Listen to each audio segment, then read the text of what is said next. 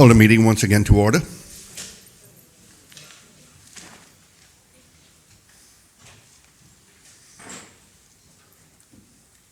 Please be seated.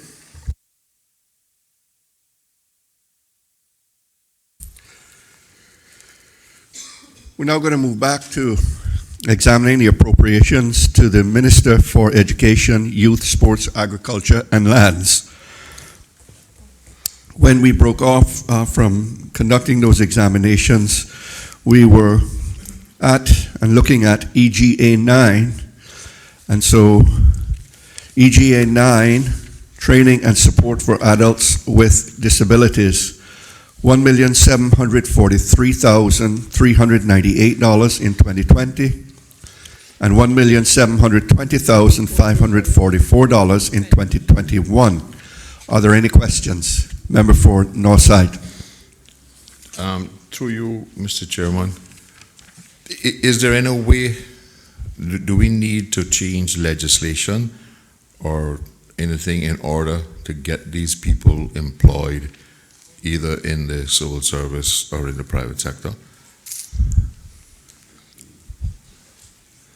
But some of these people have been going to the school there a long time, and some of them, I believe, are capable of certain levels of employment, and I would think that that would do a lot for their psyche. Some of them hadn't been working, right? Some of them hadn't been working. Some of them hadn't been working. Yeah, over the years. Mr. Chair, I'm reliably informed that currently there are 23 of them that's employed with special needs. So I would deduce from that although it's not 100%, that there's no inhibitors except the contractual employment relationships.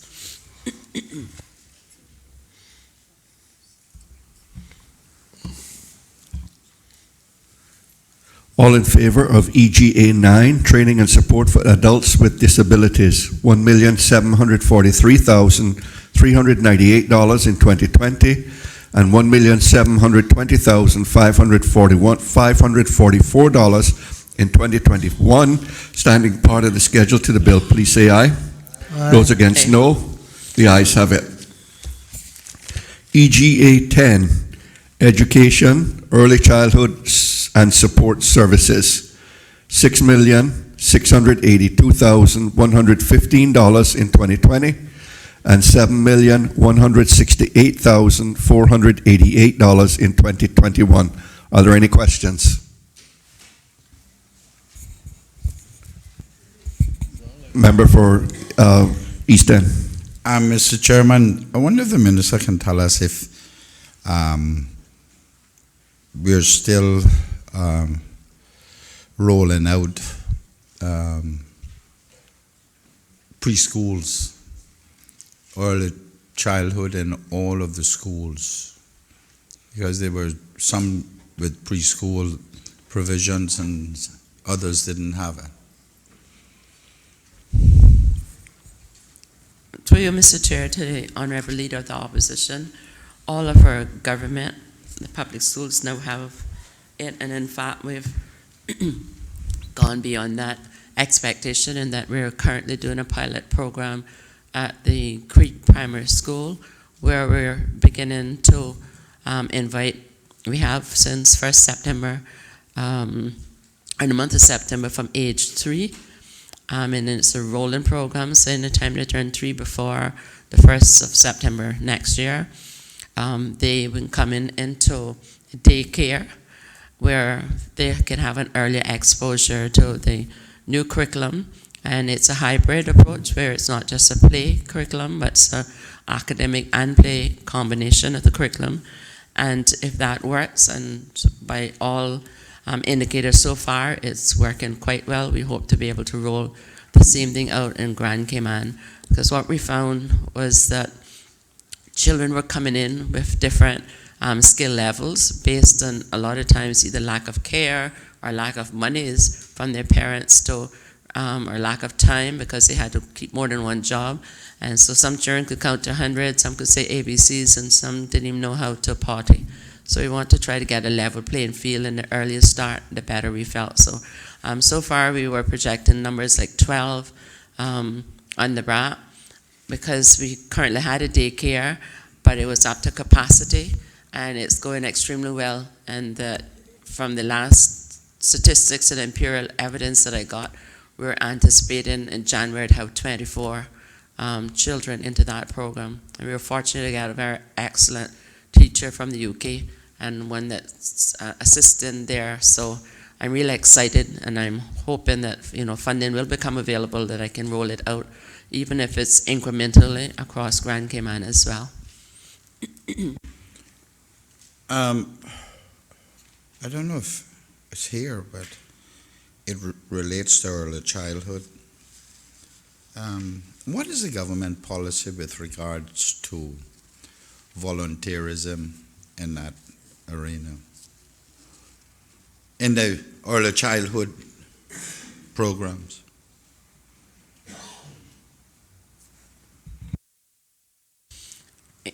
Through you, Mr. Chair, to the Honourable Leader of the Opposition, persons indeed can volunteer, but they have to be sufficient in their child safety protection rules, so because the safety of our children always is of paramount consideration. But yes, and even with the pilot program that we're doing on the BRAC, I mean, people have come forward and said that, like grandparents, that they would like to volunteer. And I think for the program to be successful, even as we attempt to roll it out in Grand Cayman, we need to ensure that we have that level of volunteers, because government could not fund the entire thing. But besides that, just from the socialization that can go on, but they need to be properly trained in the safety and welfare and protection of their children. Okay, Mr. Chairman, I believe mine goes a little further than just somebody volunteering. I have a family in East End who all their life the wife was a early childhood teacher, and they are now retired, don't need government pay them, but she wants to do teaching at the East End School, and it's taken an extraordinary length of time for it to find its way into this lady, a matured lady, but grown children and everything. Through you, Mr. Chair, that individual would be best in to contact the principal of the East End Primary, because as we devolve more autonomy for them, that's a good way for them to show that they're able to go through the processes and beef up the skill level from that aspect. Mr. Chairman, I certainly didn't want to identify the person, but I think all that has been completed, and it's not moving forward really. If it's not moving, the next line up would be the Director of Educational Services, but the principal has the wherewithal to do it if the desire is there. I think it was a matter of the principal having kicked it up for the approval, and now it has somewhat stalled. I don't know how long it will be, but it's somewhat stalled. I'm reliably informed by my chief officer that the principal didn't have to, so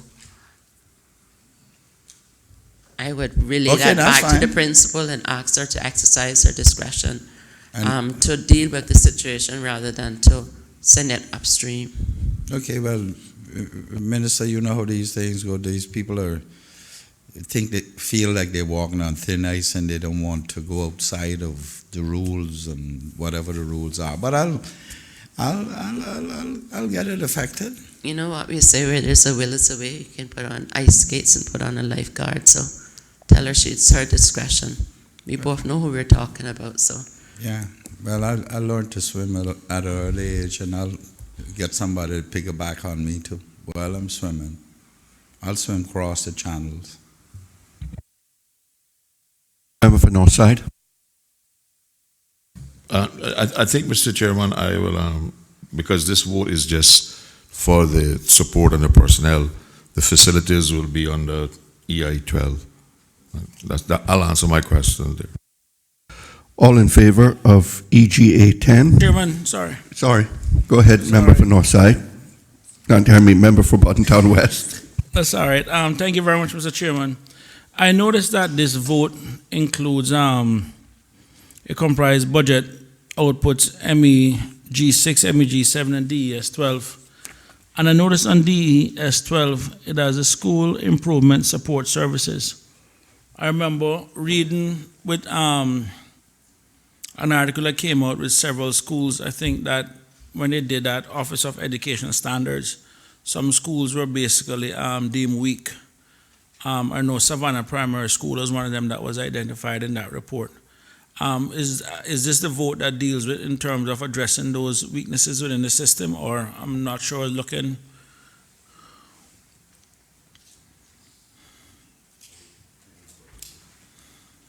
Mr. Chair, it could have been asked on the primary, but the chief officer is happy to deal with it right here, so I'll ask her to respond. Okay, yeah, thanks very much. So, and just the question in essence is, like, for the schools that were identified as weak, or basically not good, because there was a category for good, is there a plan or a set strategic or something being put in place to address those needs with those schools, and when realistically we can expect to see their scores move from weak to maybe satisfactory and then up to good? Satanya Cacho, Chief Officer in the Ministry of ESOL. Mr. Chairman, through you, the Ministry is currently working on a strategy to address schools who had a weak performance, whether that's in the public sector or the private sector, and they're working along with Education Council to do so. But when we look at school improvement, the lead person is the principal. Those persons are hired with the experience and the qualifications to lead their schools effectively. They're also then responsible for the staff within their schools and carrying out the performance management process to ensure that we have strong teachers in the classroom.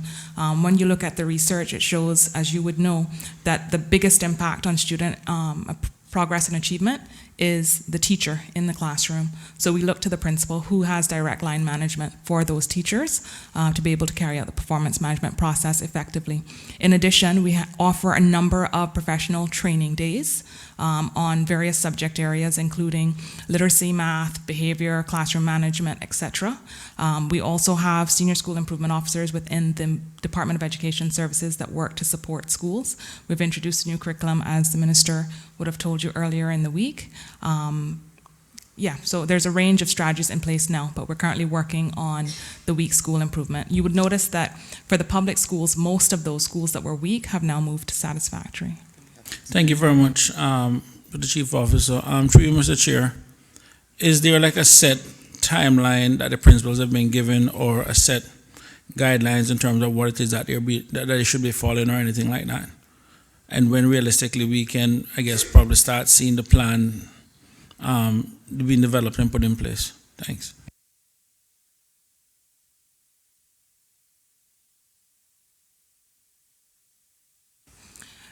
Mr. Chair, through you, the inspectors come back and do progress checks every 6 months. We have now introduced in this school year 6-week data drops for schools as well. And so we are monitoring and assessing students' progress and achievement every 6 weeks rather than by the end of term. What we found before is when you wait for the end of term and then you give people an opportunity to improve their practice, if they haven't done so, it's too late for those children that are in front of them. So we've this year implemented that 6-week data drop and moderation that goes along with the new curriculum in an effort to curb that. Thank you, Mr. Chairman. Member for Northside. Through you, Mr. Chairman, I'm glad to hear that the principals are now going to get the line management, because it has not always been the case that Education Services, or whatever it's called, has supported the principals in running the schools. Oftentimes, the teachers that the principals are trying to bring up to grade have a back door to Education Services, and the principal is the one who gets punished. Mr. Chair, through you, I'd like to address that. When I took on the role of Deputy Chief Officer some years ago, we had several complaints that underperforming teachers were not being either disciplined or dismissed, and I asked for the data for performance management scores of every teacher in our public school system. And if memory serves me right, it was a handful, if that, of teachers who were actually scored 1 or 2, which is below the standard. I cannot dismiss anyone who scored 3, 4, and 5 because that principal is in effect telling me that this is an effective, strong teacher.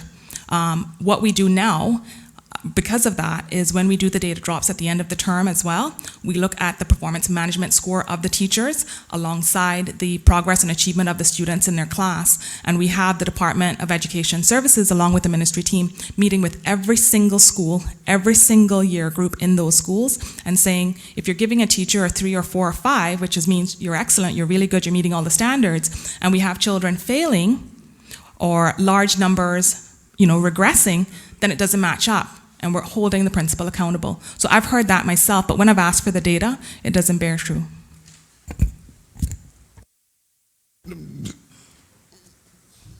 Isn't there a possibility, I want to quote this very carefully, that the principals are protecting their own jobs by giving scores that they know because that the person that they're scoring has a backdoor to education services? Mr. Chair, through you, I'm not able to speculate. What I can tell you is my responsibility and the responsibility of the Ministry DS and Principals team is to the children of the Cayman Islands. Every decision we make has to be to their benefit. They're the ones we serve. Georgetown Central. Thank you, Mr. Chair. Good evening, Ministry of Education and staff. I want to ask about concerns of spacing in the school. We've heard in the last 2 weeks about potential increases in the work permit numbers up to, not saying it is going to be, but up to almost 10,000 more people by next year. Obviously that could put a pressure on our school system indirectly by way of there's some, obviously many of those persons will be on work permit and will be going to the private schools. But there's also many Caymanians who send their children to private schools. And I've been getting a lot of reports of family of Caymanians who can't get their children into certain schools because there's just not enough space. And obviously the private schools are the ones that are prioritizing work permit holders because that's the only place the work permit holder can go unless they work for government, which they wouldn't be a work permit holder, be a contracted worker. Do you predict any concerns in respect to spacing with those projected numbers through the Immigration Department?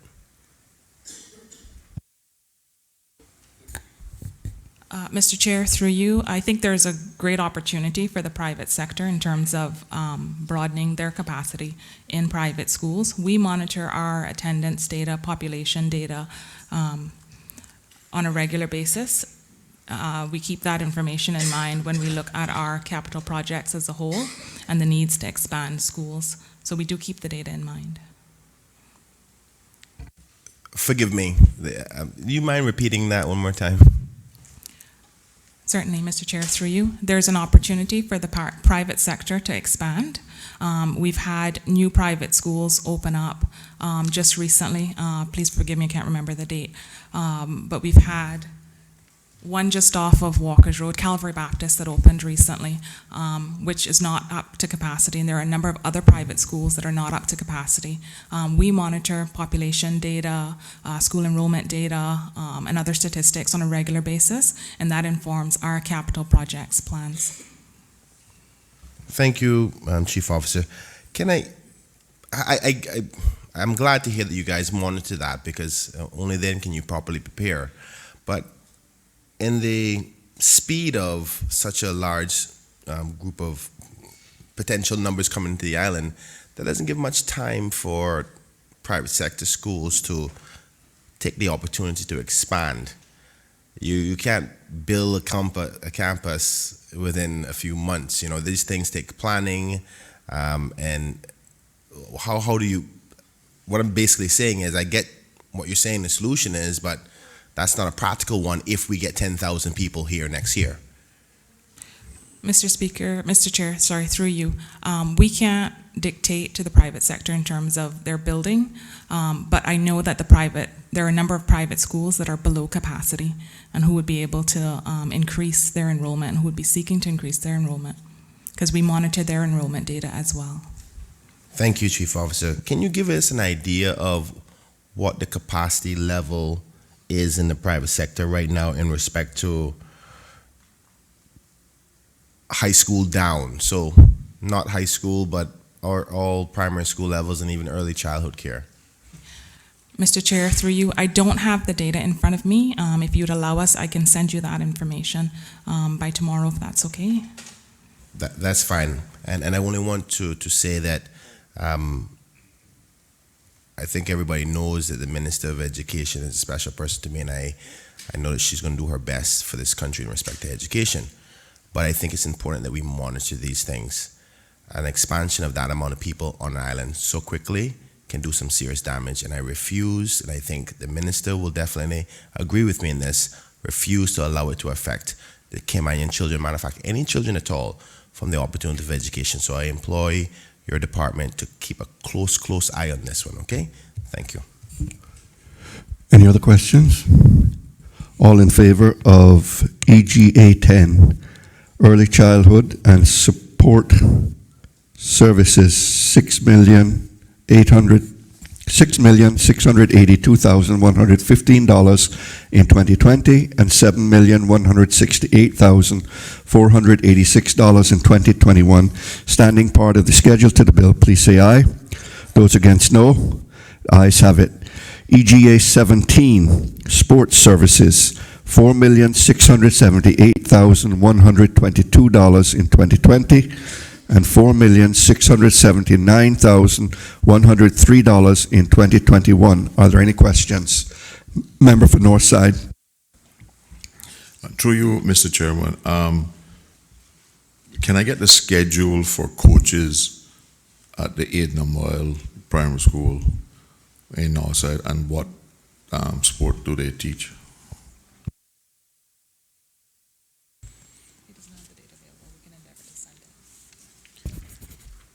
Thank you, Mr. Chair, to the Honourable Member of Northside. As you would notice, our sports director is here. He says that he doesn't have the information available, but he could get it to you by tomorrow.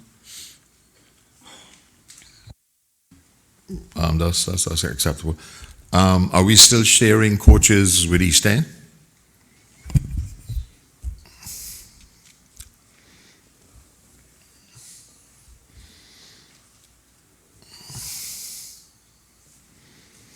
I'm reliably informed that for one sport, yes.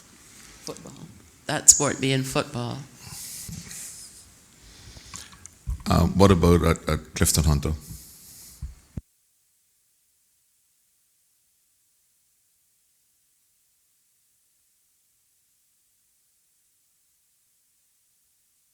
Again, I'm reliably informed that there are coaches that attend to assist the Clifton Hunter School, as well as assistance is rendered in the after-school program as well. How did they do after-school programs at Clifton Hunter with no lights? Mr. Chair, I invite the Director of Sports to continue with the responses.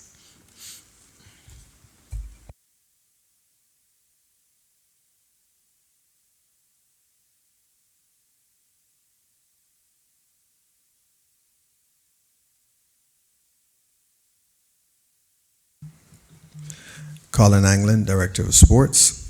Mr. Chair, through you, may I ask that the question be repeated, please? How does the coaches do after-school programs at Clifton Hunter if there's no lights? Or as it finishes at 5 o'clock? Thank you very much for that question, sir.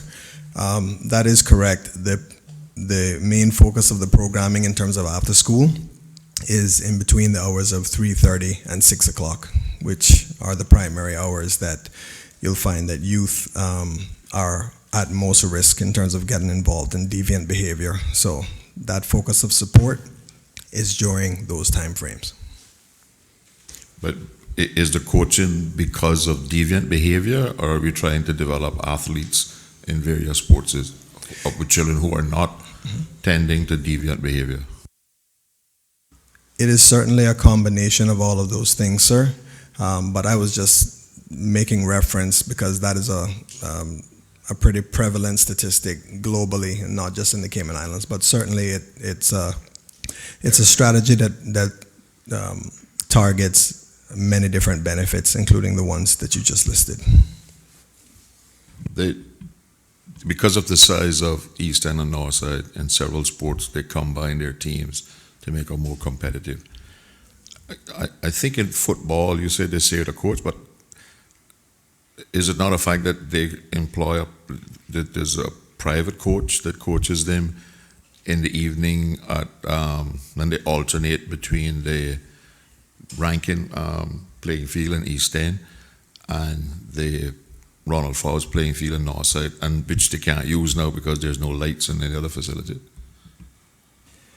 Mr. Chair, through you, we have a combination of our primary football coach, but we also have an assistant coach with him as well that helps to add for that support, which we also pay a stipend to.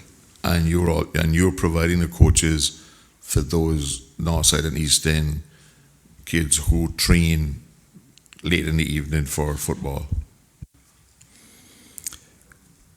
That is correct, sir.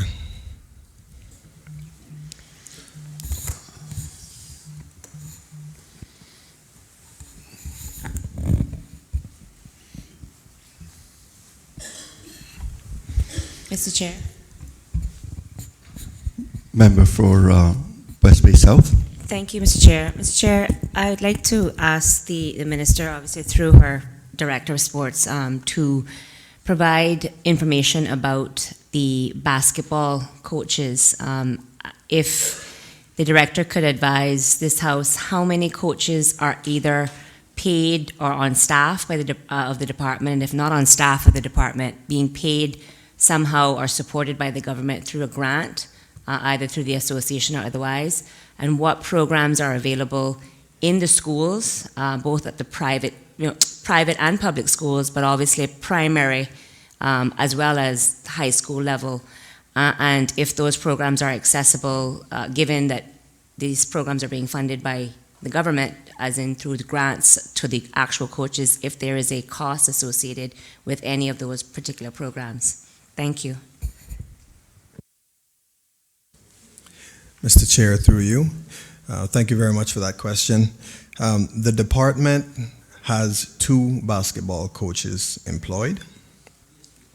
In terms of the total number of coaches that are receiving some type of compensation, even outside of the department, I don't have all of that exact information right now. I would certainly have to gather that for you.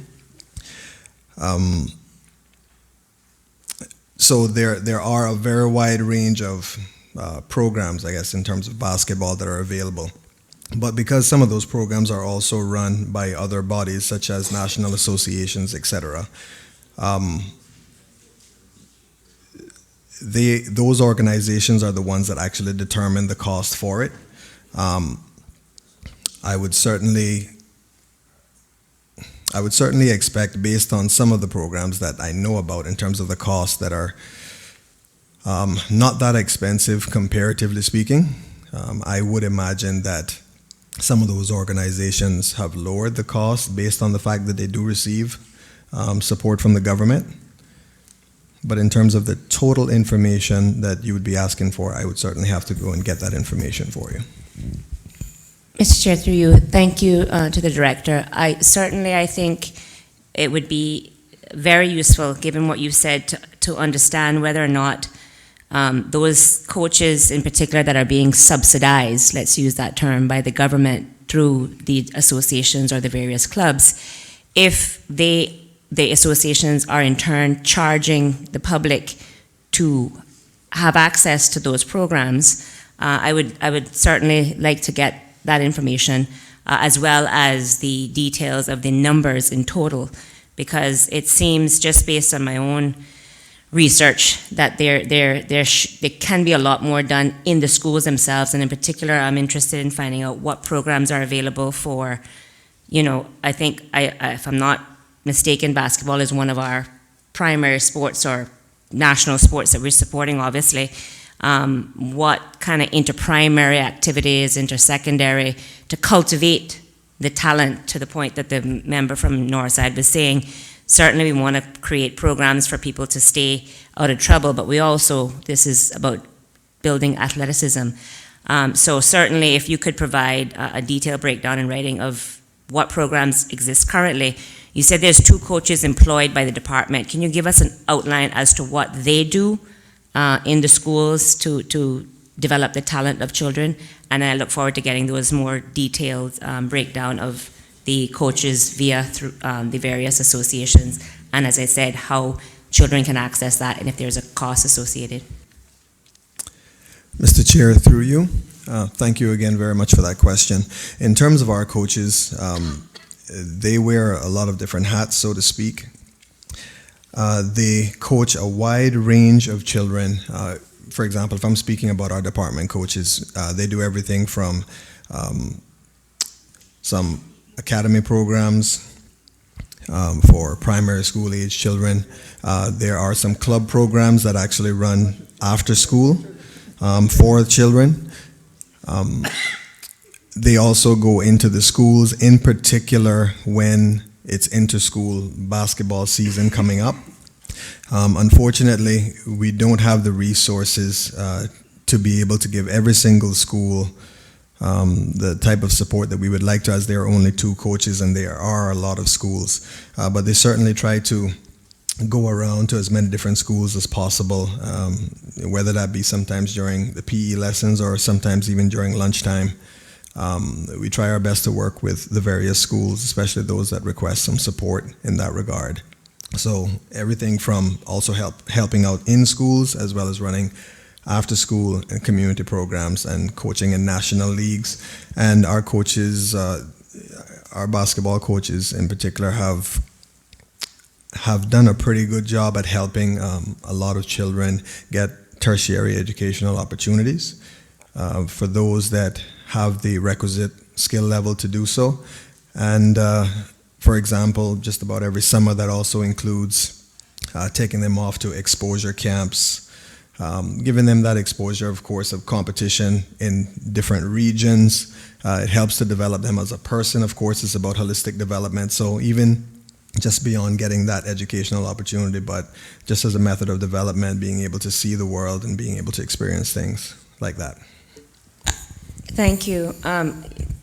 Through you, Mr. Chair, can the director say whether or not, given that they're quote unquote our coaches as in staff of the department, do you have details to hand about the specifics to the programs that you were talking about? If not, can I ask that you actually provide also the activities that you've outlined in very broad strokes, but specific to the schools, the type of activity, the various camps, etc. So so essentially the level of detail would be for our hired coaches as well as the private coaches or the coaches that are being subsidized by the government through the various associations, so we can have a good overview as to what exactly is happening in this space. Thank you. Mr. Chair, I can give the minister the undertaking so that we don't miss any of her requests. Perhaps if I could invite her to write to the minister, and I'll pass it down line so that you can have a response in a timely fashion. Thank you, Minister. I'll certainly do that. Chairman. Member for Georgetown Central.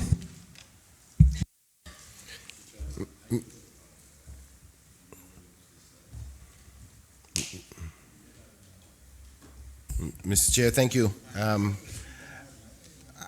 glad the topic of summer school and summer camps have come up, and I hope that the minister can give an outline as to, particularly in respect to the group comprised of the budget statement's outputs, which falls in the budget statement DSP 10, talking about summer camps, and I see that the projected numbers are exactly the same for last year.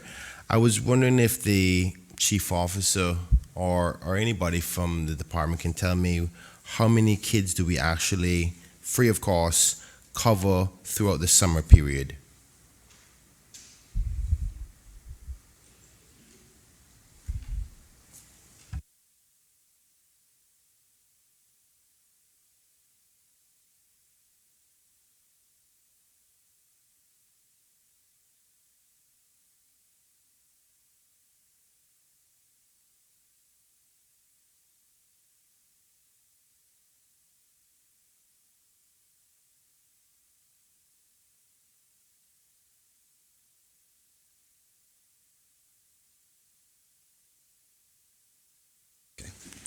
Mr. Chair, through you.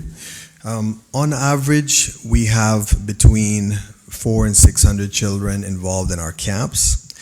What we have done recently, because of the cost to run the camps, etc., we have recently implemented a nominal fee of $25 for the entire week of a particular camp. But there are always provisions that we make that if at any point in time, if there's any child or family that may be struggling financially or may need some assistance, we certainly don't hesitate to scholarship them into the program, into the camps for participation. Thank you, Director. In relation to how many overall children we have in the public schools, what percentage do you think that 400 to 600 falls in?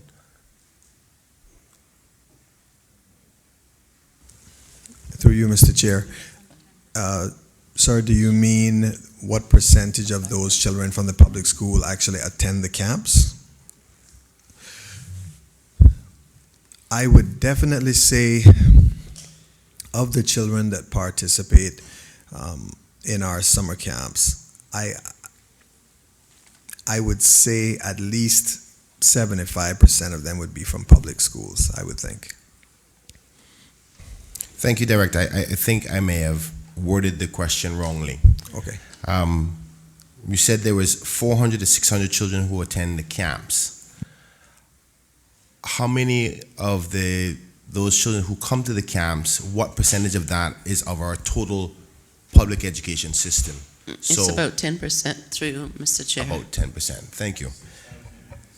Mr. Chair, through you, there was a recent ESO stat that showed that 48% of the working class in the Cayman Islands would qualify for needs assessment unit. 48%. And what that tells me is that there's a lot of families out there who would definitely want to take advantage of summer school programs because they probably would not be able to afford to put them in paid schools, paid summer programs. And in light of the growing number of people on island, is there any potential chance we can grow that? Because last summer, I had an abundance of persons coming to me asking for assistance to get in programs because all the free ones that the government ever so kindly provide get filled up really, really fast. And there's a lot of families who are not quite making it due to the cost of living, who are looking for some places to put their kids in supervision, and which gives me the opportunity to just quickly read this as a part of the description of this output.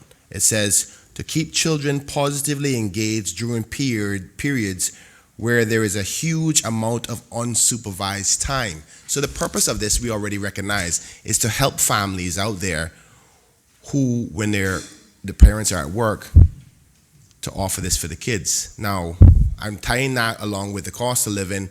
Do we think we need to expand this and not just keep it the same, considering the fact the cost of living has increased?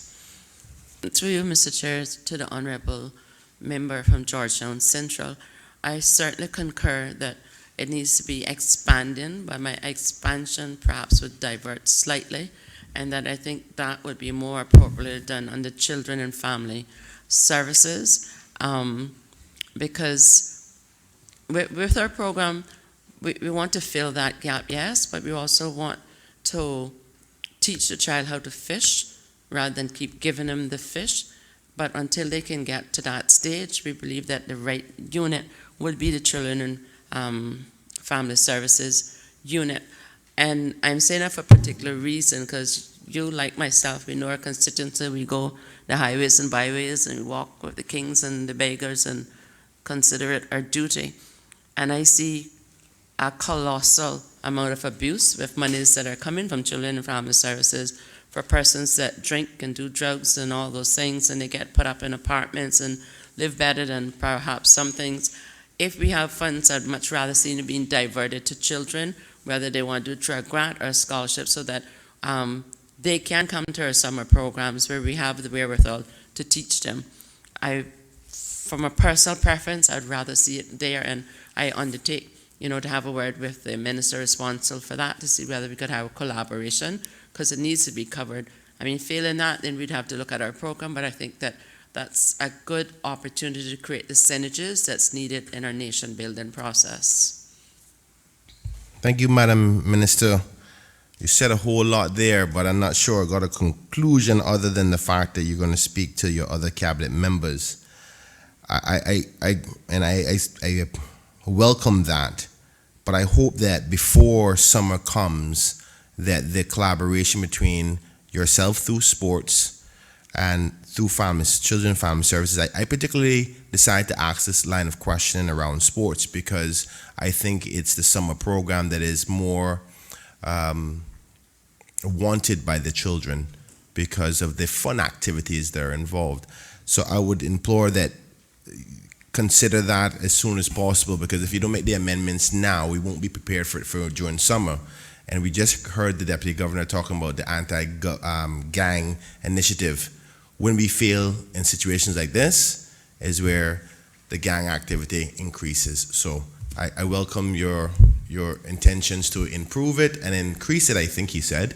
Hopefully that's what you said, and maybe we can help all those families who need the help. I'm always, Mr. Chair, prepared to do all that is necessary within the legal framework and the fiscal framework to make sure that the children gets what they want. I just feel that rather than saying that we would do it right here, which means I would have to go and increase for my resources at this stage with coaches and things, it would be better if it came from a grant through the Children and Family Services, because then we could take that grant and get other resources into the program, and that's under the Premier.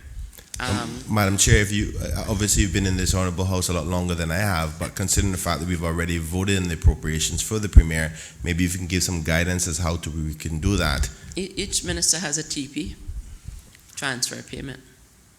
So I'm assuming that you're saying that you will have a word with the Premier for the necessary increase in funding. Am I getting that correct? I would speak to him too, because he's not right here now. He's doing something else that has taken priority to ensure that these children are adequately cared for. And I know that him having been a previous Minister of Education and a father like many of the men in here, it wouldn't take much convincing for him to meet the needs of the children. And he's coming now. That means he's already been convinced since coming in. At the risk of you and him not getting in a tug of war, I would still like to defer having a conversation with him in the appropriate forum. But I have no doubt that everything that I've asked for, I haven't gotten 100% because there are the ministers, but what I can say, both the opposition and the government have supported in it. So I want to thank the member for raising this very important point and for his concern for the untouched students, children, because we have taken a pulse in the minister that no hoof will be left behind. Member for, I'm going to take the leader of the opposition. He said, I only got one question. Yeah, okay. Go ahead, member for West Bay North. Mr. Chair, through you. Is it still the PE teachers run the programs in the schools? The sports office staff try to assist where they can, and the sports office staff run programs after school. Is that okay? Thank you. Member from East End. Sorry, go ahead. He said thank you. I thought he had maybe a visual indication of that response to his answer. Yes, Mr. Go Chair, ahead, sir. through you. That is correct, sir. member for East End. Thank you, Mr. Chairman. Mr. Chairman, I wonder if I could get a breakdown of the coaching in the district of East End. This is following on with Mr. Miller's question in earlier. Mr. Chair, through you. Thank you very much for that question, sir. I can certainly get that information for you by tomorrow, just as I will do for Mr. Miller. So we don't know what like how many evenings that we have evening coaching, the amount of coaches, the school, how many days we have coaching and which sports we have it in. Will it, which day and the likes at the primary school that the department assists, I'm talking about. We don't have that available right now.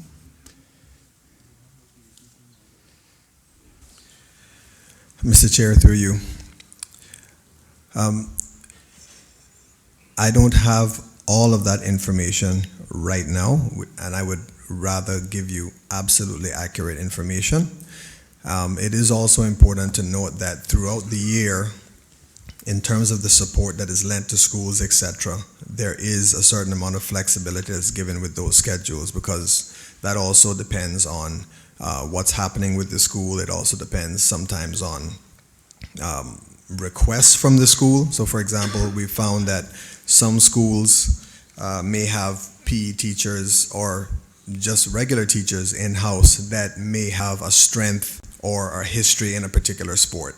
And so whereas another sport, for example, where another school may ask for some support in netball, you'll find certain schools will have some teachers or some members of staff that are very experienced, and they will say, okay, no, we don't really need that support right now. We have it covered in this particular sport. So in terms of that type of support, it's not just one firm schedule the entire year. It does vary. Yeah, but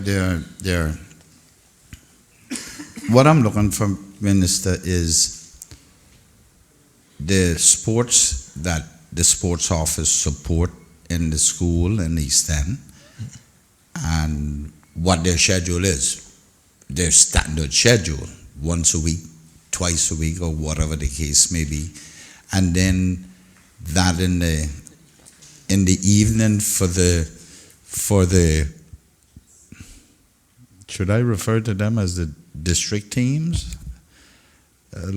These are older adults than primary school. I'm talking about that in the league and the likes, like coaches, whether they coach one evening a week or one evening a month or two, whatever. That's basically what I'm looking for.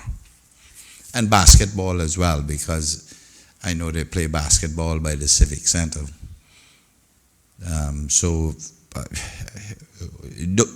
Those kind of schedules, that is a routine schedule for the sports office to provide coaching for the districts, and in particular, East End now. Mr. Chair, through you. Thank you very much for that question, sir. The department's current resources are not equal across all sports. So for example, we have 4 football instructors. We have 2 basketball coaches. We have 2 netball coaches, 1 cricket coach, 1 full-time track and field coach. We have 3 swimming instructors. So because of our resources, it is very difficult to put one standard schedule such as that for all of those sports because of how the resources have to be distributed. Football is a little simpler because we have more coaches in that respect, right? So, for example, we have one person stationed in Westby, one person stationed in Georgetown, one person stationed in Bordentown, and then one member of staff that we share with the East End and North Side. But because we don't have those same numbers in the other sporting disciplines as well, it's not as simple as being able to just particularly put one person with one standard schedule that says, okay, you're going here throughout the year every single time. That varies based on based on demand as well. It also varies based on support, and because, through collaboration with the Department of Education, you're seeing a rise in terms of inter-school sports competition, which we're very happy about. That as well, when a season is coming up, then you will find that coaches will be more prevalent, in certain districts during certain times of the year, because it's also depending on the season. The chairman, what I'm hearing is that it's a ad hoc almost, that we do the coaching of the different disciplines. I know that Mr. Miller and I, our constituents, it seems to be falling. And I don't know if it's because the distance or the lack thereof of coaching. But I know that guys there are struggling. They're struggling to have a little football team. And I don't know anything about coaching. But I want to follow up on one question the member from Georgetown asked about summer camps. And it appears now like kids are paying $25. I believe between Darrell and a number of us in East End, we sponsored this summer camp up there for 20 years. All of a sudden, one year, I said to Darrell, what time is the camp? You're going to have the camp? He said, well, they have taken it over from me. So it was taken over from us a few years ago, maybe I want to say 5-6 years, which I wasn't very pleased with. But are you telling me now, in those days we were sponsoring it free of charge? T-shirts, footballs, name. Are you telling me we're charging children up in East End $25? Because if you tell me that, I'll take me back over.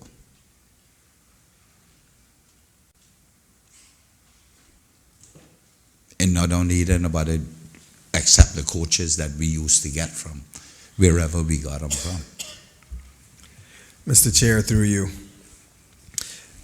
we are making a nominal charge of $25 to help offset the cost of the camps.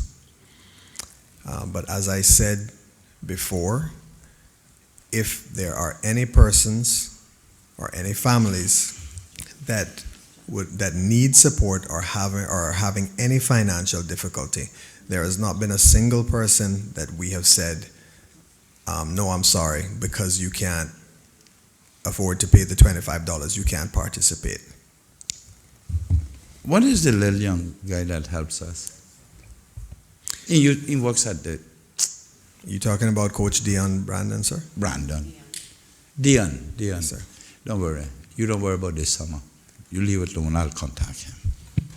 Mr. Chair. Member, sorry, ma'am. I Go ahead. sat here and contemplated and been a little bit quiet, not quite sure where's a combination of surprisation, that's probably a new word I just termed, or determination, but I've just spoken to my chief officer and I've asked him to pass on the proper lines, whether it was a ministry policy to charge, and I was reliably informed that it was not. Having heard that, that's sufficient for me to say here, to put on record, that starting this summer, I'm going to direct as minister that be stopped. And Minister, I appreciate that, but Darrell and I are going to get more involved in the East End thing again, because Darrell told me they were taking it over. I see them bring ice and put on his driveway the container that they store the ice in. I don't know about food. I don't know anything. I was surprised. But we would have food, we would have party. Darrell wanted to have a party the last time on his lawn. I said, let's do it. But poor old me, I didn't know what was going on. This is after the functions. A member that makes both of us poor, and I would invite other members, because I know the program from which you speak is you and Darrell, other members in here which do quite a lot of work within their own constituency to perhaps adopt some of these programs and get involved with them, because I think together with the ministry and with the Children and Family Services that we can provide a much better service to our young people. Member for Boddentown East. Thank you, Mr. Chair. My question is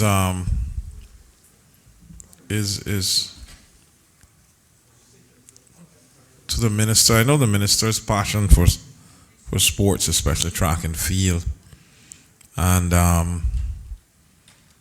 as the House may be aware, I had a lot of influence in one of the first Eastern mini half tracks, 400-meter tracks being built at Savannah Primary, along with my colleague at the time, former minister.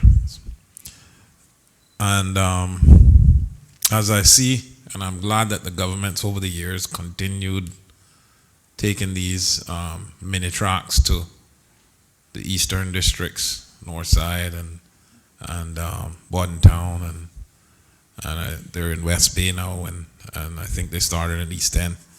But my question was, is there any merit in putting the same surface that is at the Truman Bodden stadium on the track there on these mini 400-meter tracks?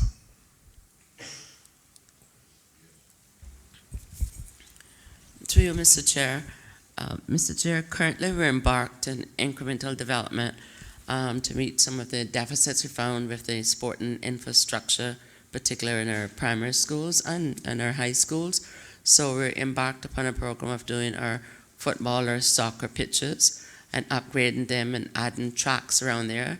So because it's incremental, we were using asphalt for the initial phase, which was a whole much better than having to come all the way to Georgetown. But that is the intent, to put proper surfacing on these tracks, and where feasible to make them proper 400 tracks. Of course, some of the schools are very tight site plans, and that may not be possible. Where possible, that is the intention that we want to go.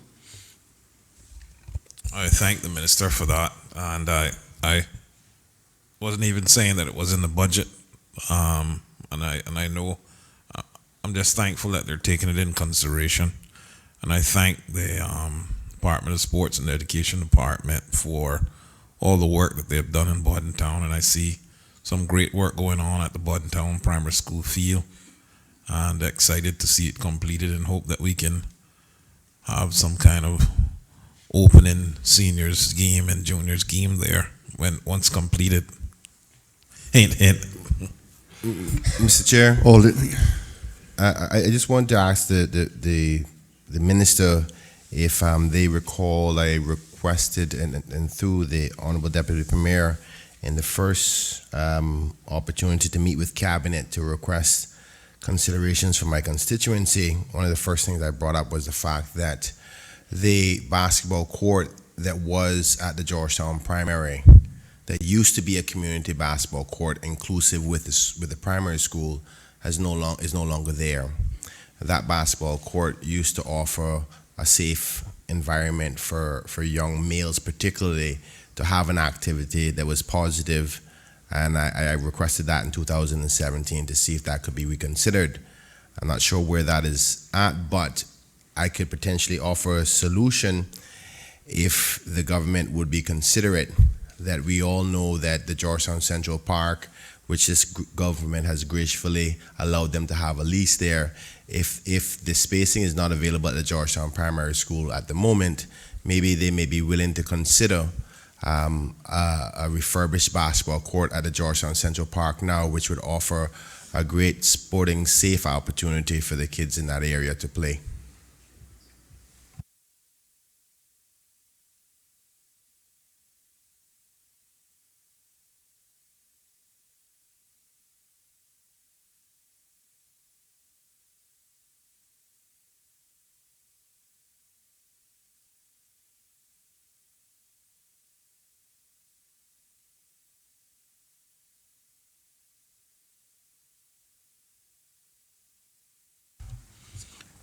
Thank you for your indulgence, Mr. Chair, to the honourable member from Georgetown Central.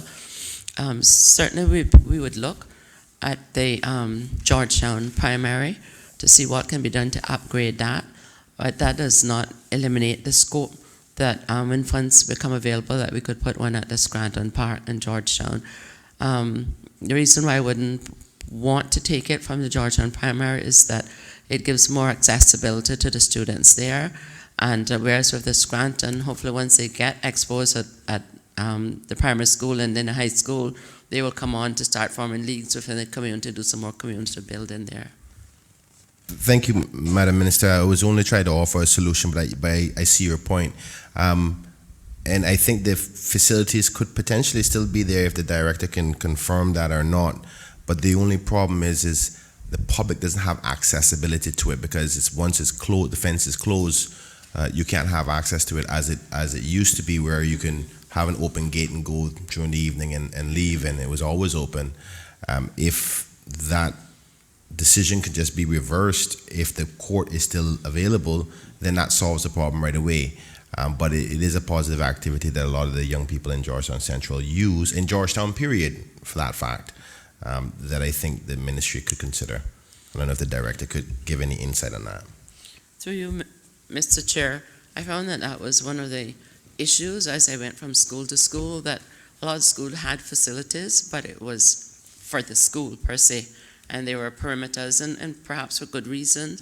So I have embarked upon discussions about how we can make our schools more accessible, taking consideration the safety and the security and everything else, so that the wider public can get more access to it. So hopefully we'll be able to roll out that program in a more even basis as we go into the next year, because there are a lot of facilities and thousands, if not $1 million, have been spent through all of the electoral districts. But once night comes, it just seems that there are just a handful of facilities that's open. And if we're going to nation build, it's in more than one aspect. Help the nation is a better nation. All in favor of EJ? Mr. Chairman, EG? please. Mr. Chairman, please. Okay. Thank you. Let me see you indicate. Through you, Mr. Chair. This is not about the sports grants, but I do know, having been associated with 2 associations who have to submit the information to get sports grants, the sports grant information, is this given to the director of sports, or does it go above him? The information. I'm reliably informed that it comes to the ministry. Okay. Has this information, through you, Mr. Chair, that's been submitted to the sports director, has this been given to the sports director to help make some of these decisions of these various programs we see? Because I know what we submit, and it could help with a lot of these questions that you're getting. Are these given to the sports director to help him make decisions? Mr. Sports Director? Oh, sorry.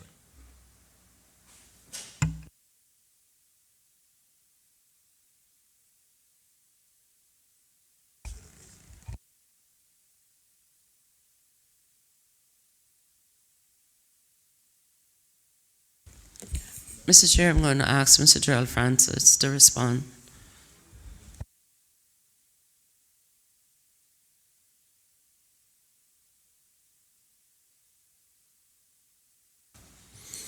Good afternoon, Mr. Chairman. Joel Francis, Deputy Chief Officer, Mesa. The information generally comes directly to the ministry and has not been directly shared with the director, sir. Thank you, Mr. Chairman, that's all. All in favor of EGA 17, Sports Services, $4,678,122 in 2020, $4,679,103 in 2021. Standing part of the schedule to the bill, please say aye. Aye. Those against, no. The ayes have it. Members, this seems like an opportune time for us to take the evening break. Can we not do It is now sports? 6:45. Let's be back at 7:45. Members had other, Mr. Chairman, pardon? I'm happy to take it earlier. um, We'll be back at 7:15. Mr. Chairman, before you leave and before you take the break, when we were discussing a matter about funding on two matters, but particularly the one for the Superior Auto Apprenticeship Program. Where in the discussion you expected to take that? Was that on TP 51? That's when we discussed it. I have to leave that to the minister to decide. I thought we I had don't this- have that. We did discuss it yesterday. Yeah. And I don't know at what point, what I don't recall is where we discussed it.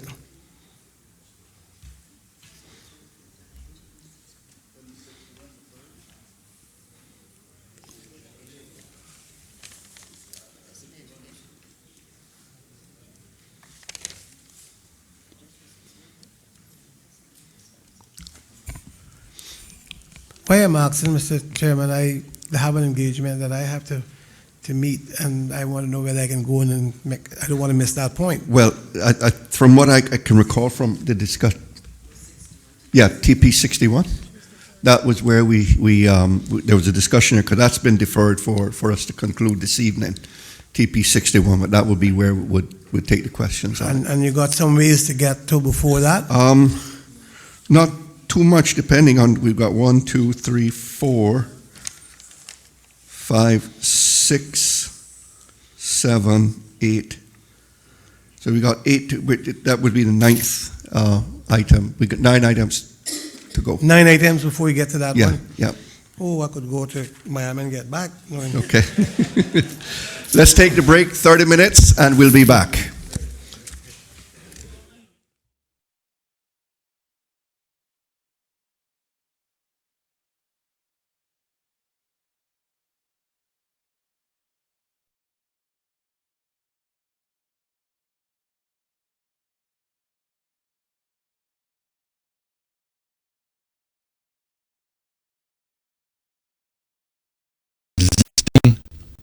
Royal Water Cruise Terminal that's by the road and needed for access to the facility, and put down the middle.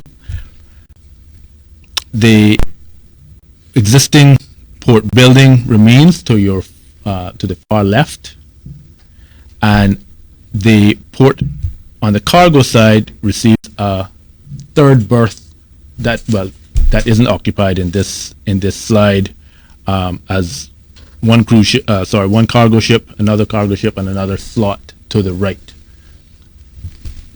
The concept also provides for tendering as well, as you see to the far right, where you see the 4 smaller tender boats,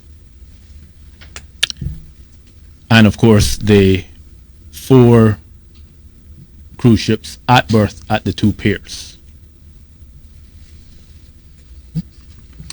This next slide is just the artist rendering of the pedestrian view in the retail area, with the cruise ships in the background at berth. And this slide again was alluded to prior, where the piers sit on pilings, and this we'll spend some time on this. So just to explain what we're seeing, the brown to the bottom is to represent the sea floor.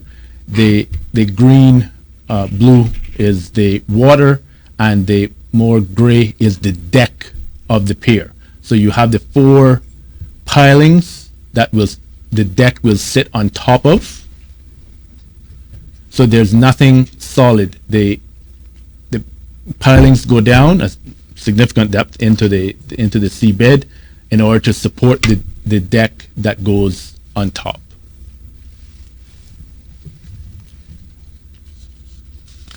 The preferred bidder put forward a financing model as the 2 speakers before stated. So currently, the per passenger fee, there's 3 fees that are collected on behalf by government. There's a departure tax called Cayman Islands government. The Port Authority of the Cayman Islands has a port fee of $3. These are in US. And the environmental protection fee charges a fee as well in terms of whether the vessel is year-round or seasonal. In terms of the year-round total, these 3 would add up to $12.27 US, approximately 10 CI. The model proposes that the Cayman Islands government departure tax would be $5 US. The Port Authority fee would remain as $3, and the Environmental Protection Fund fee would remain as well as $1.95 and $3.90. Project Co, now the preferred bidder of Verdant Isle Port Partners, for year-round vessels would receive $8.05, and for seasonal vessels would add up to would amount to $6.10. The total being $18 year-round. Sorry, for the total. It would be somewhat different for the seasonal vessels.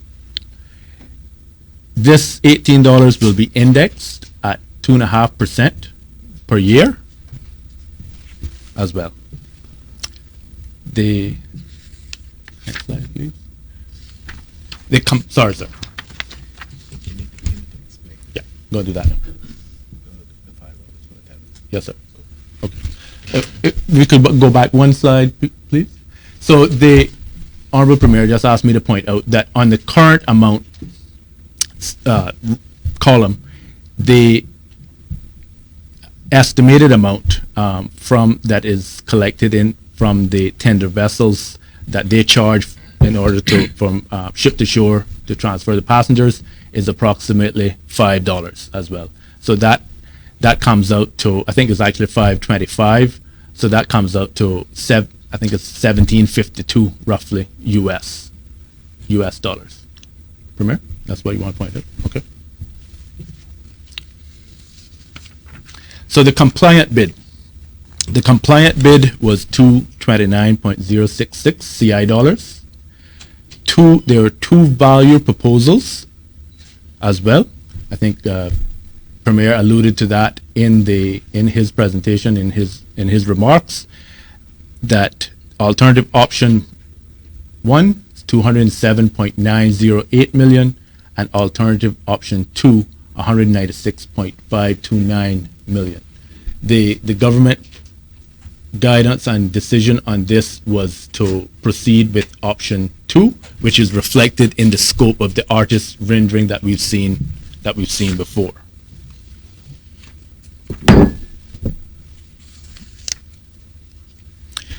Next steps, there's the finalization of reserve matters with the preferred bidder, the recommencement of the EIA process, the drafting of an early works agreement.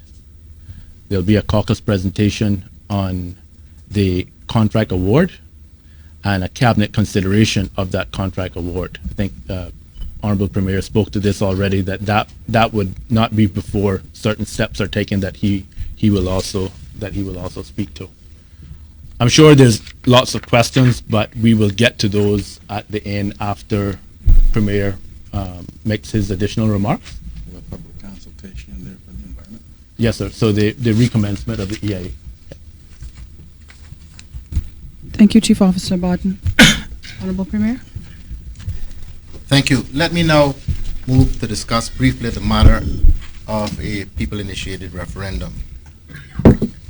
I want to first note for anyone who is not aware of it that a people-initiated referendum is made possible by Section 70 of the Cayman Islands Constitution because it was part of the Progressives' constitutional proposals in the 10 years of negotiations with the UK leading up to the 2009 Constitution Order. It was me and my progressive colleagues who fought to have this included in the 2009 Constitution. Because of my direct involvement, I know very well what was intended by the language in the Constitution. Specifically, Section 70 of the Constitution states in part that, quote, before a referendum under this section may be held, there shall be presented to the Cabinet a petition signed by not less than 25% of persons registered as electors in accordance with Section 90, unquote. The intention was exactly as stated. The test was to be not less than 25% of registered electors, not 24%, not signatures who are not registered electors, but not less than 25% of registered electors. And the only way one can validate whether the test of not less than 25% is truly met is to validate every signature. We are small enough in terms of number of registered voters and have the ability to carry out this necessary verification to conform to the requirements of the Constitution. Undoubtedly, despite the early noise, this is proving true, with no issues and with no interference or intimidation, as some have proffered, would be inevitable in this process. My government respects the provisions in the Constitution, and most importantly, we respect the people of the Cayman Islands who have signed the petition for a referendum.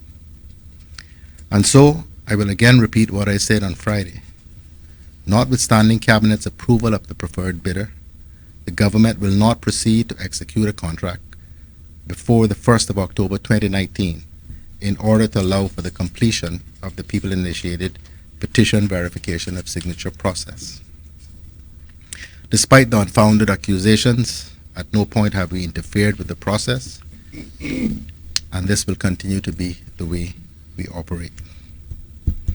I can also confirm to the public that there is absolutely no truth in the reporting by CNS on Friday that, quote, it has become increasingly apparent in recent weeks that it is the government's intention to challenge the call for a people's vote in the courts, unquote. It is absolutely untrue. I really do despair at these tactics, but I do believe that the public is coming to see through it all and to understand that the real intent is to sow suspicion and discord and to do anything and everything possible to stop the project from proceeding, by fair means or by foul. I have always been of the view that the vast majority of people in these islands have for decades supported cruise berthing, as well as the need for improving our current, very old cargo dock facilities. Now that we are in a position to provide the information we promised, I have no doubt that even should we go to a referendum, that it will be one overwhelmingly in favor of us completing the project and placing our islands in the best possible position to maintain and grow an important part of our economy. The announcement we have made today demonstrates that the project is delivering on the promises we made to the country.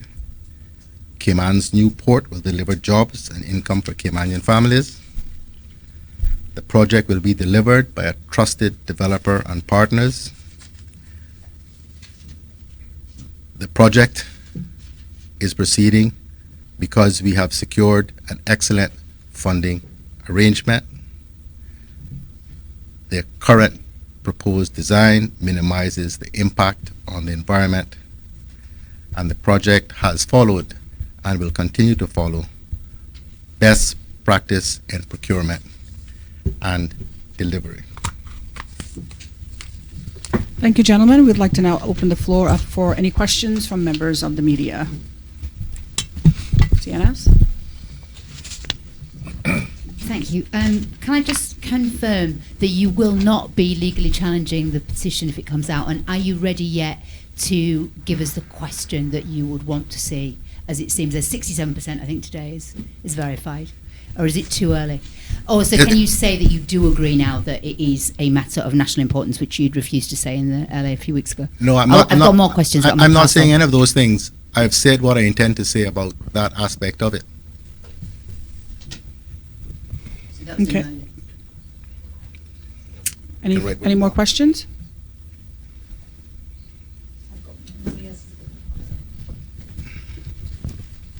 Yeah, can you just walk us through in a bit more detail the financing arrangement? I just want to understand. So, what aspect of it, James? So, from the slide, I take it is sort of at $8, somewhere between $6 and $8 per passenger is what the project partners are taking. Back to the slide. Sorry. So we'll just get the slide put back up, James. Yep. So yeah, so the project partners are putting in 200 million. Is that correct? And their return on that is $6 to $8 per passenger. Correct. Okay. So that's expected to yield about 16 million a year if you get 2 million passengers. Okay. How does that interact with the separate funding from the other cruise partners? Okay, so good question. Yeah. When we are going out to RFP, the government was not going to put forward any money, any guaranteed, any bonds, as Premier and Deputy Premier said before. So we had to put forward a payback mechanism. The cruise lines came and said, whoever would be preferred bidder, Project Co, they were prepared to extend financing to. Yeah, that was an option. Yeah, that they could take. We had to provide that to them. The preferred bidder has opted not to take that financing and have their 60-40 split, as we have said earlier. Okay, so Disney and those others are not involved in any financing anymore. Then that's off the table. No, so their commitment reverts to them coming and them being involved in paying as everybody else has paid. Okay. Okay. And the 60-40 thing, just to explain that again, sorry. So 60-40, so if we go back to that slide, please. Before he, Strand goes into that detail, what we have, or what was provided to us, which totaled $180 million, were letters of intent. So as Strand has said, when the tender package went out, we were able to say to everybody who wanted to bid, if you wish to, this is an indication of the level of financing which these cruise companies are prepared to put up. Because as Rana said, we had to put in place a mechanism of funding this project as part of the overall tender process. So what has happened now is that two of those cruise lines have partnered with Orion and with McAlpine and have said, this is the way we propose to finance this project. We are going to put up 40% equity ourselves, and we're going to borrow the other 60% through First Caribbean as lead arranger. So the letters of intent were not taken up. But what has been taken up is the continued involvement of the other two crews, MSC and Disney, as who will have preferential berthing rights at the facility. So James, you finished? Mhm. Yeah. So let me see if I can make it a little clearer, right? This is a company now, Virgin Isle, and they are going to build the cruise berthing. How are they going to get paid back? For every passenger that comes here, whether they're brought by Disney, MSC, Norwegian, Carnival, or Royal, they're going to pay $18 a head. And they're going to pay that $18 to the Port Authority of the Cayman Islands. And the Port Authority of the Cayman Islands is going to divide that money and pay it out as respected on the slide. So I think it's the flow that you're trying to understand of what happens with the money. And just looking again at that slide, so the amount that the government's going to take is a little less per passenger? Like $2, It is less on that slide, but when you increase the volume of the number of passengers, your net is going to be more for the government. So what you're hoping basically is that the increased number of passengers will cover any Right. shortfall in the per passenger rate. Additionally, so the $5 applies to the option, the highest option, the 229 option. The government has said to go forward with the 196 option, so that $5 would actually increase as well. Okay. And their amounts would come down. Sorry, the $5 might Would increase. a little bit. The based on $5 the there new US would applies to the 229 bid. The government has said to go forward with the alternative option 2, which is 196 million, 196.529 million. So the value for the bidder is that after about 15 years or so, based on my maths just now, that they start making pure profit from this for 10 years. Which there'd be a mechanism for division for government to participate in. Depending on the pass-through of passengers. So the contract will include a provision to avoid a super profit by the Cruise lines. by Virgin. Virgin Isle. So when the numbers get to a certain point, they have to share any profit with the government. What's that threshold? Do you know? Or is that Being negotiated. That's part of the detail that has to be worked out over the contract negotiations. Okay. Just one more quick question. In terms of the referendum, I don't know if are you able to say that if you do get those if they do get those numbers, that you would support a referendum, or is that something that's still to be determined? Absolutely. I said we respect the Constitution. If they do get the numbers, then we'll have a referendum. Sooner the better.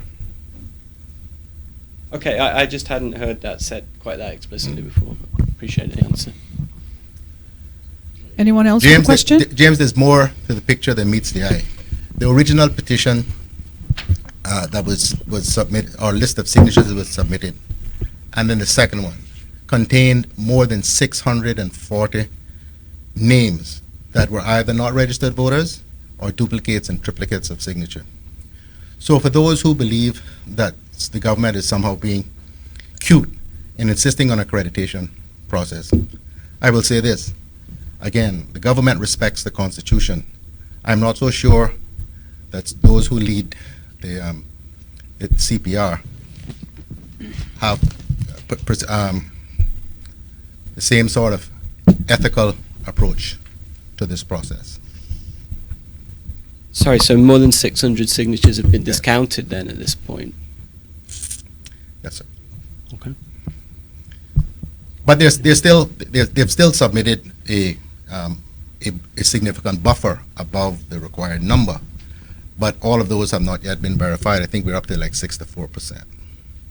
When I talk about the ones discounted, I'm not talking about those where they went around and people refused to verify. Those numbers are relatively small. I'm talking about the list of names that were submitted, which were taken out before we got down to that particular number.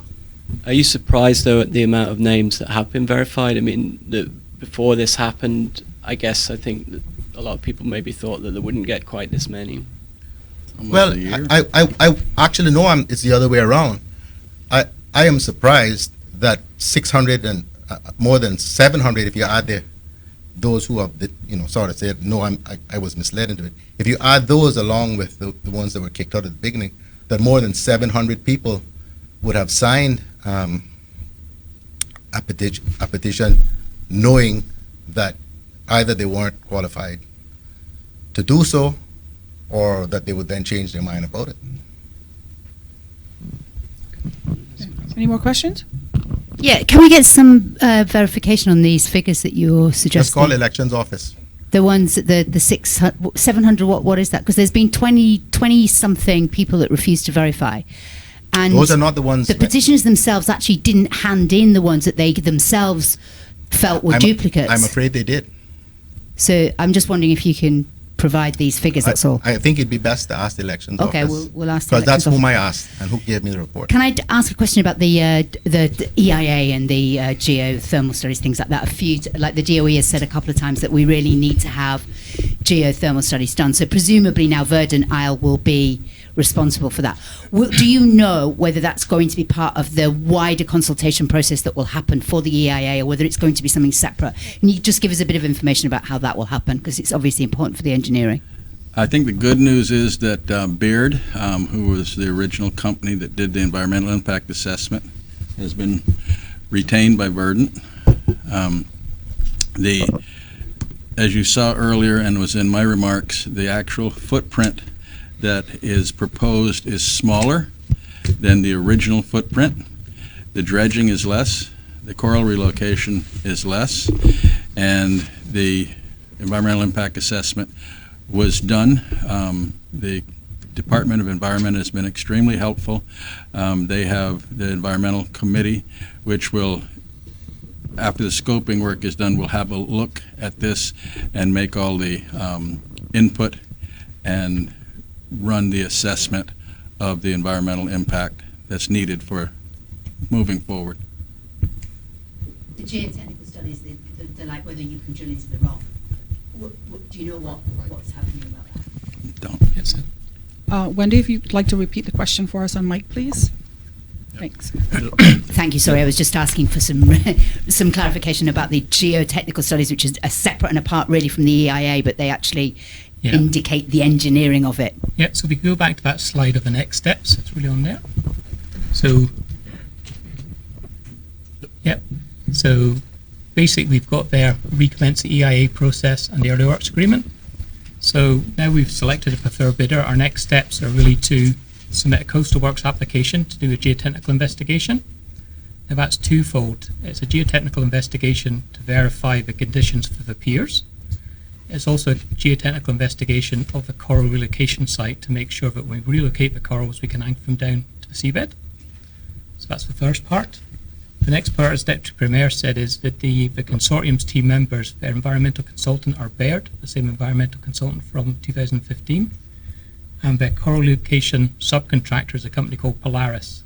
Now, Polaris have done a lot of work in Georgetown Harbour, particularly with anchor damage at Eden Rock.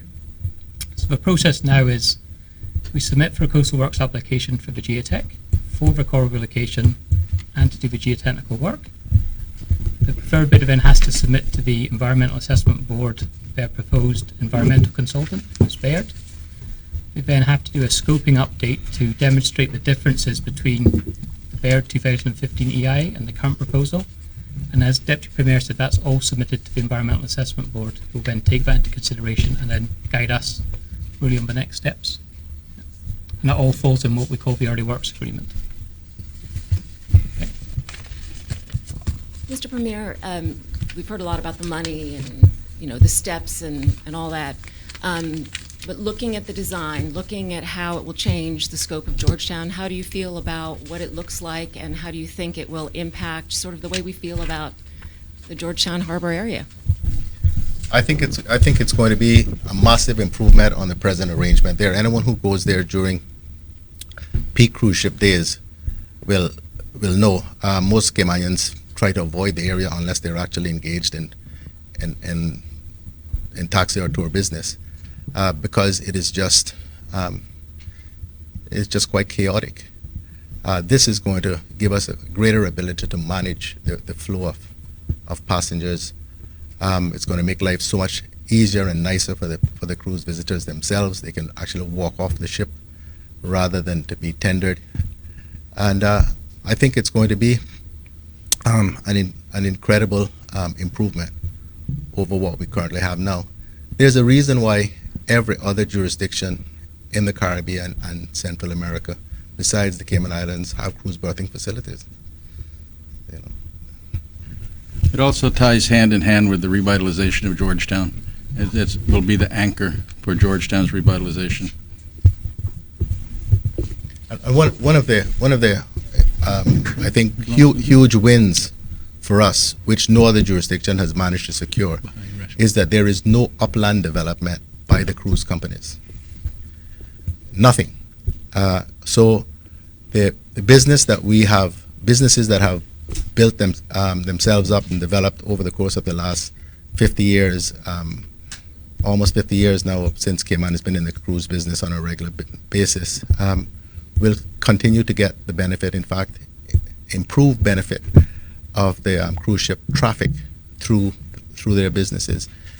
We aren't allowing the building of the tourist traps, which exist in a number of other jurisdictions, which are owned and controlled by the cruise companies, so that the passengers, filter through there before they actually get into the local economy or start to impact the local economy.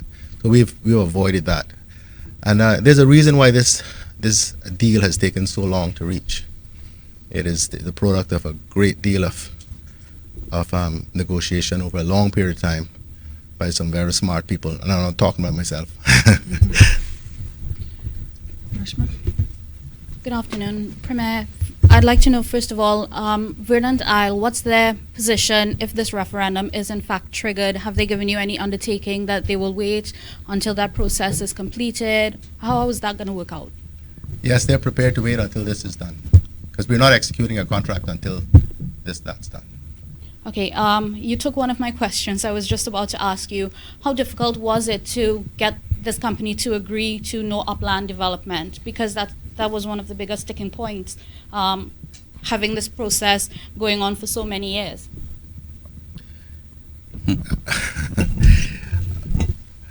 It was incredibly difficult, and as I say, I don't take a great deal of credit for that.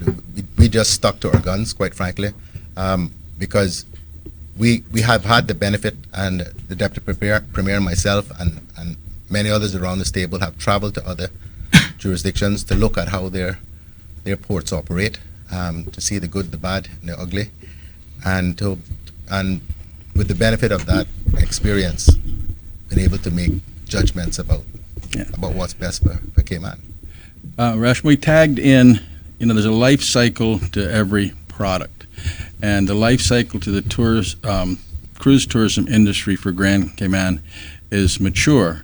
So when you look at some of our competitors in the region, they had a less than mature product offering, which allowed the cruise lines the opportunity to go in and say, we would like to do upland development. We made it very clear from the start that our upland development was already built. We used to use the phrase that we're not going to allow them to come to build a shopping mall before their passengers get to Grand Cayman. They're going to have to get off the ship and come to Grand Cayman. They're not going to get stopped. So I think that, along with some of the other attractions that Cayman offers, allowed us to do a couple of very special things. Number one, the financing arrangement is extremely special, not common in the industry at all. The upland development is not common in the industry. So I believe at this point we're very pleased with the track that we're on. Thank you for that. I noticed in your design, and you pointed it out, that the Royal Wattler building is no longer there. What's going to happen to the tenants from that building? How are you going to incorporate them into the facility, or what's going to happen with them? The square footage is what is guaranteed. So the square footage that's there now is a Port Authority asset, and the rent that is paid is paid into the Port Authority. That will not be used to pay back the arriving and the Verdant Isle company. We have a process that was successful with the airport, with the concessions that we had there. we have not decided, because it'll be the board that will decide, but what we have made very clear that we want to make sure that the tenants that are there now are protected and look at how they continue to have success as entrepreneurs and as business people involved in the cruise tourism industry. Any more questions? CNS? Sorry, this is my final one. Can you give us some details about how we're going to manage the whole construction process and at the same time keep the port open? Yeah, so as part of the evaluation process, it really went on from the end of November through to the end of May. We had successful meetings with bidders. One of them was specifically about phasing and how they're going to do the project. And that was attended by Mr. Will Jacobs, Mr. Joseph Woods. So before the bids came in, we had to ensure that the way the contractors were proposing to build the project was workable from the port's perspective. So in effect, what happens, just to go through it in rough detail, is we build a new tender pier north of the Royal Watler, which then allows all the tender boats to be berthed. We then move down into the cargo yard and then progressively build the upland. So the criteria we've got for the cargo yard is at no point during the construction process, which is about 2.5 years, can the cargo facility ever be reduced in size. Yeah. So we can actually in the future release these phasing plans. So it's basically 9 phases, which ensures that the cargo facility in particular is not disrupted. We'll have one final question. Do you have a targeted start date for construction, and do you have a reserved start date if there's a referendum? Well, the reason why we have said 1st of October is because they don't believe that they're going to complete the verification process much before about the middle of September. So that's, and we would move to have the referendum very quickly after, as quickly as the process would allow thereafter, assuming that the verification process results in the minimum number of registered voters. So certainly before the end of the year.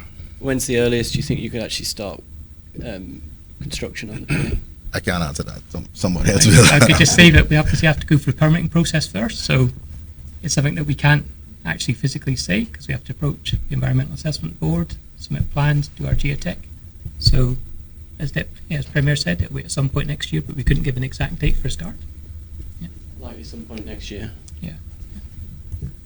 Okay. If you want my guess, just based on 19 years of dealing with government, I would say probably not before the middle of next year. Construction. That's just a guess. Any more questions from the floor? Any further remarks from our panelists? Just want to thank everyone for coming and for the questions. I hope that this helps, as I say, dispel much of the speculation and has provided you with the detail you need. If there is anything additional you need in terms of facts when you're writing your stories, please don't hesitate to contact us. Okay, thank you, panelists, and thank you, media, for being here with us. Have a great afternoon. Thank you.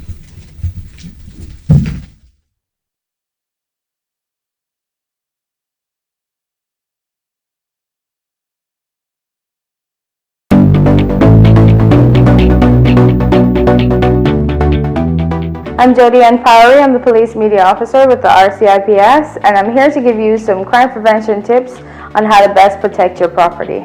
The first thing that we want to discuss is our points of entries. Let's start with the front door, and then we'll move on to the windows and the back doors or sliding glass doors. The first thing to consider is the front door. This particular front door has 2 deadbolt locks. One of these deadbolt locks are properly carpentered and the other is not. When your door is properly locked, you'll hear a click at the end and the deadbolts are not able to move. If it is slightly opened, then you can push the deadbolt back without having any restrictions. I'll now proceed to show you what your lock should look like when it is properly locked.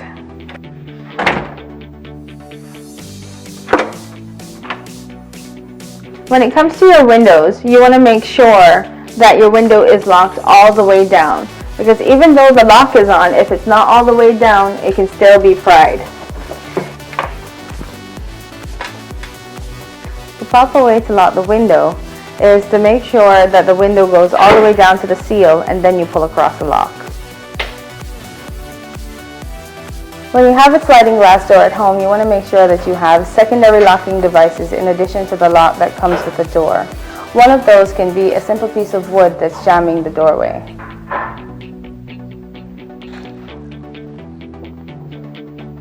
We want to encourage you to ensure that you don't make things easy for burglars who are looking for opportunities to break into property by leaving your property out in plain view. Some of these items are your car keys, your electronics, and your handbags. Make sure that you put these properties away when you're leaving the house or when you're going to bed. When you're going camping or if you're taking your family on a trip, you want to ensure that your property has some sign of life. This can be done by leaving a light on or putting timers on your lights. And we want to ensure that our family homes are safe. In order to do so, we encourage that people take the proper precautions by starting up neighborhood watches or encouraging family members or persons they trust to check on their properties while they're away.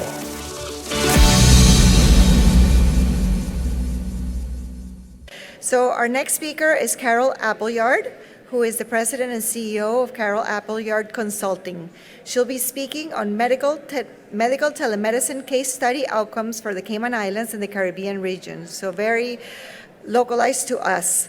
As I said, she's the president of the CEO of the company with her name. She is Caymanian, and she owns a Caymanian-owned international healthcare consultancy company, the focus of which is to ensure healthcare economic fiscal sustainability through innovative, proven solutions in response to the fiscal healthcare crisis within not only the Caribbean region, but globally. She's a former long-term board director of the Cayman Islands Health Insurance Commission. She held multiple healthcare executive and consultancy posts and has undertaken numerous innovative healthcare projects with successful outcomes throughout the Caribbean region, North America, the British Overseas Territories, and locally within the Cayman Islands. So very knowledgeable of our region. Carol's presentation and papers are in the diverse dimension topics of financial sustainability of national healthcare programs, universal and private healthcare programs, financing, catastrophic care cost containment, overseas care facilitation, contracting networking, health insurance, and medical medicine. So here is Carol Appleyard talking about medical telemedicine case study outcomes for the Cayman Islands and the Caribbean region.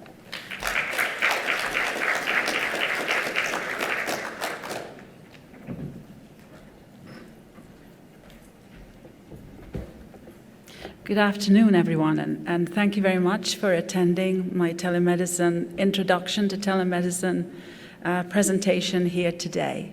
I'd like to start you off with a video because they say a video or a photograph is worth 1,000 words.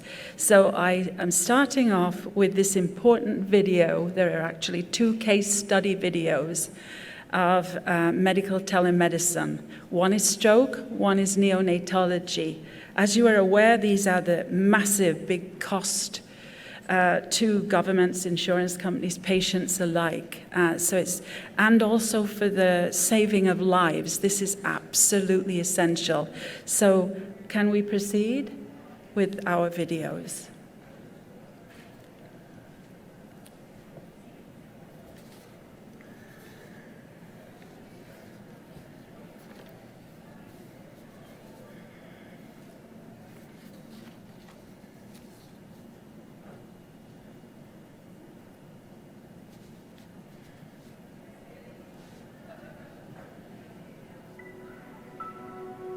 This is what happens during acute stroke. So let's get vital signs on him, get a blood pressure. Hey Don, can you squeeze my hands real hard? Jane is going to start an IV in your left arm here, okay?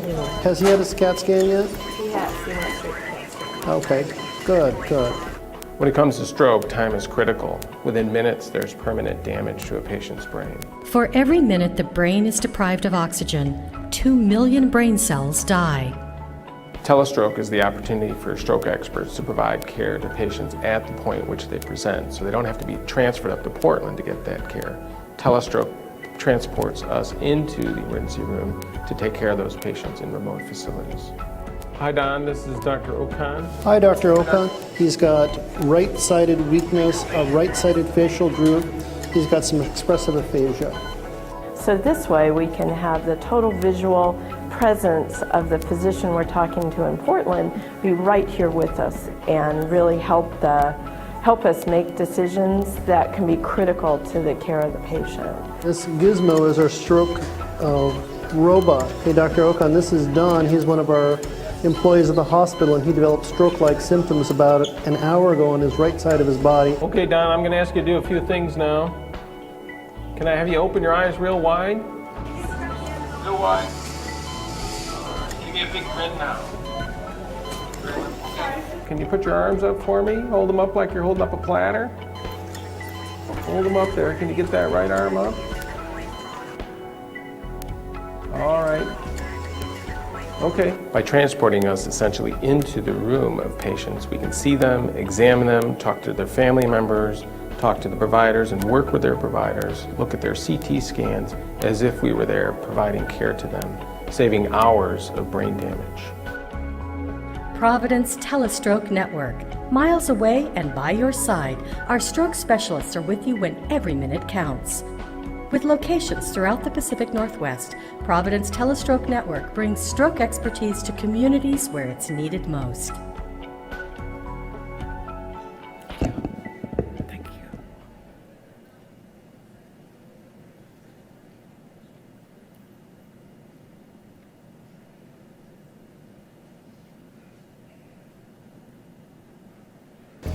Okay, we're connected. Hi, Mom. I'm Dr. Ellenby. I'm one of the ICU doctors up at Dornbecker in Portland. Dr. Lundquist asked me to join you and take a look at your child here. It sounds like he's going to need to be transported up here to Portland, but we can use this telemedicine technology so I can actually see what's going on.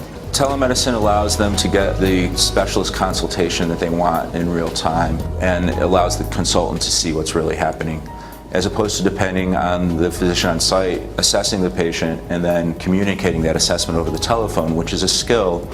We now have a camera there and can see what's happening. It helps them get the neurologist or the pediatric intensive care doctor when they need them right away. Because as we all know, especially in the pediatric world, we do not have adequate subspecialists to go throughout the entire state. We only have 2 pediatric intensive care units, both of them located in Portland.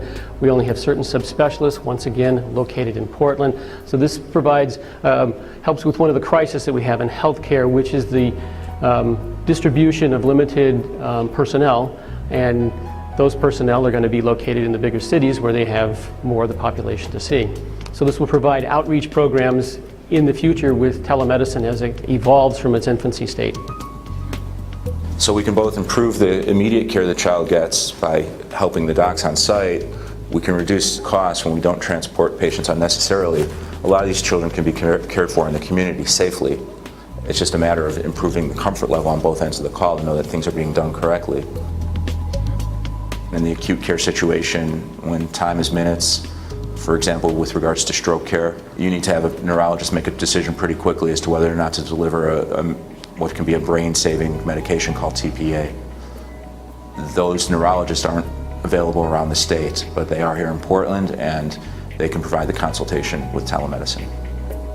I'm going to watch along here while the doctor asks you to do a few things here. Go. Okay, Norman, tell me your date of birth, if you could. March the 17th, 1935. Perfect. Well, I can talk with the family, which is advantage both to get additional history, but also to reassure the family of, that the consultant, the intensive care doctor's been in the loop early on and really knows what's happening. I can also look around the room, get a look at the monitors, get a look at the x-rays, which actually can be now digitally sent as well up to our site. But it allows just for a better, more intimate relationship with what's going on as opposed to the anonymity of being on a phone call. And you never really quite know what's going on when you're on the phone. Video, you see what's happening.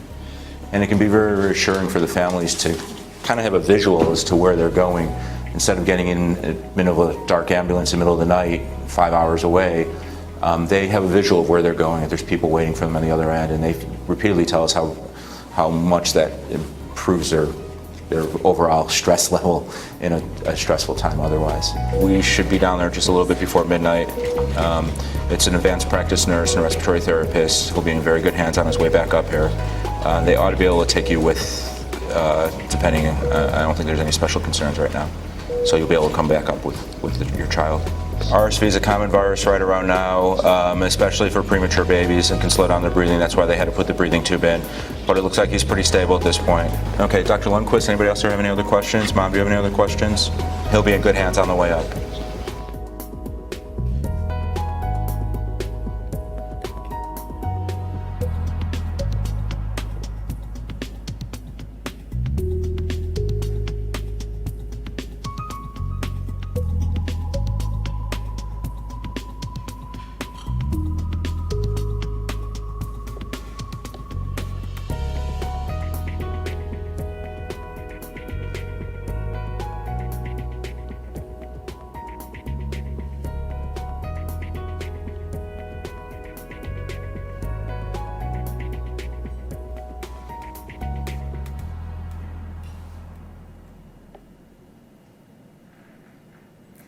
Could you cut the video now, please? Thank you. There are more videos like that, but I needed to show you, first of all, 2 videos on 2 very expensive case studies. So we go to, where is the clicker, Dr. Baraha? Here. Oh yeah, thank you very much. We go now to the introduction of the presentation. In July of this year, RP Light 4 Next Generation Technology arrived here in the Cayman Islands, the first of its kind in the Caribbean region. And this is just a photograph that shows its arrival and shows myself with the 2 engineers, the medical telemedicine engineers. One is a local gentleman, and the other one is the one from Santa Barbara, California. Both engineers worked together to set up RP Sally ready for startup. That was a proud moment again. RP Sally is Caymanian owned and operated, by the way, which is also a first in the Caribbean region, which brings the power for change into our own hands here, starting with the Cayman Islands.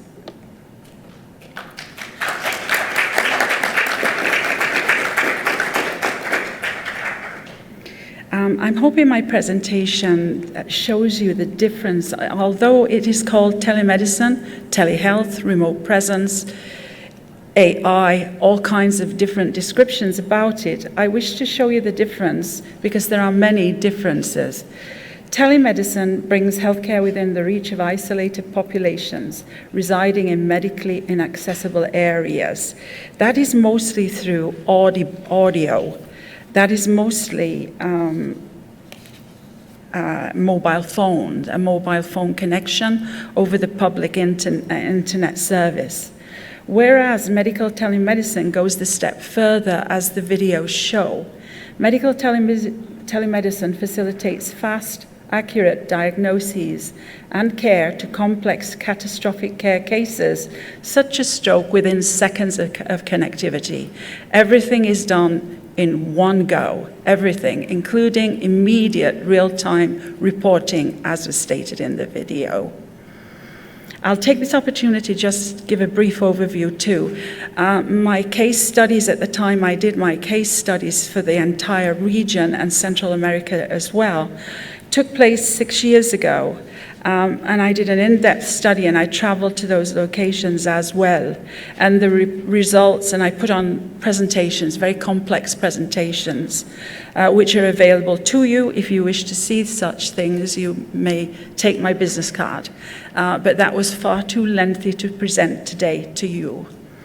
And overwhelmingly, the Caribbean region and Central America, isolated countries such as Belize as well, are very, very interested in this. And I could prove the financial aspects of well-being for healthcare budgets throughout our region. And I've now advanced to promoting telemedicine throughout the world. And we are in 2,800 locations throughout the world, including the Arctic Circle. So I'll go on with my presentation. Now, what is the difference between telemedicine and medical telemedicine, which RP Sally is medical telemedicine? It has the security of the FDA approval of medical devices. And is ready at all times to handle even the largest hospital networks, as well as single and multi-specialist locations with direct 30-second reliable connectivity, having networks of users in the hundreds and thousands of locations locally, regionally, and across the world. Medical telemedicine encompasses all specialities, and especially has emphasis on catastrophic care to save lives as well as saving immense healthcare dollars. FDA medical telemedicine systems are equipped with peripheral robotic medical tools and the fastest access for comprehensive best outcomes where time and acuity demands immediacy of diagnosis and best care outcomes.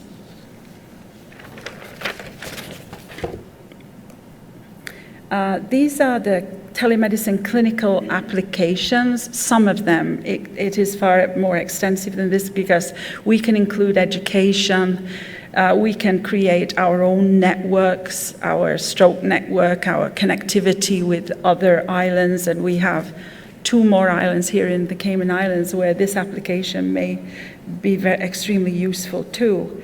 Telemedicine clinical applications consist of catastrophic care, stroke networks and outreach, critical care, high-risk obstetrics, neonatology, mental health inpatient and outpatient, emergency services, trauma, burns, disaster preparedness, dermatology, pediatrics, contagious disease, Ebola isolation, long-term care, home care, and the list goes on. I can also say that there is a mini version of medical telemedicine device that is specifically built for ground ambulances and helicopters so that they can see the patient at the point of the trauma, at the point of the stroke, even on the way to the hospital. Next slide. Tackling the hardest challenge first. Stroke is the leading cause of adult disability worldwide, with up to 2/3 of individuals experiencing long-term disabilities. Medical telemedicine enables providers to deliver miraculous care when the minutes matter the most. When I say when the minutes matter the most, in stroke, it is called the golden hour. And for acute stroke, that golden hour is vitally important.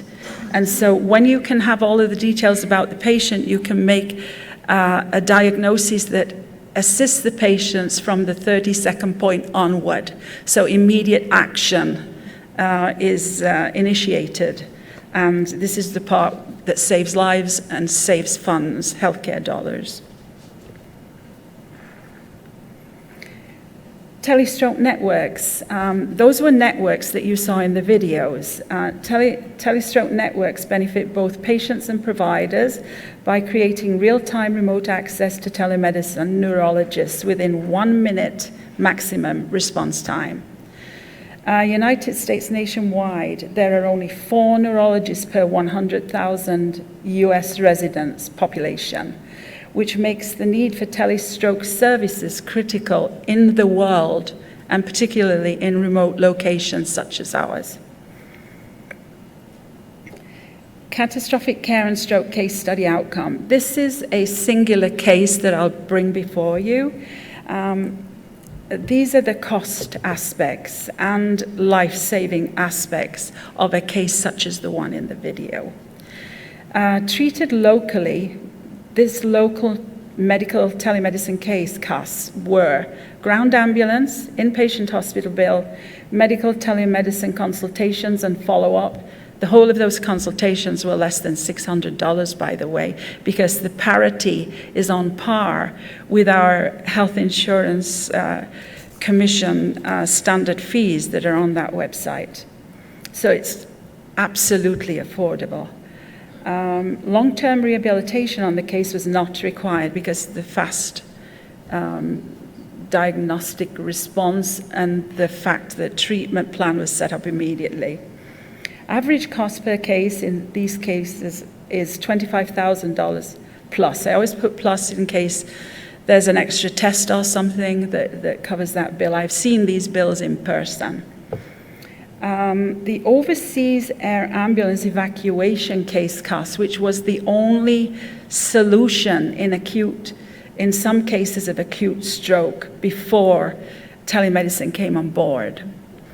So you would have the evacuation by air ambulance, which for stroke takes a longer period of time in the air at a lower altitude to make sure that the patient is comfortable and to make sure that going at the higher altitude does not affect the stroke, in a negative way.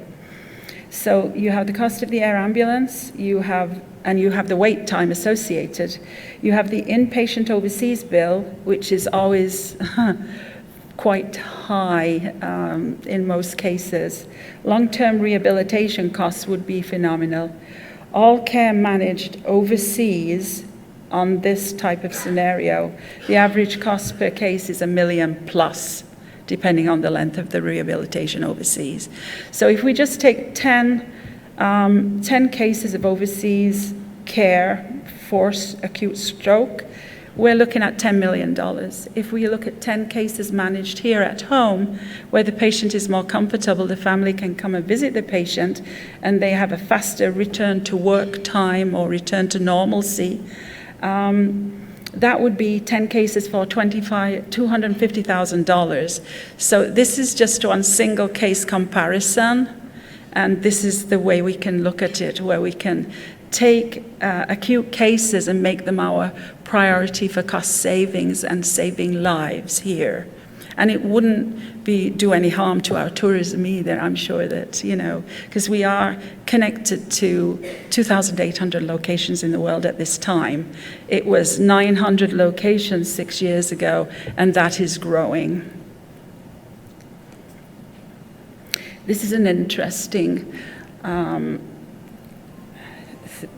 matter that always comes up, and it's about what are they doing in the United States about parity?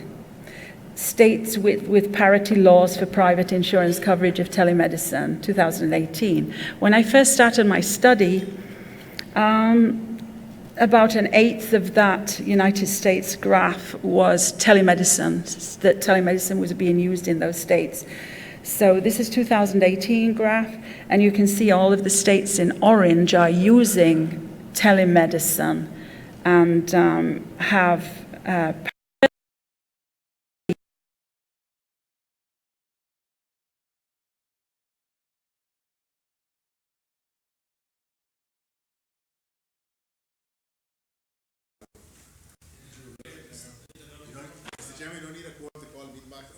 Okay.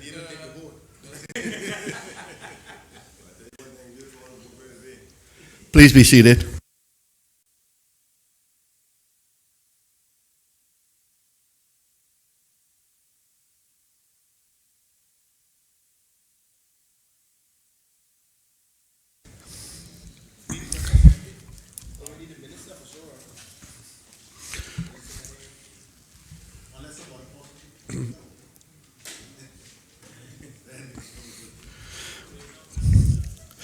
We are going to turn our attention now to EGA 18 Youth Services. So we just need to wait a minute for the Minister to get back into the chamber.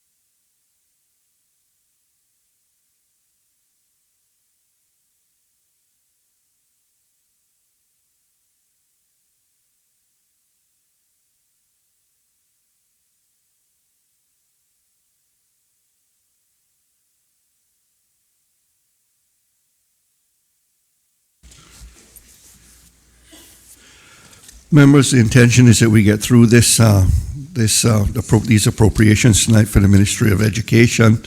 So I'm just asking again if you could be judicious in your use of the microphone and the questions, then I think we can really get through this. We're going to pick up now with EGA 18, Youth Services, for $519,576 in 2020 and $525,965 in 2021. Are there any questions? Member for Boddentown West. Sorry, we're doing EGA 18? EGA 18. No. All in favor of EGA 18, Youth Services, $519,576 in 2020 and $525,965 in 2021. Standing part of the schedule to the bill, please say aye. Those against, no. The ayes have it. EGA 20, Management of Land Information and Provision of Surveying Services, $4,099,295 in 2020, $4,081,664 in 2021. Questions? Member for Georgetown West, followed by the member for Northside. Georgetown Central. Georgetown Central, correction. Thank you. Thank you, Mr. Chair. Through you to the Minister. Madam Minister, in the last evening, I brought to your attention about the property at Macfield Square and was trying to get an update in respect to what was happening. I think, unfortunately, your department was unaware of fencing around the property. Do we have an update now?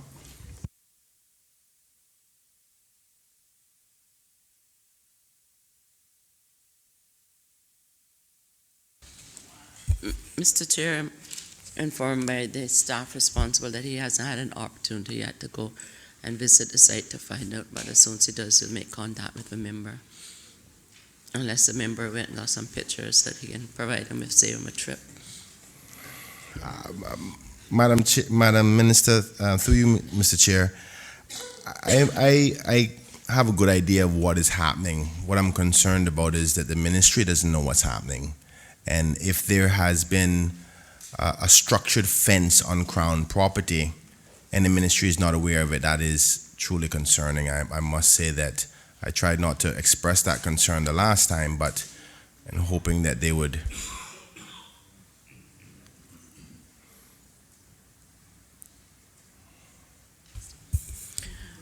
All I can do, Mr. Chair, is to say that now that the ministry is aware of it, that we'll investigate to see how the fence got there, who put it there, and who paid for it. Thank you, Madam Minister, but I'll also inform you there has been a garbage, I'm not even sure what you categorize that, but a cement structure for where garbage can be placed for collection, and I'm assuming that had to get planning approval.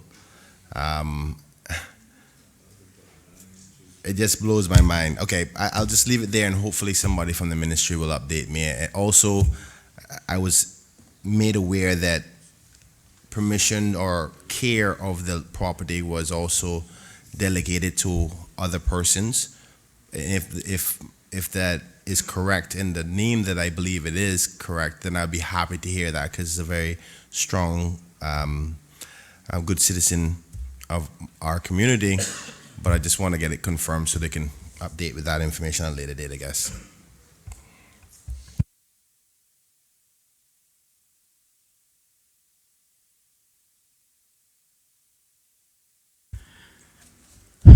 Mr. Chair, I think the best way to resolve this is to have the ministry invite the honourable member from Georgetown Central for when they going out for him to accompany them, because it seems like there's loss of communication between emails and no communication. So if you were minded to that, I would ask the staff to invite you so that you can have a combined site visit and they can report back up to me as to what obtains. Through you, Mr. Chair, Madam Minister, thank you so much. I do welcome that invitation, and it'd be a pleasure to go out there to get an update. I'll just ask one more question and then allow another member to proceed.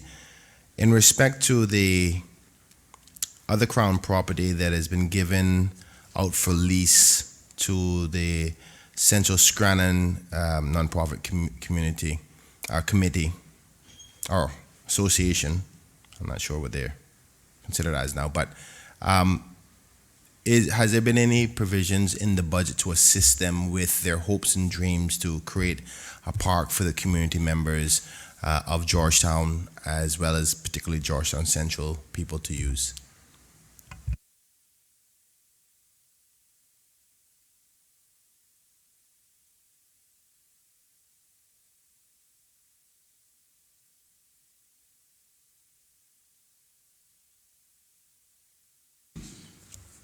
Mr. Chair, as a member would be aware of, they have been granted a license, and I understand that they've been working on some plans, and that's where it's reached at there. So the ball is actually in their court now to get back to the government. Thank you, Madam Minister. My question, maybe I should rephrase it, was, has the government allocated any assistance to help them with those plans within this budget?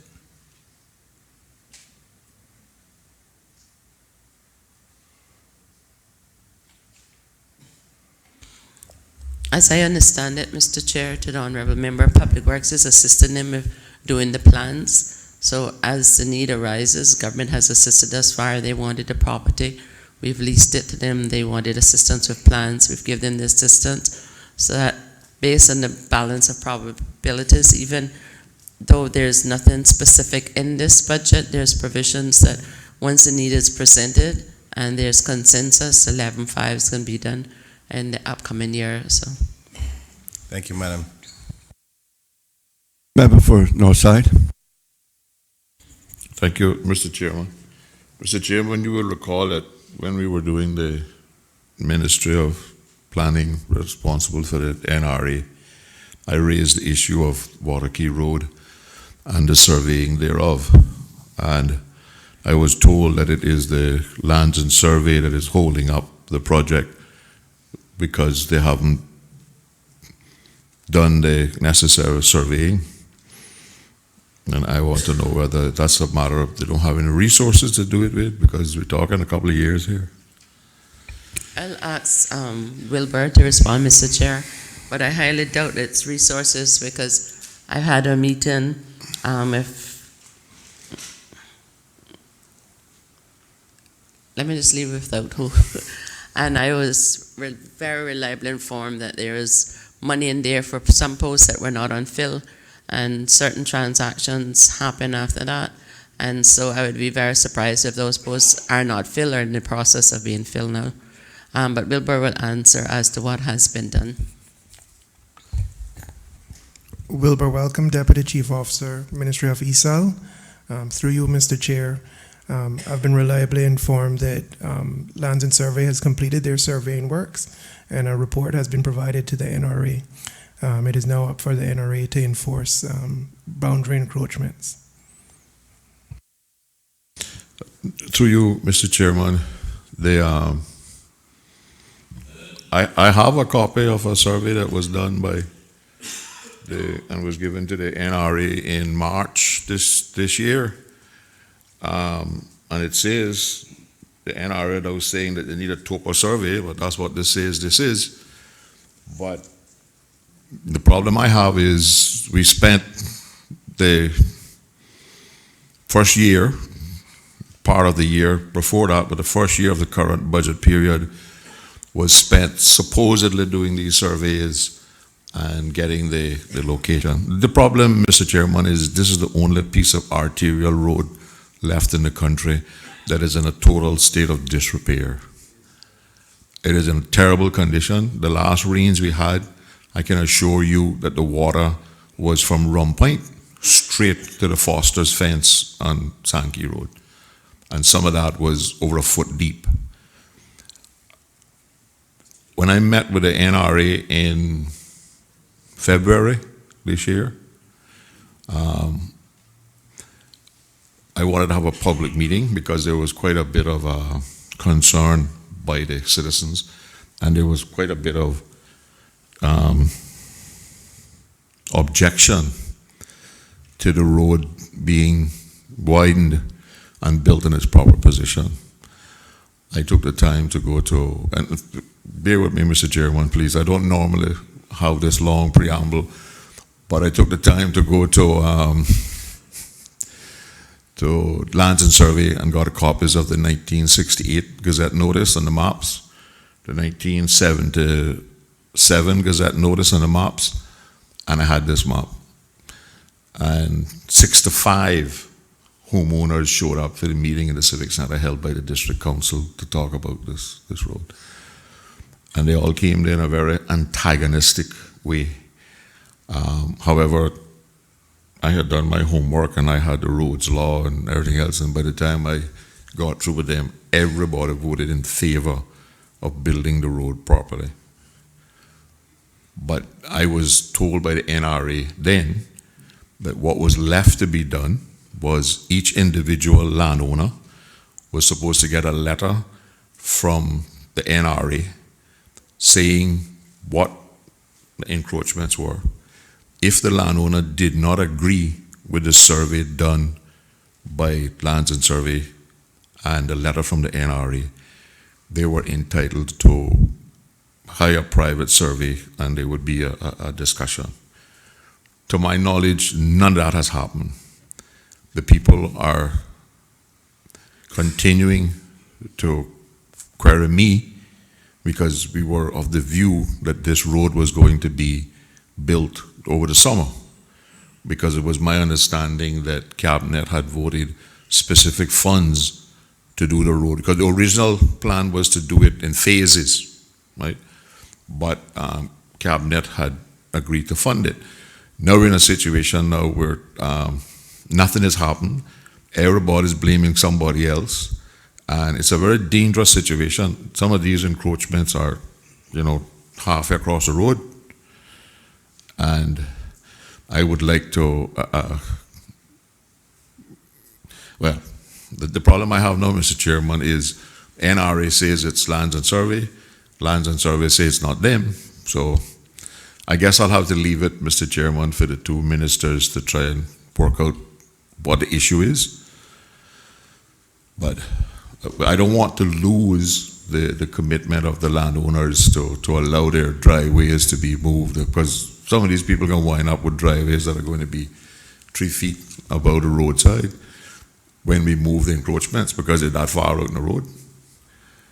Some of them, they have planning permission, I assume, which is another issue, but they won't even have space between the road and their building to park a vehicle. So it needs to be done. It's the tourist season is really back in full swing now, and there's a lot of people using that road, and it's very unsafe. So, Mr. Chair, my team has emphatically informed me that Lands and Survey has done all that was required of them, the survey and the report, and it was submitted to NRA within the last quarter. However, they have undertaken that they will contact NRA to find out exactly where it's at.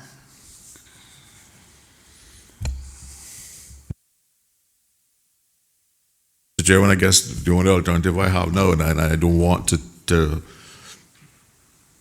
take an adversarial position against the government and go out and try and stir the people up to get something done, but it needs to be done. So hopefully we can get it sorted out before this calendar year, and maybe we can get some work started. And even if the people got the notices, Mr. Chairman, I think that it would progress willingly. You know, some of the people, in fairness to them, have actually, those that didn't have a real serious problem, have actually removed some of the encroachments themselves already.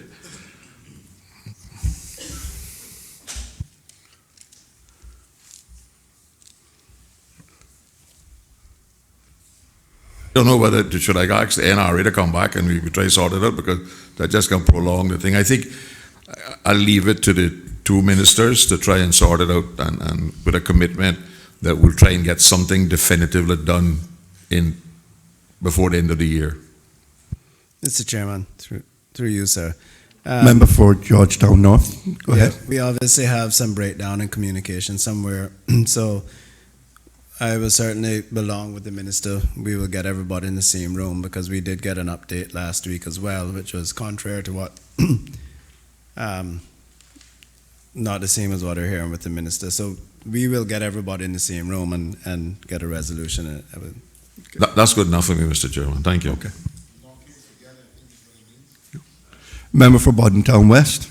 Mr. Chairman, I actually just want to place on record, I understand that Mr. Rupert Vasquez, the director, I think he has been at Lands and Survey close to 37 years, is retiring. And I just want to, I think, recognize the service in Lands and Survey. As some members may know, I started there over 30 years ago, and there's still a lot of good public servants still there. Ann Kirchman, I think, is still there. I see Courtney Young, Movita Jervis, Judith Witter, Charlene Brown. So I just want to record that I think Mr. Vasquez, after close to maybe 37 or close to 40 years of public service, is retiring. And I think that's one of the things that we in the South should recognize, that service. So I just want to put that on record. Thank you. All in favor of EGA 20, Management of Land Information and Provision of Surveying Services, $4,099,295 in 2020, $4,081,664 in 2021. Standing part of the schedule to the bill, please say aye. Those against, no. Ayes have it. EGA 21, Agriculture Support and Regulatory Services, $6,117,174 in 2020, $6,207,941 in 2021. Questions? Member for Bordentown West. Thank you, Mr. Chairman. Through you, just a question to the minister. What is the policy with regards to what is the policy with regards to people having farm activities, large-scale farm activities in residential neighborhoods, and pretty much if there's any regulations or anything with regards to the insecticides and the pesticides and basically the chemicals that they use in residential neighborhoods?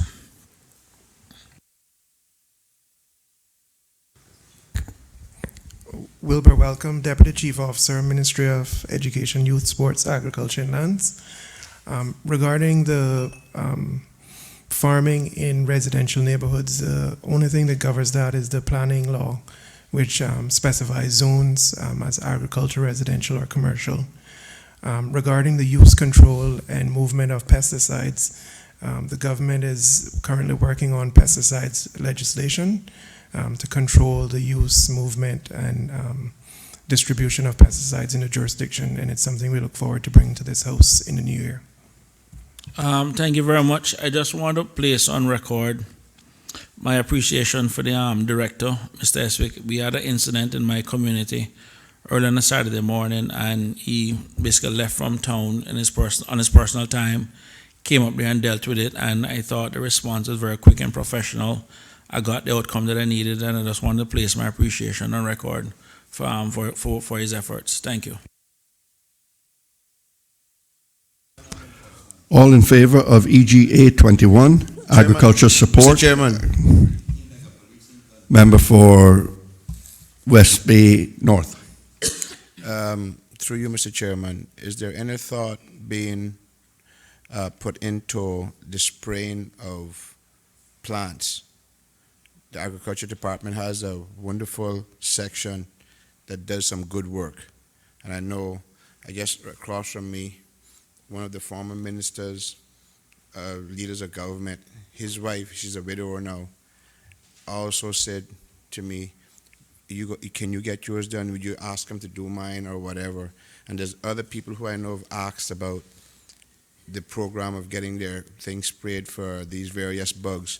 Is there any plans on expanding this section or getting these men out? Because I know they're short-staffed. Is there any plans for that?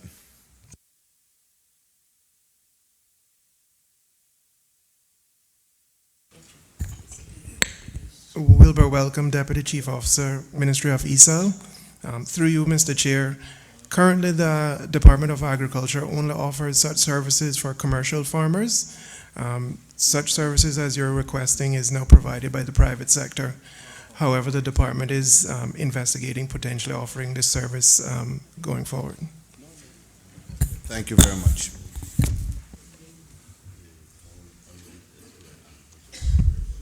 Member for East End. Mr. Chairman, what constitutes a commercial farmer?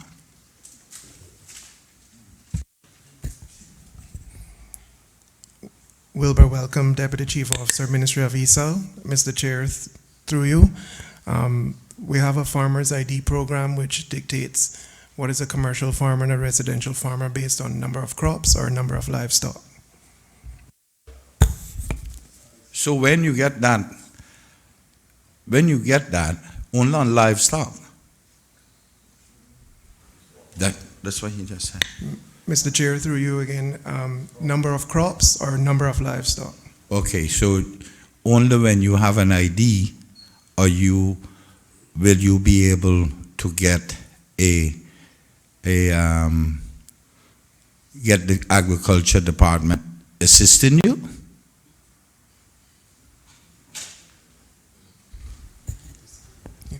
Mr. Chair, through you again, in that specific service, as referenced by the member from West Bay North regarding of spraying of plants, yes. But for other services and discounts, there are other general services that are offered to both farmers that are residential or commercial.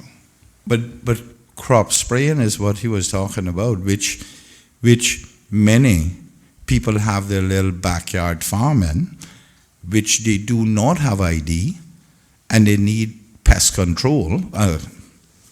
And what I'm hearing here is that the agriculture department is not allowed to do that.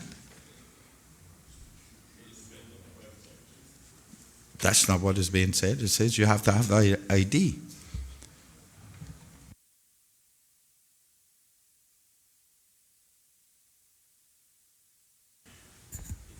Mr. Speaker, through you, again, the Department of Agriculture only offers the spraying of crops to commercial farmers. If it is a residential farmer, that is provided through the private sector. Or alternatively, they can purchase the pesticides or other insecticides from the department. So, do they provide it for a price, for a cost?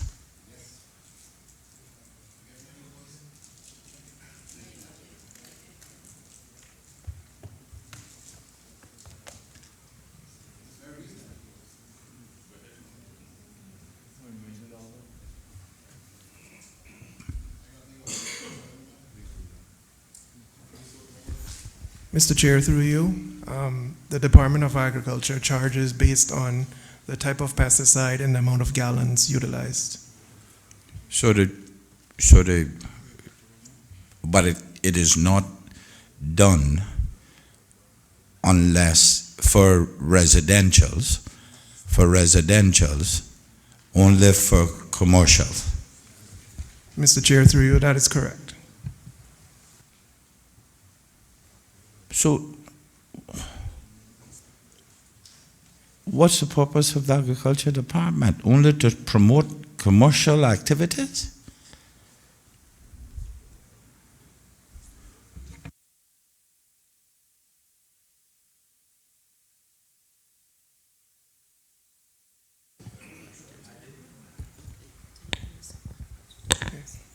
Mr. Chair, through you, the Department of Agriculture is to promote agriculture throughout the jurisdiction. However, based on resources, it is more practical to provide such large-scale services to large-scale commercial farmers. The Department of Agriculture also provides a host of other services to all types of farmers through courses and training. As we know, they've recently built a crop cleaning facility, which they do demonstrations. They offer a slaughtering service. They offer abattoir services. So there's a host of other services that are offered to farmers across the board. I would reiterate that it's only the spraying of plants that is offered to commercial farmers.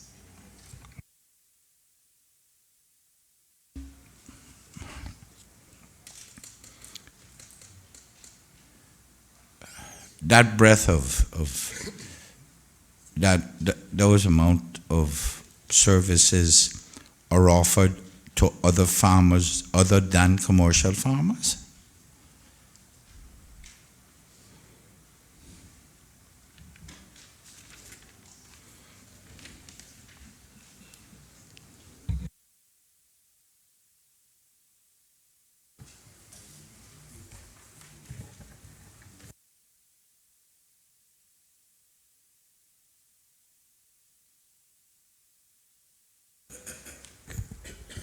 Mr. Chair, through you again, the majority of the services, yes, are offered to all farmers.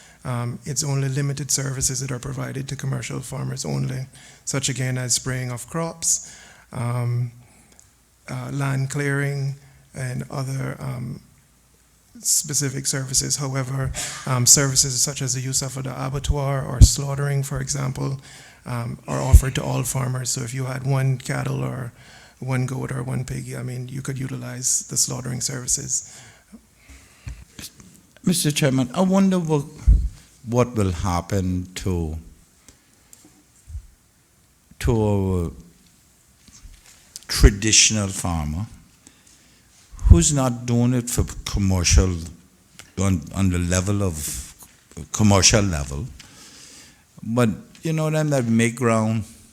We make a ground up in land and stuff, and they have an infestation of whatever, mealybug or whatever on their crops. And these things are for supplementing their income, not necessarily commercially, but making sure they have for their family and stuff. So you're telling me the Agriculture Department can't help those? That's what he said. They don't do spraying other than commercial farmers. Isn't that what he said? Unless I'm mistaken.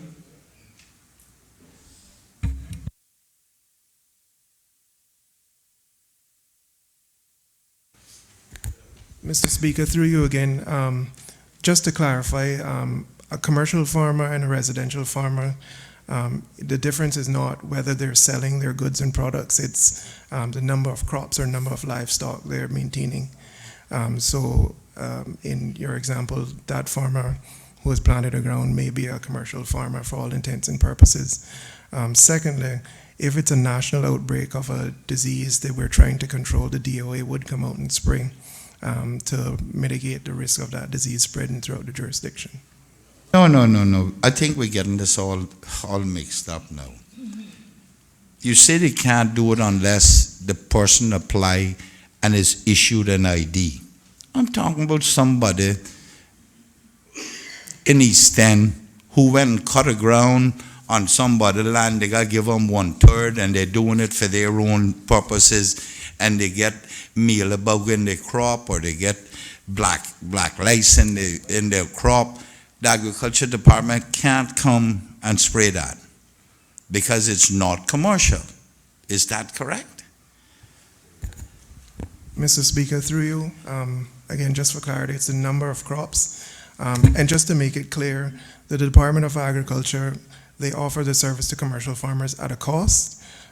They can't provide it to everyone at that cost. However, again, the private sector does provide that service at a similar or equivalent cost. Mr. Chairman, why do we continue to try and promote agriculture in this country? All we have ever heard is that we want to be self-sustainable when it comes to agriculture. And we're saying you need to get to the commercial level before the agriculture department, who should have the expertise, come to help you. That kind of something. I'm not saying that's not what the policy is. I'm saying something wrong with that one. Because we have, for all intents and purposes, you first have to have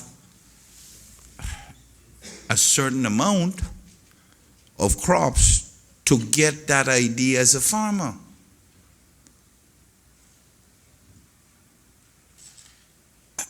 And a certain amount of head, the cattle or whatever they are, to get that idea as a farmer.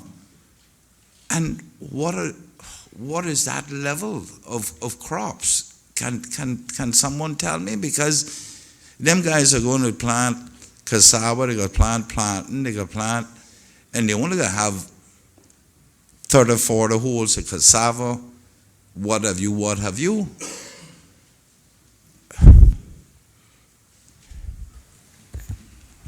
Mr. Chair, through you, unfortunately, I don't have the specific information with me right now regarding the difference between a commercial and a residential farmer. However, I can provide it to you tomorrow. It is available on the DOA's website, but I can give you an undertaking to provide it to you in writing.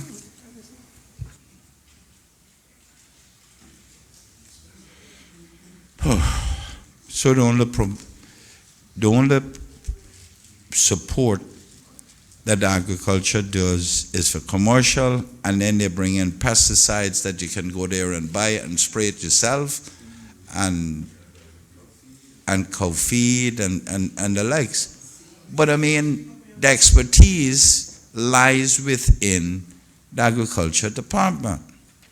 There is no one there to tell you. You have to read the label. And in most instances, some of the label is not even in English, really. But I give up.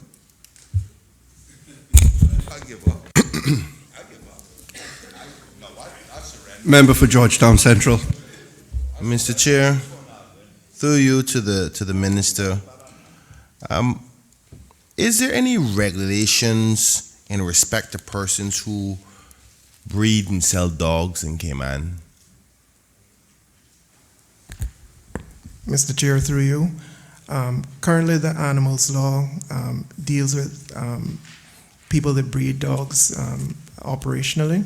However, I'm also happy to advise that the animals law is currently under review, and we hope to bring those amendments to this House in the first quarter of 2020. And just to add that those amendments will deal with this specific issue of people that breed dogs for profit. And just that it's not just your traditional under review, it's actually very advanced. It's been drafted and I reviewed it. So we're hoping to bring it in the first quarter. There's about 3 different pieces relating to agriculture that we're going to be trying to bring within the first quarter, and all 3 are fairly advanced in their drafting process. Thank you, Madam Minister and Chief Officer. I welcome those amendments when they come, because the country truly needs it. We have to treat the way we handle our animals a lot better. So I look forward to that, and I'm proud of the ministry for proposing that. Hopefully those proposals are positive. All in favor of EGA 21, Agriculture Support and Regulatory Services, $6,117,174 in 2020 and $6,207,941 in 2021. Standing part of the schedule to the bill, please say aye. Those against, no. The ayes have it. CCO1, Teaching of Tertiary Level Professional and Vocational Programs, $5,687,150 in 2020, $6,487,150 in 2021. Questions? Member for West Bay North. Mr. Chairman, through you. There's a program at UCCI that was started by President Dr. Roy Borden. It's called Men in Standards. Can the minister provide an update to what has happened to this program, please? What's happening with it?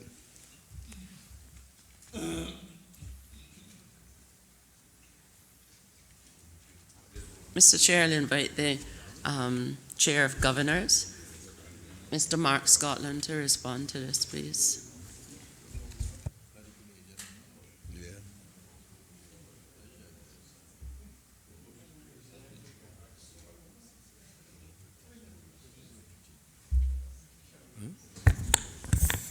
Mark Scotland, Chairman of the Board of Governors of UCCI. Mr. Chairman, in response to the question, that program, which I was familiar with to a certain extent, as I had spoken to Mr. Bodden about it previous to that as well, it's no longer at the UCCI at this time. This was a program that he had the curriculum for, and he was responsible for administering that program.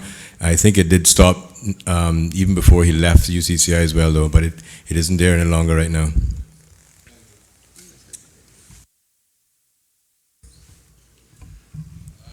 All in favor of CCO1, Teaching of Tertiary Level Professional and Vocational Programs, $5,687,150 in 2020 and $6,487,150 in 2021. Standing part of the schedule to the bill, please say aye. Those against, no. Ayes have it. We turn now to NGS 25. Teaching of Tertiary Education Courses, $250,000 in 2020, $250,000 in 2021. Are there any questions? Mr. Chair. Member for Georgetown Central. Can the minister quickly just give me an overview of this output, please?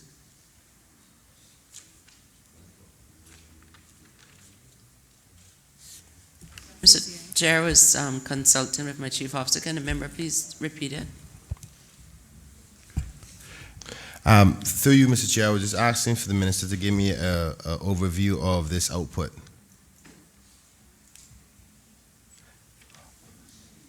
Mr. Chair, I can withdraw the question. I see that it's for ICCI. No, sorry. No, I would actually put back that question. I would like an overview. It's on page 22 of the document. Okay.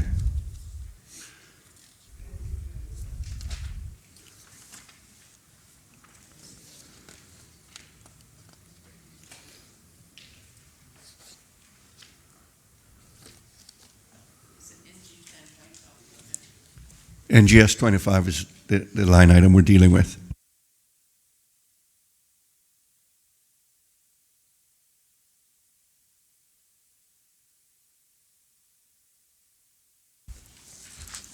Thanks, Chair, for your indulgence. That's relating to ICCI, and the Chief Officer will tell you exactly what it's for. Satanya Cacho, Chief Officer, Ministry of ESOL. Mr. Chair, through you, this is funding to support ICCI, and they offer a range of business programs at the associate, bachelor's, and master's degree program level. Thank you. That answers my question. Too bad it's too little, though. ICCI has been doing so much. It should be more, but that's my questions. All in favor of NGS 25, Teaching of Tertiary Education Courses, $250,000 in 2020, $250,000 in 2021, standing part of the schedule to the bill, please say aye. Those against, no. The ayes have it. NGS 34, Primary and Secondary Education by Private Schools, $500,000 in 2020, $0 in 2021. Mr. Questions? Chair, can the minister say why there's $500,000 next year but none in the following year? Can you give me the reasoning behind the funding now and none in the following year? Thanks, Chair. The Chief Officer will explain, but I want to say some of the reason behind it is, if I could borrow a quote from Manley, he said, "I have great sympathy for all persons who are not working, but my greatest sympathy is for the Jamaicans who are not working." If I could adopt that and say, "I have all sympathy for all schools, but my greatest sympathy is for the public schools that I have direct responsibility." We have been gradually decreasing. It was originally 2 million, it went to 1,500,000, and there's a policy that we put in place that the Chief Officer will explain. With it, it will not affect this year because they go by the school calendar year, so they will still be getting what they were getting this year up until June, but we hope to evolve it because there were scarce on resources, and I had to ensure that my government schools had whatever allocation I had, the majority of that allocation. And we'll also see from the response that we just didn't do it arbitrarily. We went out to them, and a lot of them are actually making a profit. Profit? Yeah.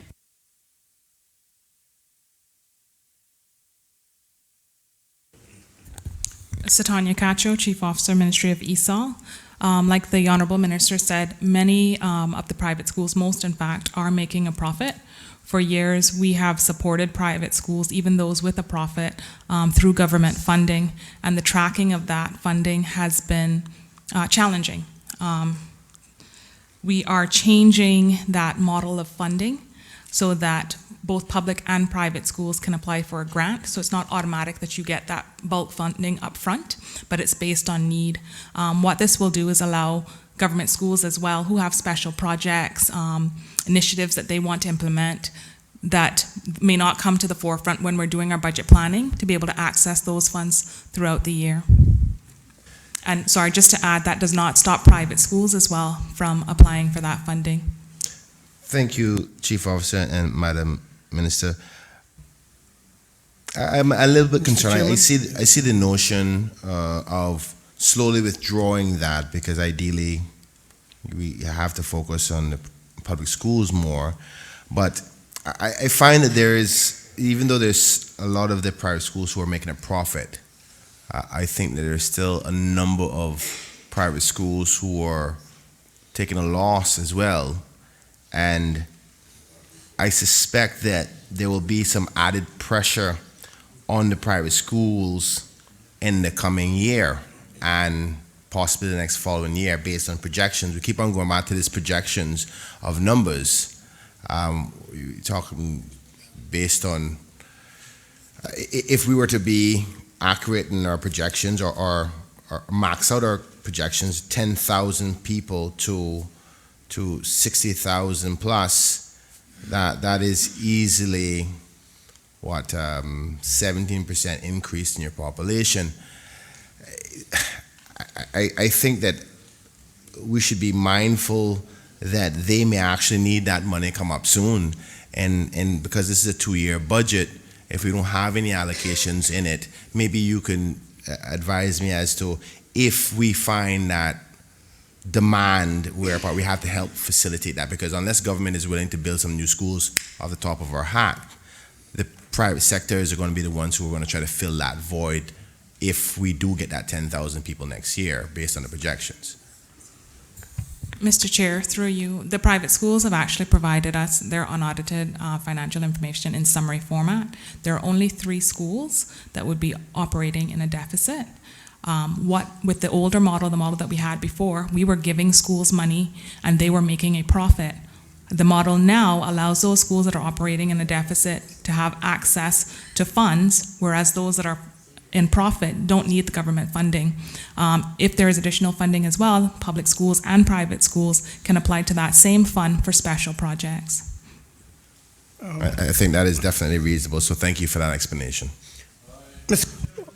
Member for West Bay West. Mr. Chairman, I need to understand clearly. There is no vote for 2021, God willing. There's no vote for it. But for the schools that do not make a profit, and there are a few, and I don't know who is making a profit, but I would think that some would not be making a profit. I know one that certainly don't.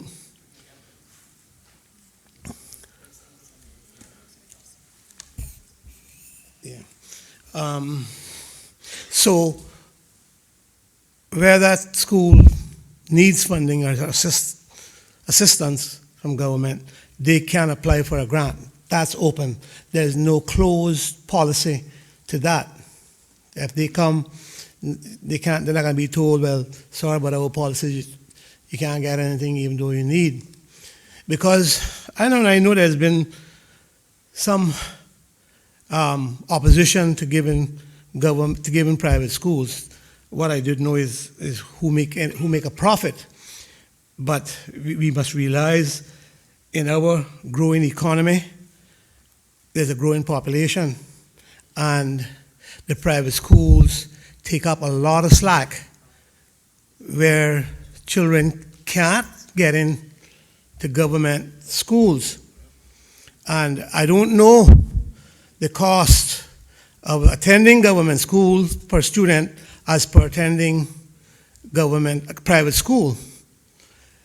As I said, I know there's been opposition over the years to that policy. I have always supported it because I said if government spending $40,000 on a student and the private school is spending less, then it pays government to assist them. And I looked at that in many, many ways. If I could use church halls in my district, I didn't have to spend to build, and then to run and to maintain. And once government had access to that. So I look at it in a similar way, but I am satisfied to the extent that there is a policy that they can apply for a grant, because I do know that there's a few that depend on it. Member for Northside. Only to say to congratulate the minister on finally having the nerve to cut this program, because I voted against it. It was started on a false premise, and it was continued on a false premise, and I voted against it every time. Thank you, Minister. No, Mr. Chairman, I can't let that go unsaid, and without saying that it was a good help, and it still is. But if schools are making a profit, that's another question. But, well, then maybe. And we know who some of the elitists are in this country. We do know. But there are many poor ones that depend, and they can't get in. And we got them here in this country. Either we assist these people that are coming in, or we start bringing them in. Hello. Mr. All in Chairman. favor of Mr. Chairman. NGS? Yes. Member for East End. I think I need to sit someplace else, I guess. He can't see you, man. He can't No, see you. he doesn't look this side. Mr. Chairman, I want to question this prep school on Smith Road. It is time now we divest ourselves of that liability in one way or the other, because it is paying through one hand and coming out through the other.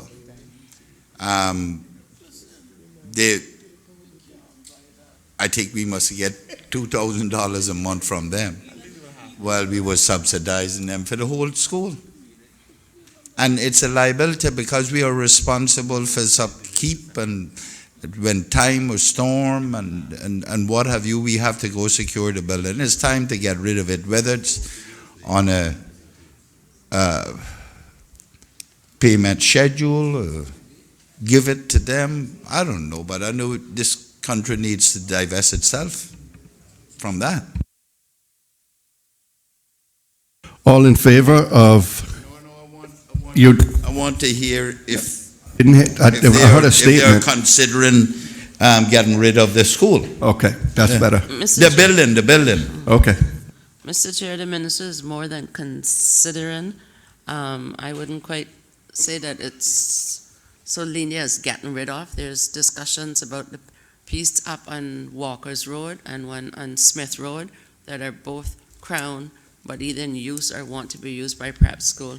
A decision has not been made yet from a political perspective whether it'll be for a peppercorn or whether it'll be for consideration, but the decision to divest of it has been progressing quite well. Mr. Chairman, one last question then. What is the contribution to that institution by government?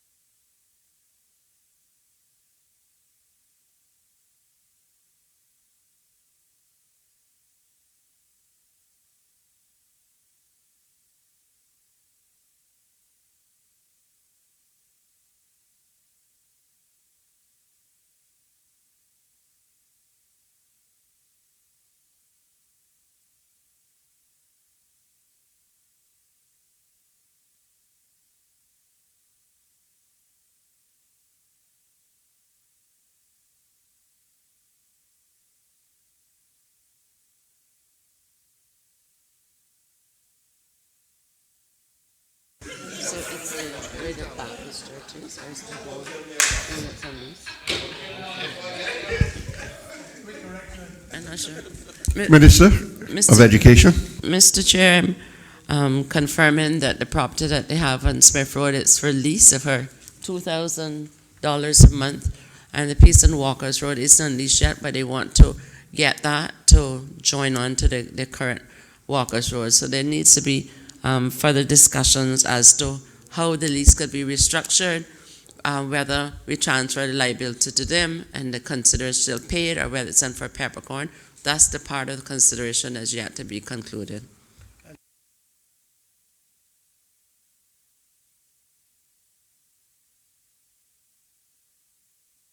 Mr. Chair, sorry, I don't want to prolong this any longer, but which property on Walker's Road are we speaking of? I'm not aware of that property.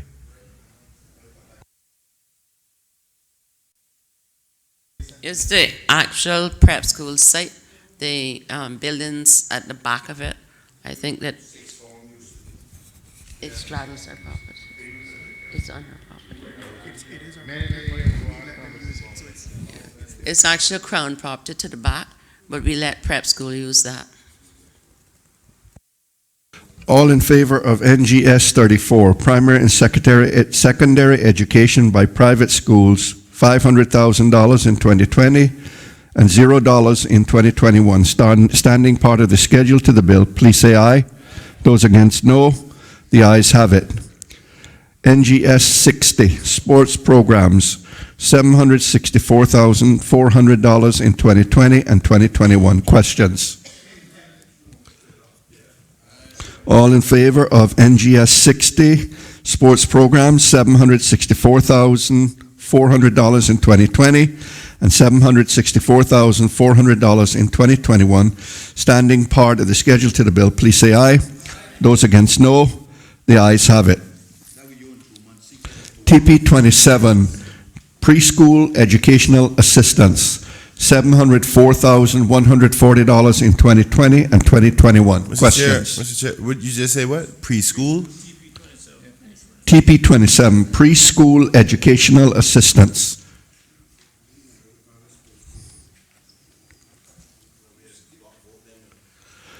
All in favor of TP 27, preschool educational assistance, $704,140 in 2020 and $704,140 in 2021. Standing part of the schedule to the bill, please say aye. Those against, no. The ayes have it. TP 61, student enrichment and support services, $726,305 in 2020 and 2021. Are there any questions? Mr. Chairman. We have ventilated it, you don't see the circulation there now for you. So you can go again. Okay. All in favor of TP 61, student enrichment and support services, $726,305 in 2020 and $726,305 in 2021. Standing part of the schedule to the bill, please say aye. Those against, no. The ayes have it. Turning next to TP 82, scholarships, TP 84, grants to farmers, $20,000 in 2020 and 2021. Questions? Member for East End. Would they be commercial farmers?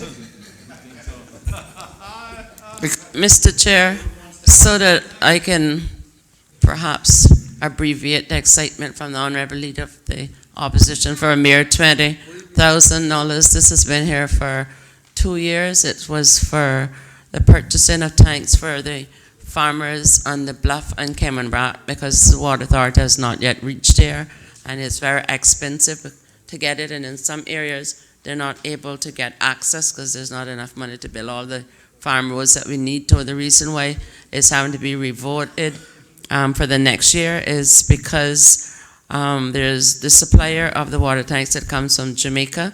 They came all the way to Kemenbrat, and it was found by immigration that one of the persons on the boat was not desirable, and they turned the boat around, and so all of the tanks went back to Jamaica despite all of the efforts by the entrepreneur who's been supplying government and private sectors in Kemenbrat, Little Cayman all these years.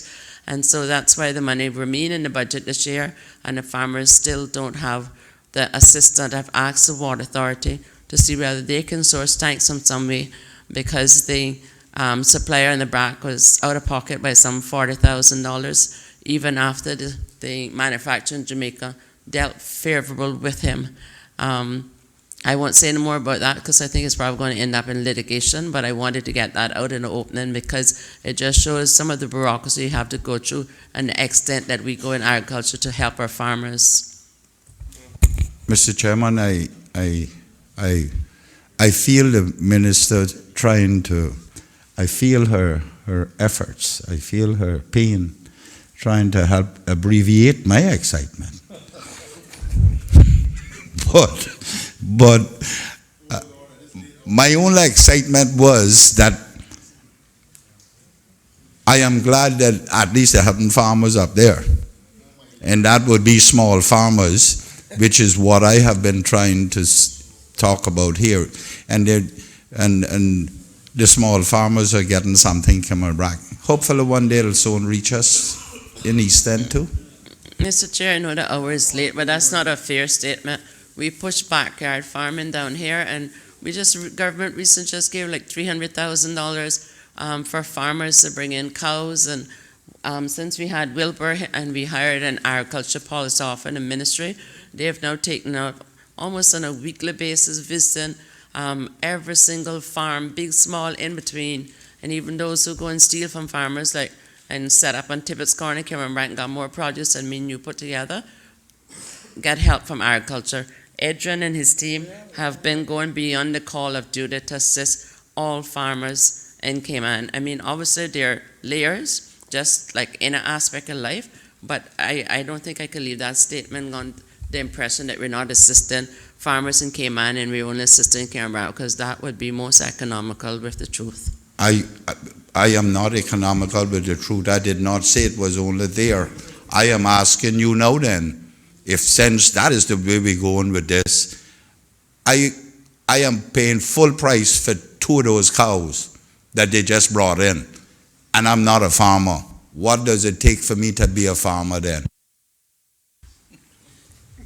besides going on a piece of property, whether it's your backyard or in Easton, and doing the same thing as the intimate friend that we referred to yesterday, apply to agriculture department either for a backyard farmer's ID or a commercial farmer's ID. And they're not very expensive. And, sorry?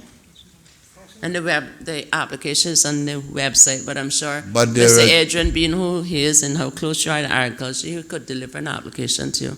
I'd But- like to see your agriculture show with a stall. But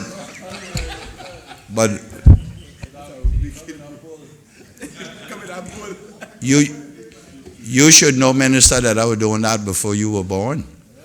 Unfortunately or Mr. unfortunately. Chair, it's late and I really No, I need, into my I best need element response. now because I cannot for the life of me understand how he could put an onus of me to know something, and he admitted in his own admission that I was not even born. No, you're trying to be facetious about me being a farmer, and you mustn't do that, because when I was backing yams out land, you wasn't anywhere around with my father. I want to know what the crop, because I was told you have to have a certain amount of crops and a certain amount of animals to be issued as to be recognized as a farmer. I want to know what those numbers are. It don't make sense to me go get the application if I don't meet the criteria. Oh, you not got nothing? Mr. Chairman, I have 85 chickens. And right now, I got 10 bunches of plantains. Which one came first, the chicken or the eggs? So don't get me into that. But I can tell you this, you can go talk to the Agriculture Society and you can become a member.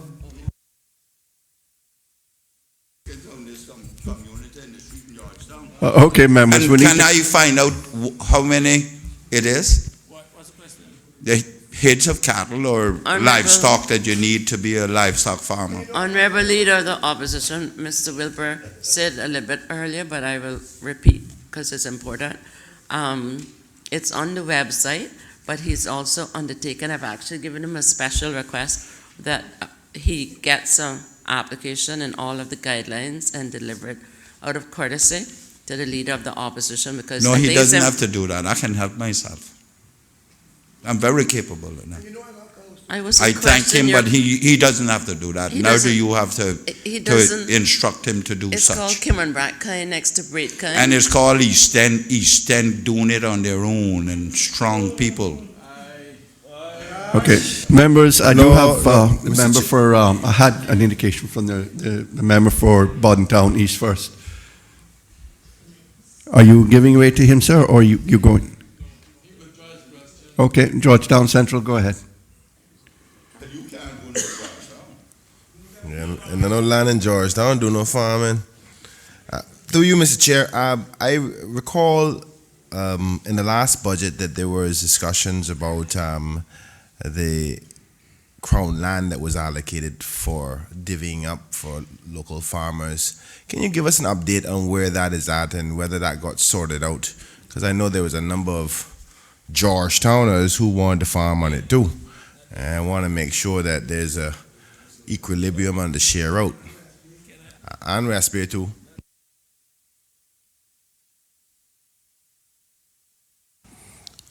Wilbur, welcome, Deputy Chief Officer, Ministry of ESAL. Happy to inform the member that we are working on a proposal to put forward to the minister regarding farmlands in East End, which we plan to develop into agro parks, whereby members of the community can lease at nominal rates land that is ready for planting.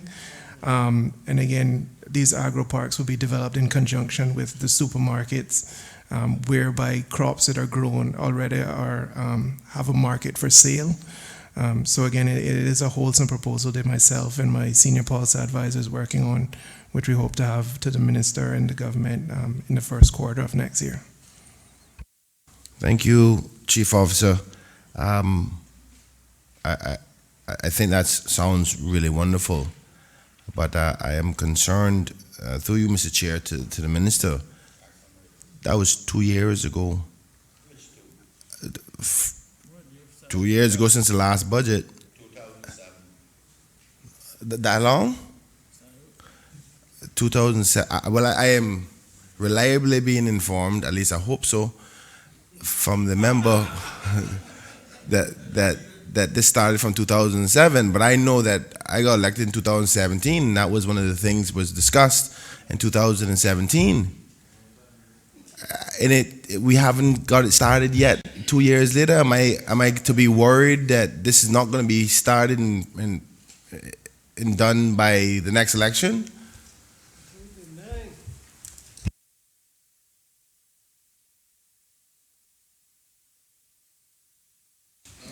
Satanya Cacho, Chief Officer, Ministry of ESOL.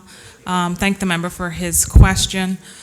We have just revamped the agriculture sector, I guess, or section in the ministry. So I only became confirmed Chief Officer in August, and this year we hired a new DCO, Mr. Wilbur Welcome, who you heard earlier. We also hired a Senior Policy Advisor for Agriculture, which was a new post to the ministry, and this is to help ensure that we don't have these lapses any longer. Thank you. I think I mixed up the positions. You're a chief officer, I know that. Mr. Wilbur is a chief officer? Deputy. I apologize. To you, Mr. Chair. Can you, because what I recall was opportunities for local farmers to have access to these lands. That I think there was a couple tens of acres, if not close to, I'm not sure how much acres was available. But how would the selection process now be done for those persons who want to take advantage of this opportunity? Mr. Chair, through you, we're currently working on the proposal, so I'm not able to say at this time. I'll leave it this. Just make sure the Georgetowners get a chance at it too, you hear? Because I know it up down that side of the world, but we Georgetowners grew up farming too. Even though they come put concrete down there, we can still farm, and we want some of the opportunity to make some of the money. Thank you, Mr. Chair, but my track record will show that when I get one thing for one school, I get it for all the schools, and when I get anything for one district, I get it for every district. Even if the pie is small, I still share it up. When I don't get it, I bake and bring it in. All in favor of TP 64 grants to farmers, $20,000 in 2020? Grants to farmers is where we are. Oh, sorry. TP 84 grants to farmers, $20,000 in 2020 and $20,000 in 2021. Standing part of the schedule to the bill, please say aye. Those against, no. The ayes have it. TP 93 private and public school grants, $125,000 in 2020 and $250,000 in 2021. Questions? Mr. Chair, if you can just give me a little explanation. I thought we just dealt with that in another area. What is it saying? Explain the difference between these two different grants now, please. Satanya Cacho, Mr. Chair, through you. What we dealt with earlier was funding for assisted schools, which was the private schools. We've renamed that fund TP now to private and public school grants. So it's just a reworking of that one to include public schools. Thank you, Chief Officer. So are we saying that this is where they would apply for that grant? Mr. Chair, through you, that is correct. Thank you. All in favor of TP 93, private and public school grants, $125,000 in 2020 and $250,000 in 2021. Standing part of the schedule to the bill, please say aye. Aye. Those against, no. The ayes have it.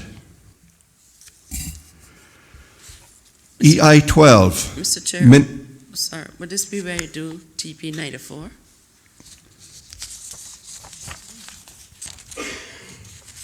TP 94. Motion.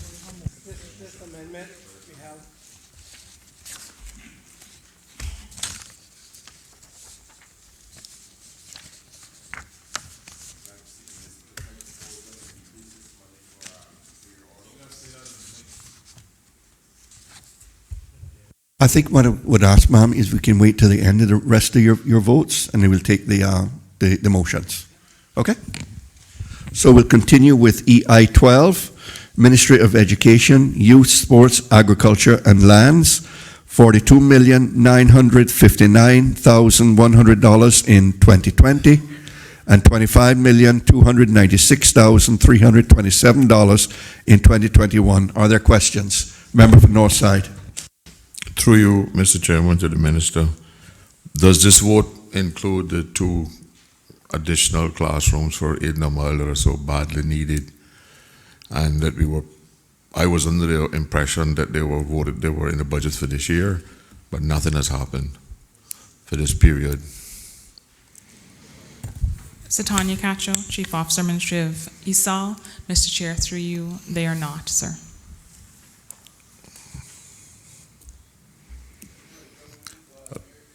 Through you, Mr. Chairman, the Minister talked earlier about expanding the preschool and dropping it down a year. Without these 2 classrooms, which would allow the now hopelessly inadequate bathroom-sized computer room that is being utilized to be joined on to the room for the preschool, I don't see how we are going to be able to accommodate 3-year-olds in the Edna Mile Primary School. And I would also like to remind that I think Edna Mile Primary School is the only primary school on the island that still has a temporary classroom that has been diagnosed to be mold infested on at least 2 earlier occasions. Yeah.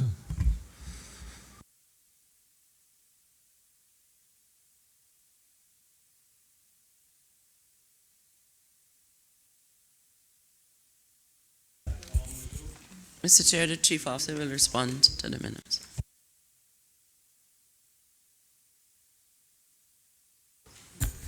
Mr. Chair, through you, the ICT lab that you spoke of, we have ordered brand new laptop computers and a laptop cart to provide ICT services for those students in those classes. And sorry, I didn't hear the rest of your question. So the current computers that are in there are going to be removed, and we're going to use a laptop cart that can go from class to class? Mr. Chair, through you, no, we will not be removing them. We do have a process to replace PCs. So if there are any coming out, they will be replaced with brand new ones. But in addition to that, we're adding a laptop cart so that different classes can access computers. We've had a laptop cart at Edna Mile from 2010. I don't know what happened to the laptops, but we had a cart and a number of laptops. Mr. Chair, through you, those are all being replaced. So we're really not getting anything in addition to them. But the problem with the size of the room and the students that need to go into the room, replacing the desktops with laptop is not going to increase the space that a child has. Mr. Chair, through you, no, it would not increase the size of the room, but those laptops can be used in the classroom. So essentially it turns every classroom into a ICT lab. In addition,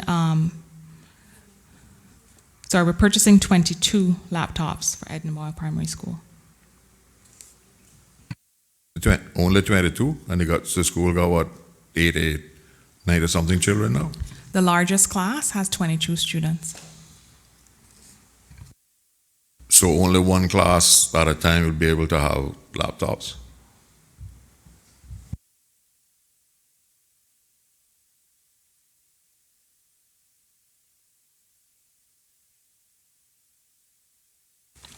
Mr. Chair, through you, sorry. We are putting 22 new laptops in the lab itself, and then we're putting another additional 20 laptops that will be in the cart. So for a total of 42 laptops for Edna Mile Primary School. So, and the minister doesn't see the need for the additional classrooms?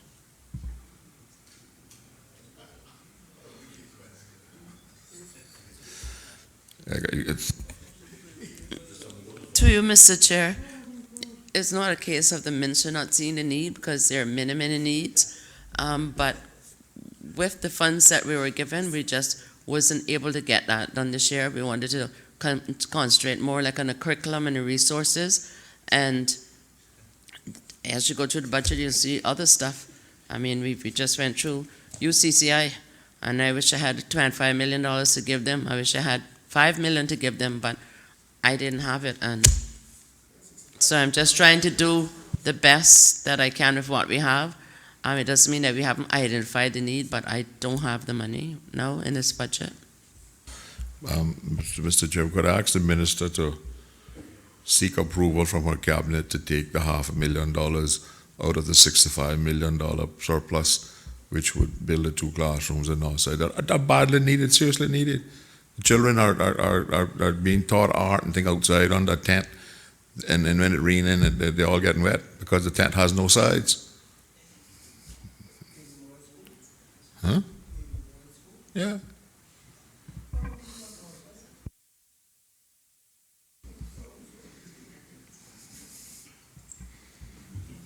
Mr. Chair, through you, Satanya Kacha, Chief Officer. We have classrooms at Edna Moyle that art can be taught in. As a teacher myself, I taught art in my classroom. The only time that I went outside was when there was opportunities for us to be outside, have some fresh air, but there's no reason why art wouldn't be able to be taught in the classroom itself. Mr. Chairman, I'm aware of that, and art is being taught in the classroom, but when you get the guy that comes in from West Bay, what he named, and they're doing all kinds of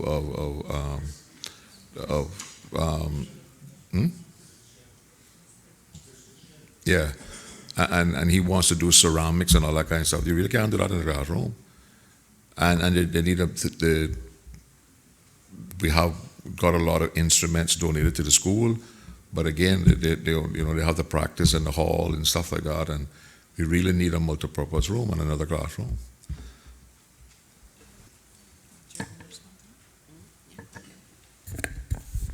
Mr. Chair, through you, you've said you want an additional 2 classrooms, but he needs the outdoor space anyway, so the additional classrooms would not accommodate the need for having that outdoor landscaping and other artwork that they're doing, sir. Mr. Chairman, if there's a proper design room, you can have a keel inside it to do ceramics, and you can do other kind of artwork if the building is designed properly.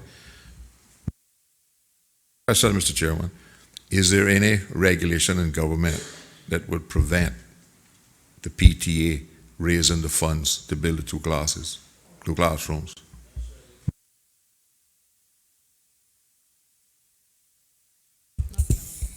None that I'm aware of. Would it be a situation where we could use the plans for the 2 that were built 4 years ago, since they were all approved by government, and we shouldn't have to go through the expensive process of getting plans all over again? Mr. Chair, I don't have the authority to answer that. That would be planning, so we would have to contact them and see what their requirements would be, whether they will, or even have a power to waive or use the same thing. I really don't know. No, we would have to submit plans, but I'm saying from an education minister point of view, if we design 2 classrooms just like those 2, they should be acceptable because they were designed and approved by the minister in the past.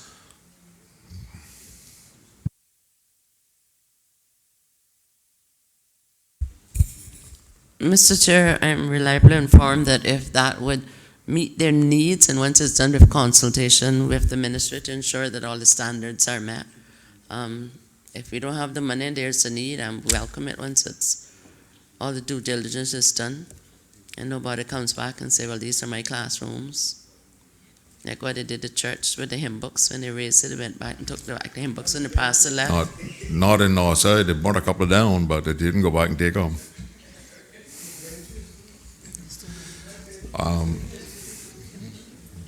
Okay, thank you, Minister. I'll approach the PTA about raising the funds to build the 2 classrooms. Mr. Chair. I had member for West Bay. For East End.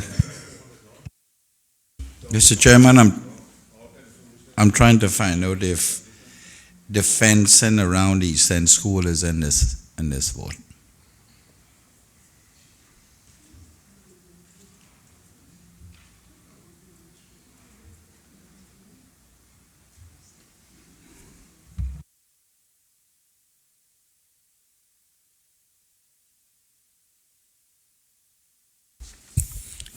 Mr. Chair, is the member talking about the current Eastern School fence that's there now, or are you talking about the piece of Crown land to the west of it?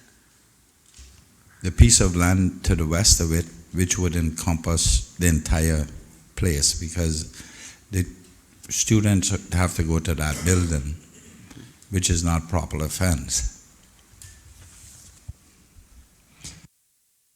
Mr. Chairman, this thing has been outstanding for years, and nobody. Mr. Chair, I'll ask Tommy to come and respond, 'cause they'll save some time. Those are the ones who have to do these things.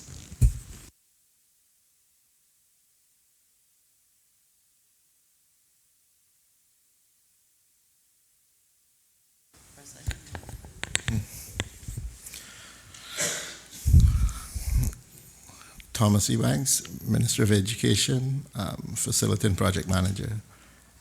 Some years ago, we gave a proposal and had the property surveyed. And we put forward at that time a cost to actually do it.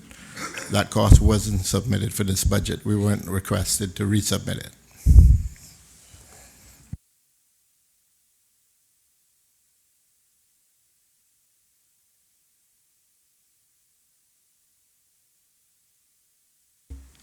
I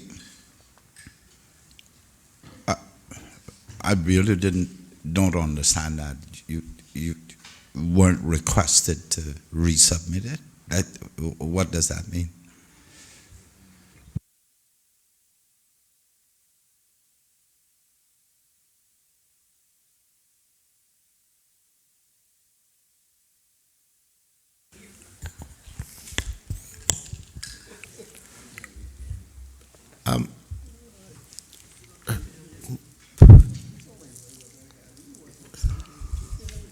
Mr. Chairman, there was no formal request from anyone for us to resubmit that I know of. However, there is actually a facility manager who basically works for the Department of Education, and as such, it would be that person who would submit it, not me. But who would the request come from? Myself, the minister, who? Who would it come from? Isn't this an issue that has been outstanding for a very long time, that I have asked to be looked into on more than one occasion? Did the request have to come from me? Because I don't prepare appropriations here now.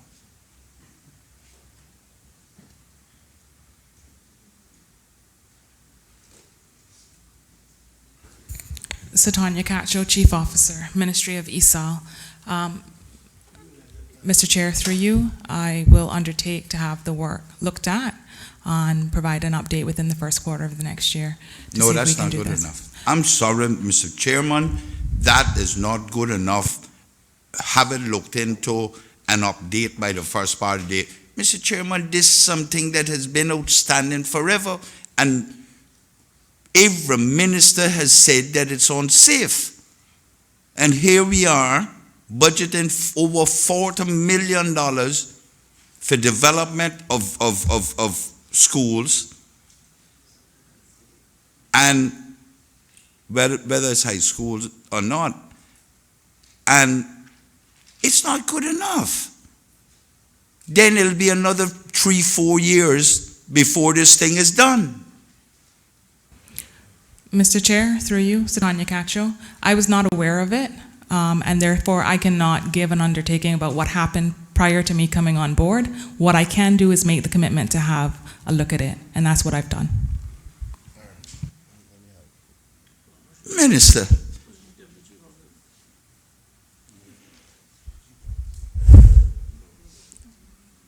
it must be getting late. It must be getting late. Why people are speaking in the tone that they are, I think it's time to go home.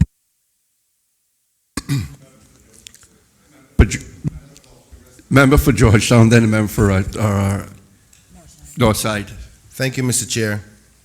I must admit that I am in total support of the Leader of Opposition in respect to this position, because we're talking about a fence here, and I see that we've made amendments to find monies for other things, but we can't find the necessary monies for a fence for the children of East End. That's a problem for me, so I must agree with him with that. And I think that there can be moves made with a surplus of $65 million, but we cannot find enough money to put a fence around a primary school. That's the facts, unless I missed Mr. Chair, I was hoping I didn't have to go down this street.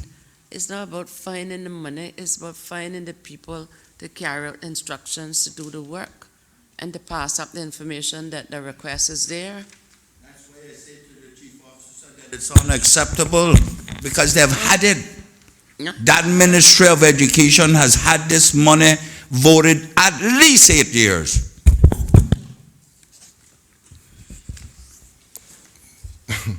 Anyway, let me ask my Mr. Georgetown, question. please ask your question. Yes, sir, Mr. Chair. Can the minister say, is this where the necessary allocations for the changes to the back of the Georgetown Primary School that will be needed for when the new road that is going through at the back end of the Georgetown Primary School is necessary? Mr. Chair, maybe I should repeat the question. In this line item of the $42 million, is there any allocations in this for the necessary changes to the properties or to the fencing of behind the Georgetown Primary School as a result of the new road that will be going past it in short order according to the NRA? Mr. Speaker, through you, no, that is not included. I can go through the list of projects that are included if that would be helpful. Not necessarily, Chief Officer. What I'm trying to establish is the road going to be affecting the school? I was trying to trick you. But if you're saying that there's no provisions or no monies allocated for any changes to the back end of the school, that means that road not going to affect the back end of the school. Is that correct?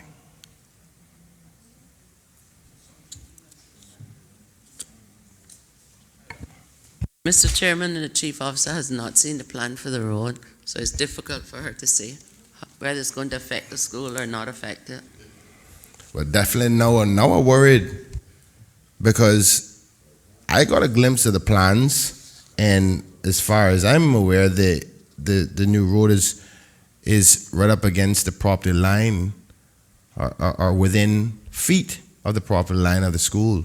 Now the Minister of Planning is here, you can confirm or deny, but if the Education Department is not aware of that, then that's more worrying than ever.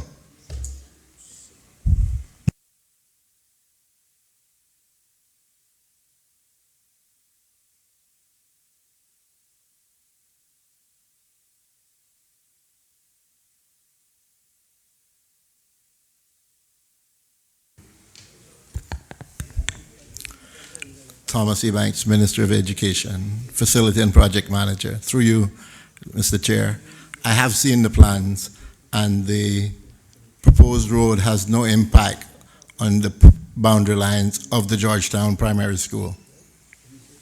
Steve Banks, thank you so much. I know you're a good man, and you're a very honest man as well, so I don't want to put any pressure on you, but they will not need any changes at all, because this way the school is designed, the main road will be passing the back end of the school. Will there be any necessary changes to the fence, like say for instance protection visually, so the kids are not poking out and looking through and looking at the traffic? Those kinds of little things that you think would come up with a major roadway passing by the school. Through you, Mr. Chair, we will do some aesthetic changes to the fence to protect the privacy of our students as well. Member for Northside, then member for Bodden Town West. Through you, Mr. Chairman, to the first project manager. There's a section of fence around that was around the netball court at Aiden Mile Primary School that was taken down for the construction of the 2 classrooms. What time you think we'll get that put back up?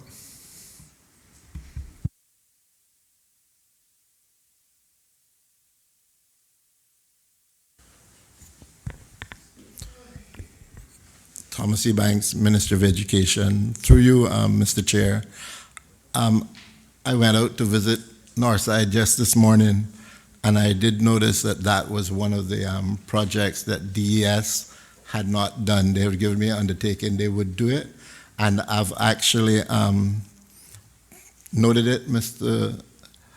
Miller, and we will be actually having it addressed.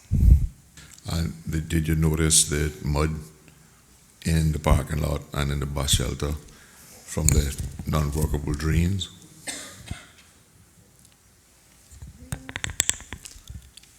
Through you, Mr. Chair, no, I didn't actually notice that when I was there. Through you, Mr. Chairman, to the Minister, is there any regulation or anything if we try to fund these classrooms through endowments, i.e., we could put a family name on the classroom? Not that I'm aware of, but out of the abundance of caution, if you would send a proposal to the minister, we'll have legal check it.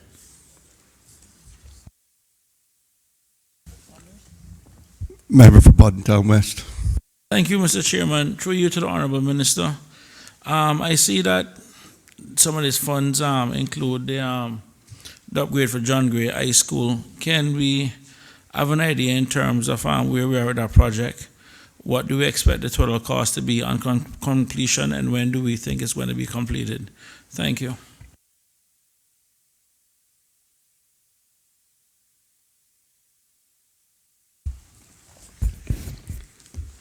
I'll ask the Chief Officer to respond to detail. I can say that it's anticipated completion date subject to no act of God or Novus Actus Intervenus in 2021. And we're hoping that in the fall of that year, we'll make the transition from the John Gray High School site now to the new site. Tanya Cacho, Chief Officer, Ministry of ESOL. So early works have are due to begin, in January 2020. Project A, which is the building of the new school, should be finished by late 2021. And early works are required to achieve that target completion date. Site survey clearance and preparation work commenced in July 2019 as part of the pre-construction agreement. There were just a few delays because we changed the scope to make sure that it was a hurricane shelter and increase the capacity of that hall and the school building. No. Sorry, I'm looking. What's the anticipated cost of this entire project when we finish? Sorry.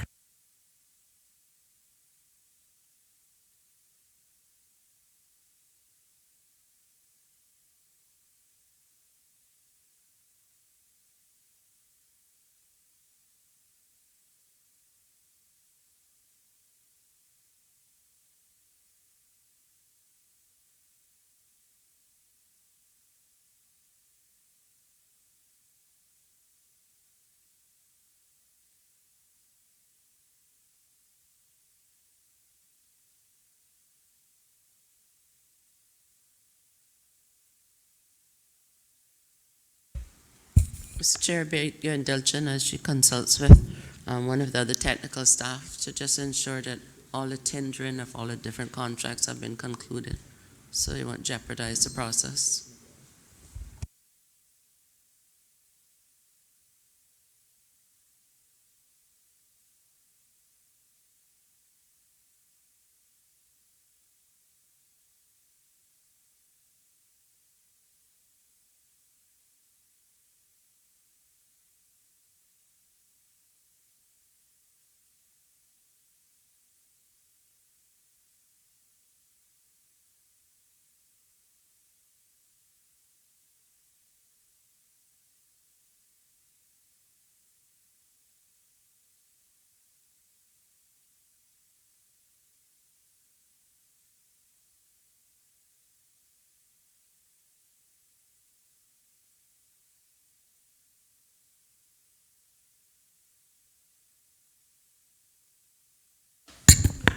Satanya Cacho, Mr. Chair, through you, we're still negotiating contracts, so I'm not able to give you that price. We do have the affordability ranges. I'm just not able to find them now, but I can provide that information to you.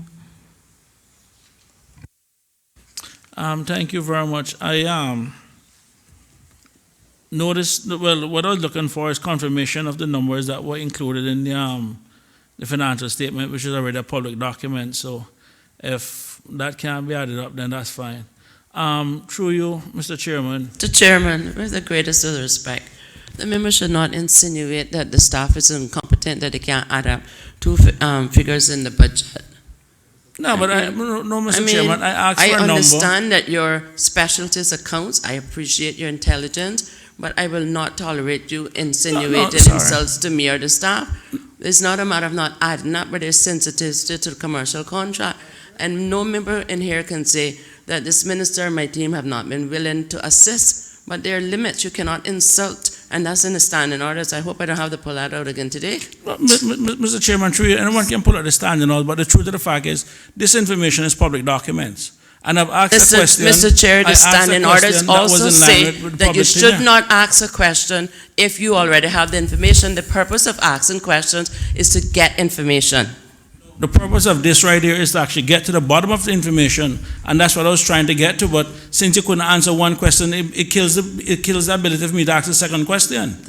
You're entitled to your opinion, but not to facts, member. Well, that's fine, and so are you. Mr. Chairman. Member for Bodden Town West, other questions? Yes, Mr. Chairman, through you. The chief officer answered in a response that the project A would have been completed in late 2021. Would that be in time for the start of the school year for 2021, or when you say late 2021, what specifically month are we looking at? Mr. Chair, through you, I don't have that information to hand. I know the intention from the project team is to have students in the building for the start of the school year. Thank you, Mr. Chairman. Next question, Mr. Chairman. I see we're included in this is other construction upgrades to school, which is almost $5 million over the next 2 years. Can the minister tell us exactly what it is that we are getting for that amount of money, for the $5 million in schools, other construction upgrades to school, or which schools are being worked on? Thank you.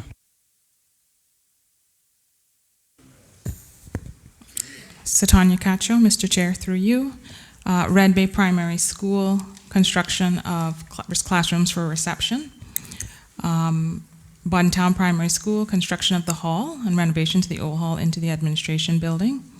It also includes ICT procurement for schools, ICT network refresh, DS minor capital, football fields with artificial turf at primary schools. There's funding in there for the Department of Agriculture, Department of Sports, as well as Lands and Survey and Youth Services Unit. Included in this is also the new Sunrise building. Sorry, just going back to my original question, other construction upgrades to school, it was just the Red Bay Primary and the Bodden Town Primary. I'm just looking at that, the second line. It does $3.475 million for 2020 and $1.4 million for 2021. It just says other construction upgrades to school. So I'm trying to figure out roughly what that almost $5 million is for. So is it just Red Bay Primary and Bodden Town Primary?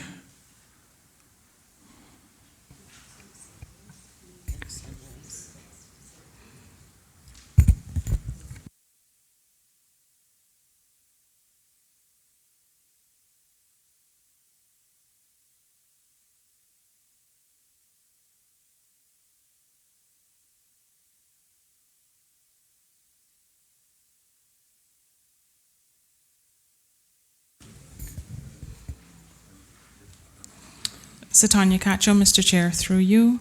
It includes Red Bay Primary School, Bodden Town Primary School. It also includes ICT Capital Works, which I understand is not construction, but I believe that's what it includes. DES minor capital, as well as the football fields. Mr. Chairman.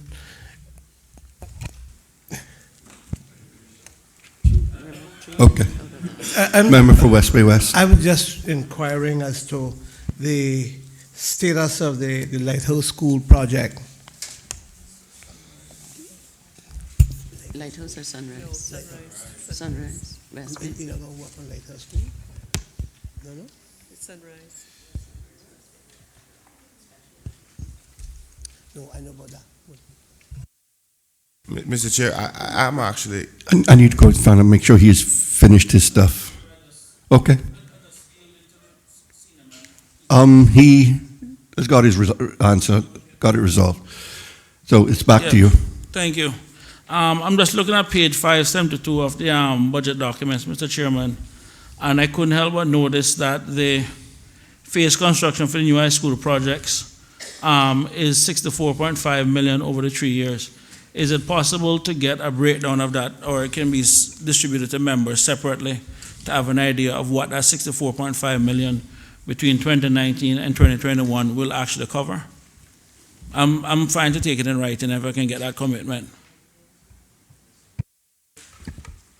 Mr. Chair, the ministry is happy to give that commitment in writing. Thank you very much, Mr. Chairman. Mr. Chairman, Georgetown Central. Thank you, Mr. Chairman. Through you to the Chief Officer, can you just give us a little update on expectations for the new Sunrise Adult Training Center? Location, expected start date and end date, any kind of information that we can know, because I know it's going to be across the street from the Georgetown Primary School, if I'm correct.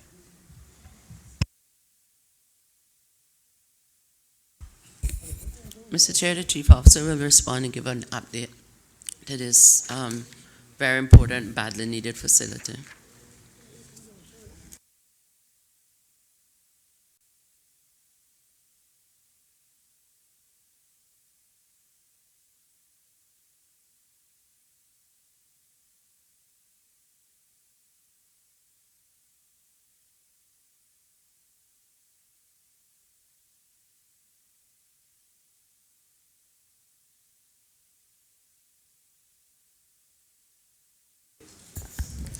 Mr. Chair, through you, the steering team that is dealing with Sunrise is currently working with PWD to refine the plans for Sunrise. Okay, thank you, Chief Officer.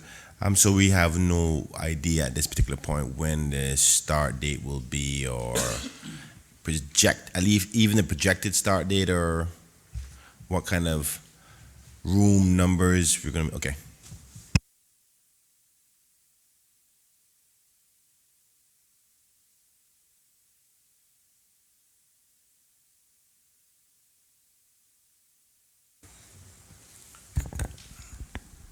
Thomas Evans, Minister of Education, Facility and Project Manager. Through you, Mr. Chair, Sunrise new building, the OBC has been approved. We're currently out to get consulting services for the procurement of consulting services for architecture, MEP, etc. We hope to award that shortly, and those services will be completed by the end of 2020, with construction scheduled for the beginning of 2021.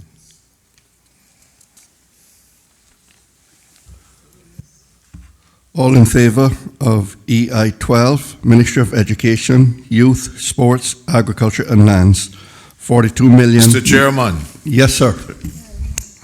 I know that I'm big fat and ugly and you can't see me, but it's late, sir, so please forgive me. Okay. Nothing intentional here, so you have the microphone. I know. That's why I decided to interrupt you, sir. But earlier, when we were doing the education ministry, there was if I recall, there was a proposal in 2020 to replace the AstroTurf at the Aidan O'Moyle Primary School field. I wonder if the minister would consider switching that money to do the classrooms, because we already have an AstroTurf field. And I believe the cost is similar.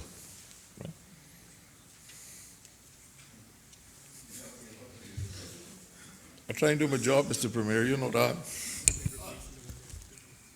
Mr. Chair, I'm reliably informed that even if a switch was done, it would not be sufficient funds to do the classroom, as the minister indicated. He was looking for some $500,000 to do the classrooms.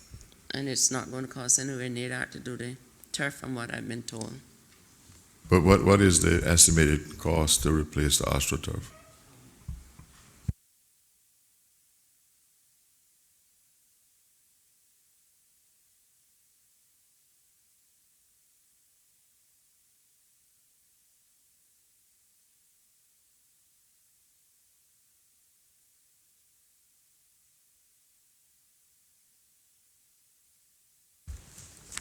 Mr. Chair, Ms. Eubanks has informed me that it would be approximately $120,000.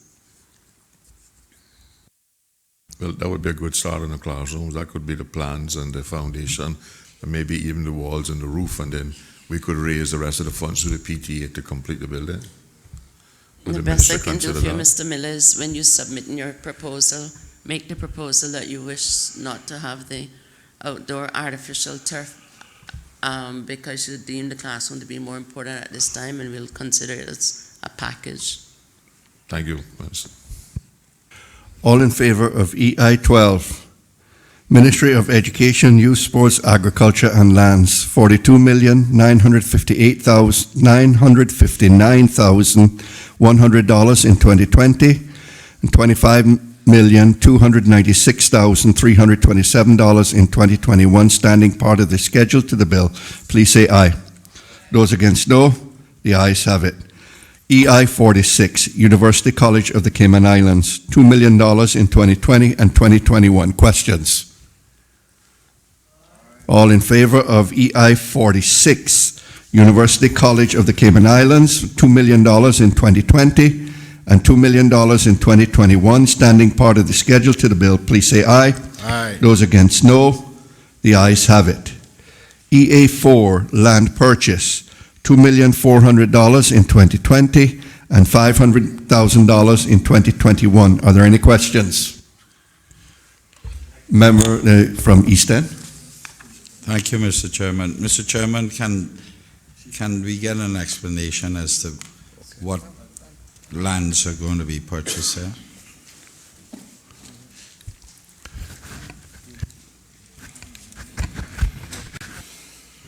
Members, the minister does have an amendment to this EA, to this vote, to change the amounts, and I'm going to have her read that motion, and we vote on the motion first, and then we can discuss the amended amounts. Thank you, Mr. Chair. In accordance with the provision of Standing Order 651, I, the Honorable Minister with responsibility for education, youth, sports, agriculture, and lands, give notice to move the following amendment to the appropriation financial years 2020 and 2021 Bill 2019, that the schedule to the aforementioned bill be amended by increasing the appropriation shown below by the undernoted amounts. EA4, land purchase, financial year 2020, increased appropriation by $500,000. Financial year 2021, increased appropriation amount by $2 million. The revised 2020 and 2021 appropriation for EA4 will become $2,900,000 in 2020 and $2,500,000 in 2021. I so move.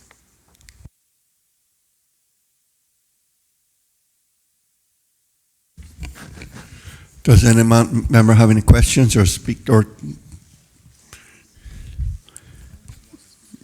Minister, do you intend to speak to the motion?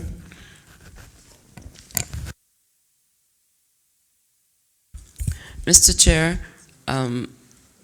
members would perhaps recall the $10 million that we got from the EI, the Environmental Protection Fund, to buy it. We did quite well with purchasing throughout all of the districts as best as we could. However, there are some parcels of land and some requests that are still in that we didn't have the funding, and we are seeking again to utilize this by taking it from the Environmental Protection Fund and transferring it to the Ministry of Lands, which I hold responsibility for these sums. Are there any questions? But Mr. Member Chairman, for East End? has that money been expended? The one that was the $10 million?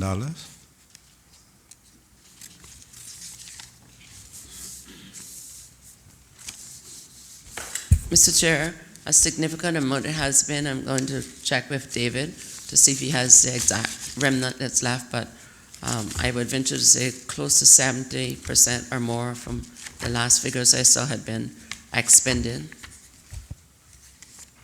So where are these lands now, Mr. Chairman?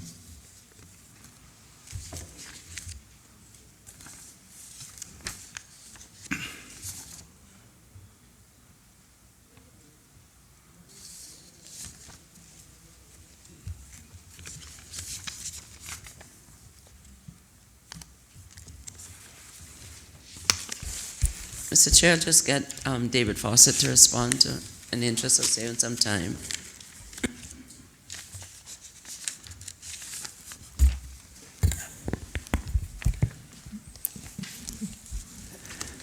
David Fawcett, Senior Policy Officer, Ministry of ESAL. I believe the unspent balance from the 10 million is approximately 2.6 million.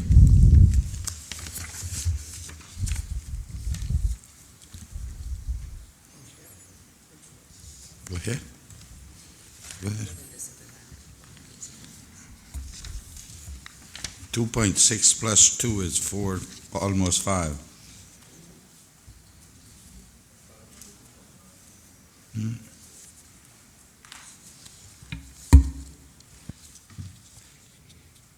So the other question was, where are the lands? Where are the lands? Mr. Chair, you asked if the lands has been purchased or for this sum that we're putting in? When you say where are the lands, I'm not quite sure. That are to be bought.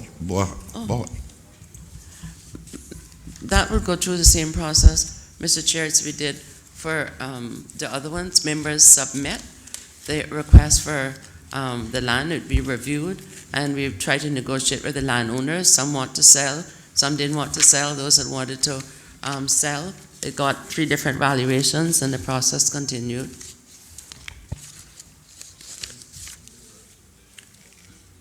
So Mr.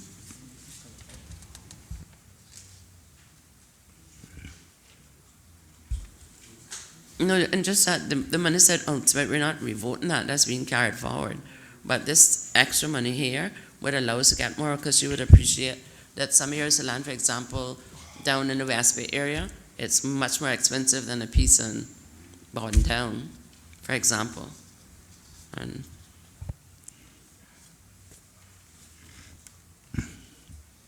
my question is, well, is it that we have identified additional properties, or is it that we're going to try to buy these properties over the next year?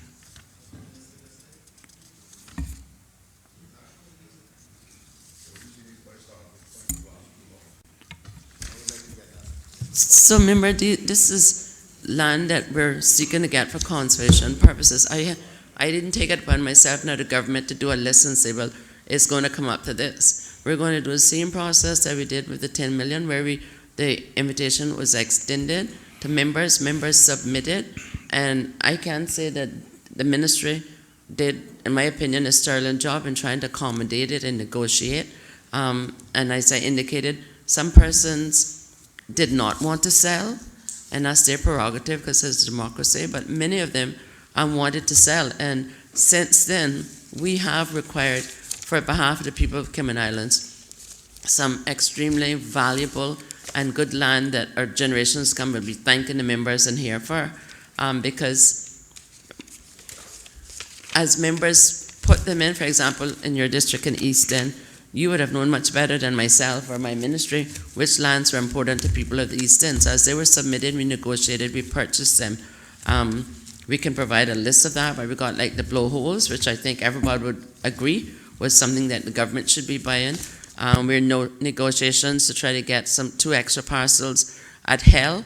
We haven't been able to conclude those negotiations because the price that they wanted was too exorbitant, but we haven't given up. We think that those separate properties should be for the benefit and perpetuity for the people of the Cayman Islands. So as members put them in, and the landowners negotiate, and we have the monies to buy it, we're hoping to continue this program, because we're always hearing on the radio and social media about Caymanians can't get access to the beach, or they're going to look wilts and they tell them they can't go on the beach and all this nonsense.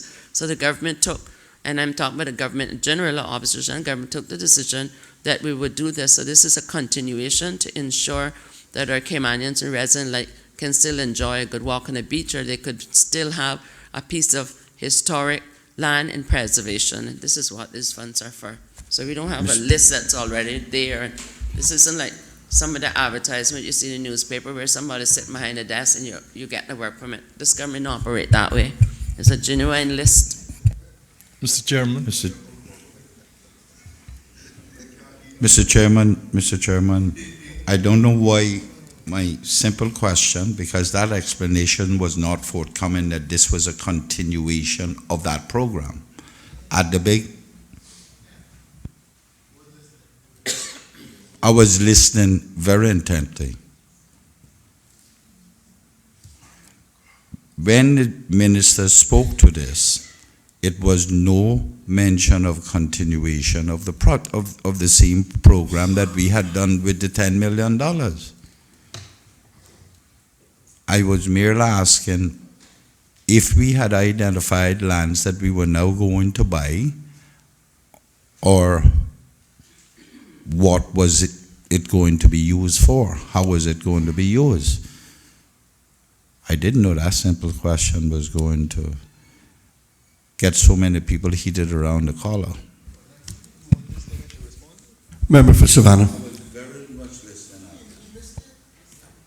I did not miss anything when she spoke to it. Member for Savannah, you have a question?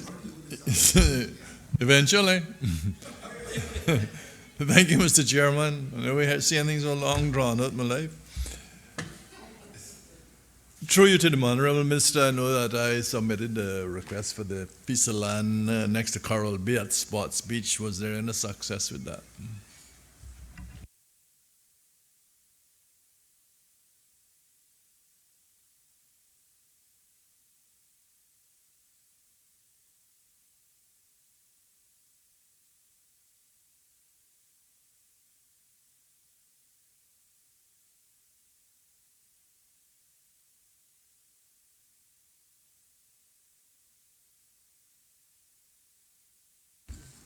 Mr. Chair, I'm informed by David that owners say they did not want to sell. So I'm not sure, maybe if you can speak to them if you know them to Ocean Central? help persuade them, because it's a good piece of property. Mr. Chair, through you, was I hearing correctly that this is an extension of the first batch before, in respect? Remember we answered that question? Come on, man. But it seems that not only one member missed it. I apologize if I missed it as well, and I crave your indulgence.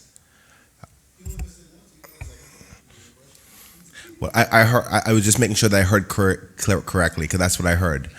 That being said, I also heard you say that there was sent out invitations from members to suggest properties. I want to make it be noted that there's no invitation was sent to Kenneth Bryan. We did, Mr. Chair, when we did the $10 million in Finance Committee, we said it right here in the House. I'm not sure whether you were here. I can't go on the record say that, but we said it here, and we got from members all around the spectrum, including opposition, to submit it. I don't know if you were here. Maybe you were here, and I don't know. Well, Madam Chair. You'd have to check the record, but I can say it was said here, open in public. It wasn't any private thing that was sent out or like a letter was sent out. It was said during Finance Committee, and members started from that very day submitting a list of questions. So I don't know whether the opposition got together and submitted consolidated list or how it was done, but I can tell you that requests came in. But in case you missed that boat, my fellow Kim Bracker, there's another $4 million boat floating for the same thing. Make sure that today you go and look and find some land worth saving in preserving Georgetown and send it in, because we only have 50% of what we had the last time. I appreciate that, Madam Minister, and just for the record, that would be the one time I did miss this honorable house, and that was due to the fact that the house was allocated for a certain time. But some people decided to call the house when I had already had previous plans, so that was the one time I missed it. So I, as well as for the record, I wasn't a part of the official opposition at that time. So there was no notification made to me, so therefore I wouldn't know about the second batch either. So I appreciate the notification. I can promise you this, I'll have a list for you before Friday. And if I were sitting where you were sitting, and if I could give some unsolicited advice, I would go and mitigate and say, since you all knew and you put in, give me a chance to put in a little more. Aye. Madam Minister, thank you very much. I'll take your counsel. All in favor Mr. of... Let the government try and control that side and this side. That they're not going to do. Member for Savannah. Yeah, just got a note from my colleague from Newlands asking me to query if any of the purchases submitted for Newlands was dealt with. Thank you.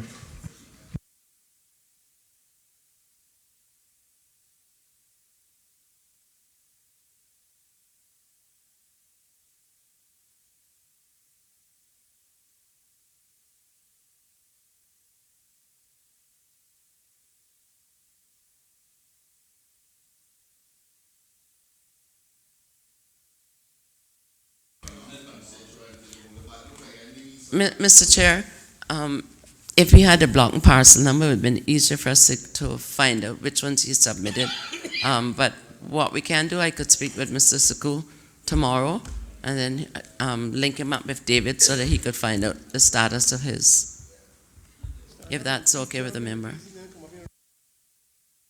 All in favor of the amending EA4 by increasing the appropriation shown below.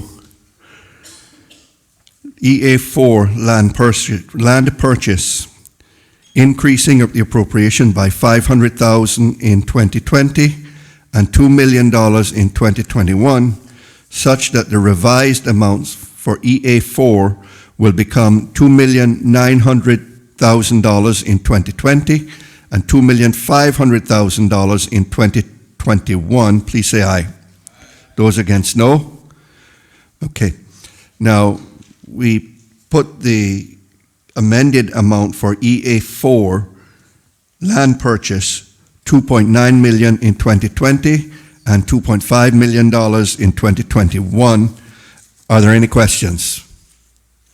All in favor of EA4 land purchase for $2.9 million in 2020 and $2.5 million in 2021, standing part of the schedule to the bill, please say aye. Aye. Those against, no. The ayes have it. EA9, land purchase, gazetted claims, $2,500,000 in 2020 and $2 million in 2021. Questions? All in favor of EA9, land purchase, gazetted claims, $2,500,000 in 2020 and $2 million in 2021, standing part of the schedule to the bill, please say aye. Those against, no. The ayes have it.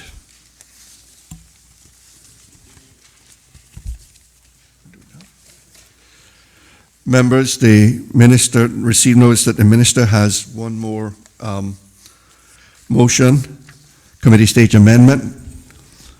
So to make, and I would give way to you at this time. Thank you, Chair. Mr. Chair, in accordance with the provision of Standing Order 65-1, I, the Honorable Minister for Education, Youth, Sports, Agriculture and Lands, give notice to move the following amendment to the appropriation financial years 2020 and 2021 Bill 2019, that the schedule to the above noted bill be amended by introducing to the schedule the appropriation shown below and the undernoted amounts. TP 94, Superior Auto Apprenticeship Program, financial year 2020 appropriation amount $150,000, financial year 2021 appropriation amount $150,000. I so move, Mr. Chair.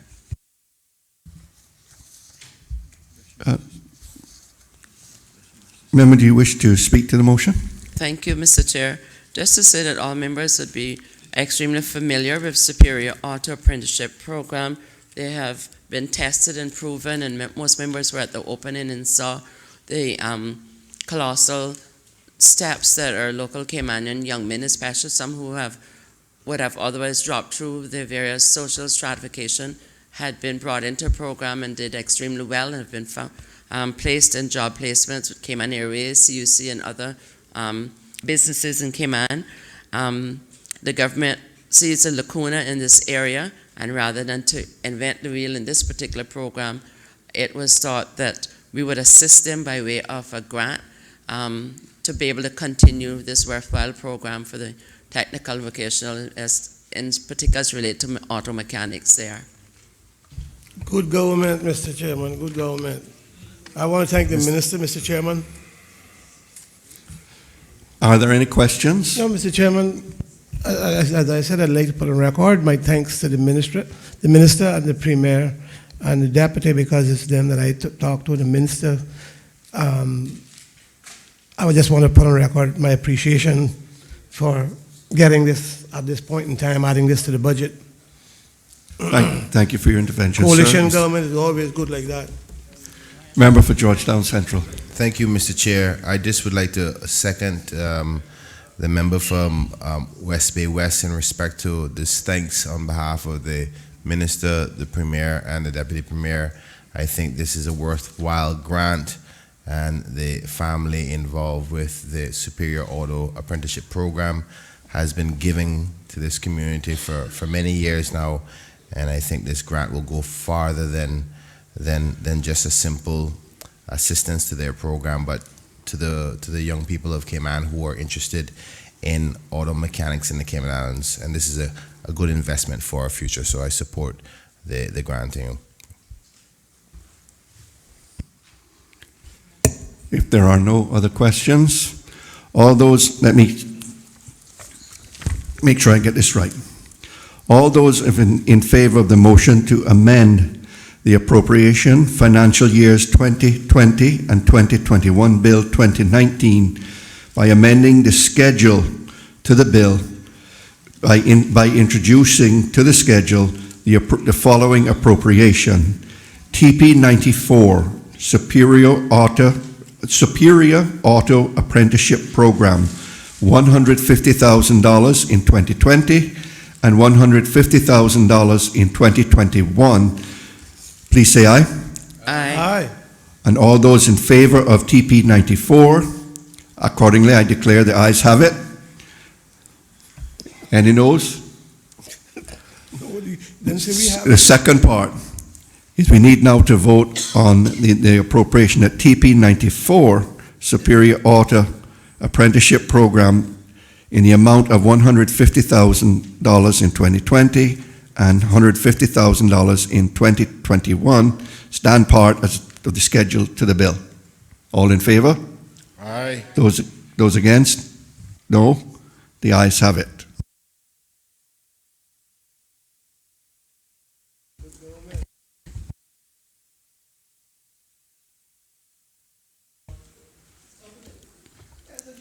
Mr. Chair, before you move on to the next one, permit me please to thank the Chief Officer and all of the ministerial team for their assistance and support to the committee. And we undertake those undertakings that we have. The Chief Officer will ensure that they're distributed to the members in a timely fashion. Thank you, Minister. We do have one other motion to deal with. We had discussed it at length earlier today regarding the disbursements from the Environmental Protection Fund. I'm hoping there'll be no further controversies with this because we have made the amendments to the motion that were agreed earlier today. This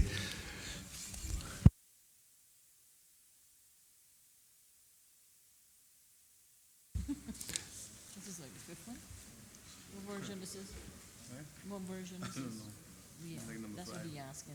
I told the minister to say to all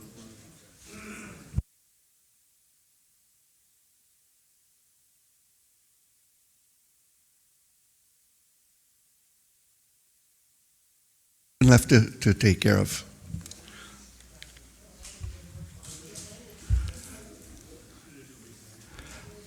I recognize the member for Bodden Town East, the Minister for Health, Environment, Culture and Housing. Thank you, Mr. Chair.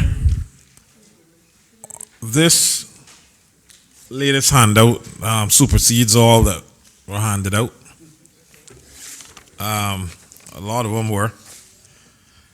And whereas the Environmental Protection Fund was created on 10th of December 1997 by government motion number 1497 for the purpose of defraying expenditure incurred in protecting and preserving the environment of the islands. And whereas it is required that disbursements from the fund may only be made in accordance with resolutions made by the Finance Committee and under the authority of the Minister for Finance for the purpose of defraying expenditure incurred in protecting and preserving the environment of the islands.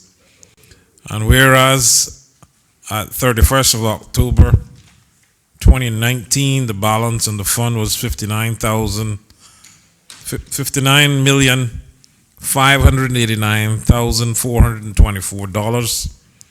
And whereas the government is seeking approval in the 2020-2021 budget period for the amounts shown on the underleaf schedule, totaling $22.321 thousand, that represents the expenditures to be incurred with respect to protecting and preserving the environment of the islands being met by disbursements from the fund.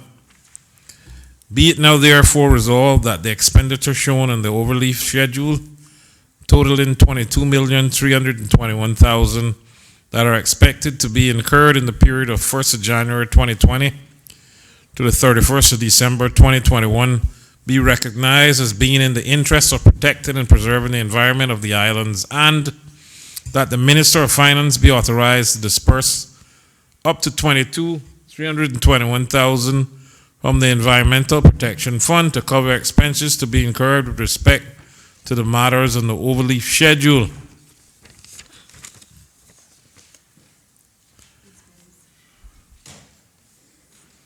A total of $22.321 million sought to be used from the fund over the 2-year period for 2021-21 is made up of the following elements: appropriation EI 53, the estimated cost of remediation works to be carried out with respect to the Integrated Solid Waste Management System, known as ISWIMS. Project is as follows: in 2020, an amount of $9.750 million, $9,750,000. In 2021, an amount of $1,950,000. The cost of establishing an ISWIMS related transfer station on Cayman Brac is estimated at $2,521,000, and this amount is to be incurred in 2021. The cost of the planned reclamation and remediation of the Caibo Public Beach is estimated at $1,200,000 to be incurred in 2020. These amounts are elements of appropriation EI 53. Appropriation HES 21. Programs aimed at protecting the environment are estimated to cost $2,200,000 in 2020 and $2,200,000 in 2021. These amounts are elements of the appropriation HES 21 and appropriation EA4. The purchase of land for conservation purposes is estimated to cost $500,000 in 2020 and $2 million in 2021. I so submit. Does the member wish to speak to his motion? Thank you, Mr. Chair. Just to get the member's support. Are there any questions with regard to the motion before the floor? Member for Bodden Town West. Thank you, Mr. Chairman. Through you, and I'm just trying to understand this process. And I do recognize that we definitely need to get something done with the landfill. But where does this fund fit in the overall RFP that was submitted in terms of the vendor? Is it that government will be doing this project now, or are we still having a vendor that will be handling this?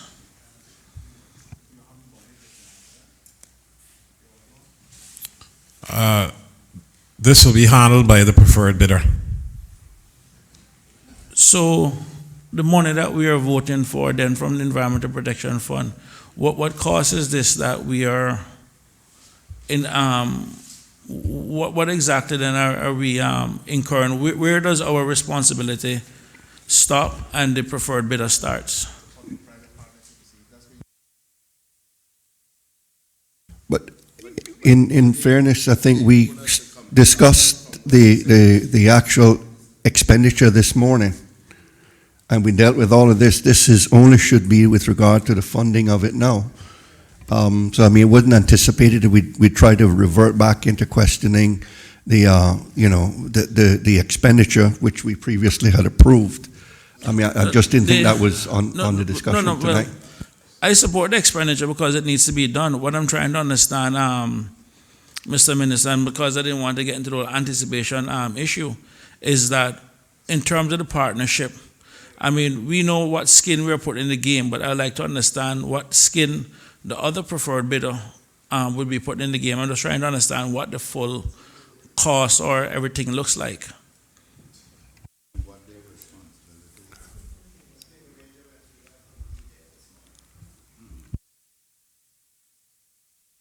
Minister, I take it you're not able to answer the question tonight then?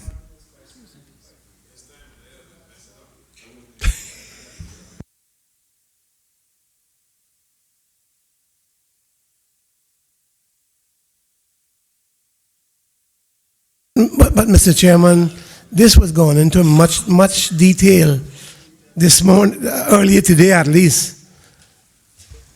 Mr. Chairman, what he's asking didn't go into which was the PPA and what their responsibilities are. Mr. Chair, can the member accept this in writing? Well, Mr. Chairman, let me explain to you where it is I'm trying to wrap my head around. And this goes to Section 46 of the National Conservation Law 2013. And it reads, there continues to be established and managed an environmental protection fund to be used for acquisition. Mr. Chairman, if I can help the member, Yeah. those two sections are not in effect. Oh. Yeah. So, hold a second. When do And in fact, we need to repeal those two sections because what they would do if they were in effect would essentially take the power of this finance committee away to make these kinds of decisions and place it squarely in the hands of the National Conservation Council, which is why they are not in effect.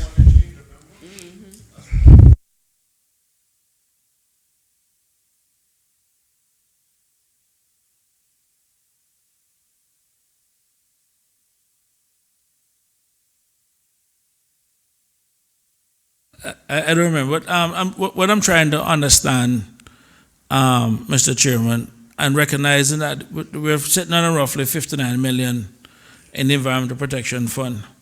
And when you look at the amount of money that we'll be appropriating between both ministries, it appears it's going to be literally more than half the fund that's going to be depleted. And I'm trying to understand what is it, because here we have a fund that we have taken years to build, going back from 1997 when we started this. And I need to try to get a better understanding of, if we're going to be spending half what we have in the fund, I need to be able to tell at least my constituent what it is that exactly I'm supporting that we're getting. Well, Mr. Chair, we could also start by telling the constituents that this problem has been here for a while, that we've been trying to solve.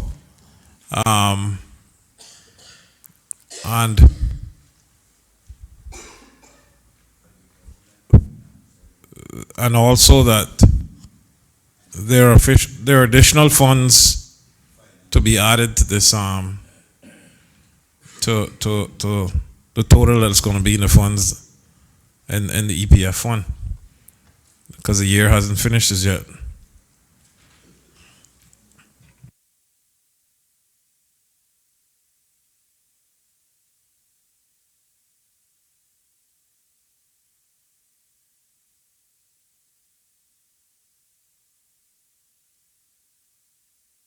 See if we can, yeah, because we've been. Mr. Chairman, thank you, sir. And I'm only making these remarks in the hope that it will assist the committee. Honorable members, what we have before us now is an attempt, is a request by the government to the committee.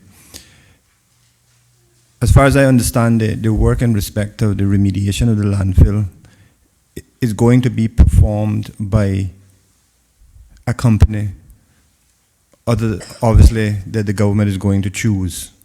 So the expenditure being approved has already been approved earlier in the day as a part of the Equity Investment 53 for the Ministry of in the Environment. That expenditure has been approved. When the contract negotiations, etc., are finished, this expenditure then allows payment by the government to that provider who's actually going to do the remediation work with ISWIMS. The Equity Investment 53 that was approved earlier, that allows the payments to be made to that particular contractor. Those initial payments will come from the government's day-to-day operating bank account. What is being sought as of now is a request by the government to essentially top up the environment, the amounts that have been taken out of the day-to-day general operating bank account of the government, which would obviously have been depleted by making these payments to the provider, a top-up from the Environmental Protection Fund back into the government operating bank account balances. That is what is needed in order for the government to achieve its minimum of 90 days of expenditure required by the PMFL, the FFR. So if the EPF top-up, as I'm calling it, were not to happen, then the government's operating bank account balances will be that much lower. And so that's what we're attempting to do here now, is to essentially reimburse the operating bank account of the government as a result of making payments to do this remediation work. I hope that assists the committee.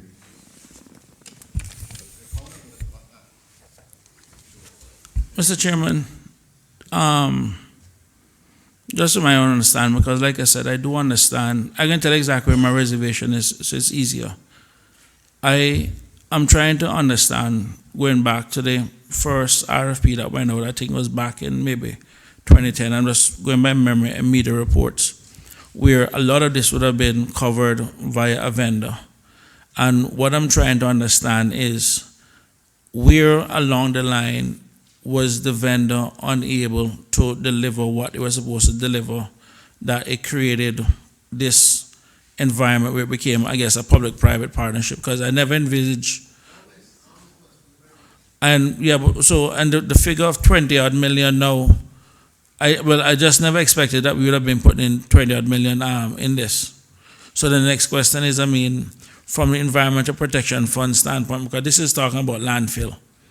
You know what I mean? Yeah. Okay, so I'm not going crazy. Okay, good.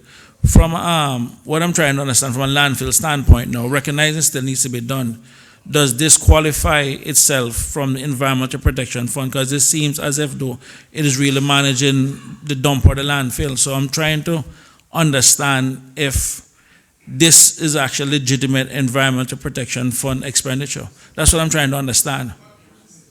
Mr. Chairman, let me see what you want to deal with it? Mr. Chairman, I do not believe there is a more serious environmental issue in this country than the issue with the landfill and the management of solid waste. I don't care who you ask in this country, they're going to tell you that is the most serious environmental issue we have. So, this is far more within the four corners of the Environmental Protection Fund and the use of that fund than is the acquisition of land for preservation purposes. I think that is covered as well, but this is more so. And it is absolutely appropriate for the money in the fund to be used to remediate and to create a more environmentally sound and friendly way of dealing with our solid waste issues. So I have no issue at all with supporting it for these purposes. In terms of the broader picture, it was always understood that for us to do ISWIMS, it didn't even have a name at the time, it would require a public-private partnership. When we started working on this almost 6 years ago, we didn't have the means to borrow money. Hence, and the kind of numbers that were being knocked around to build it meant that we felt we had to go to the private sector about it. At that time, obviously, the details of the numbers just weren't available, but we went out to tender. There were bids. The preferred bidder is DART or some agency or some entity of the DART group. And we have been battling for more than 2 years now to get to agreed terms for the contract.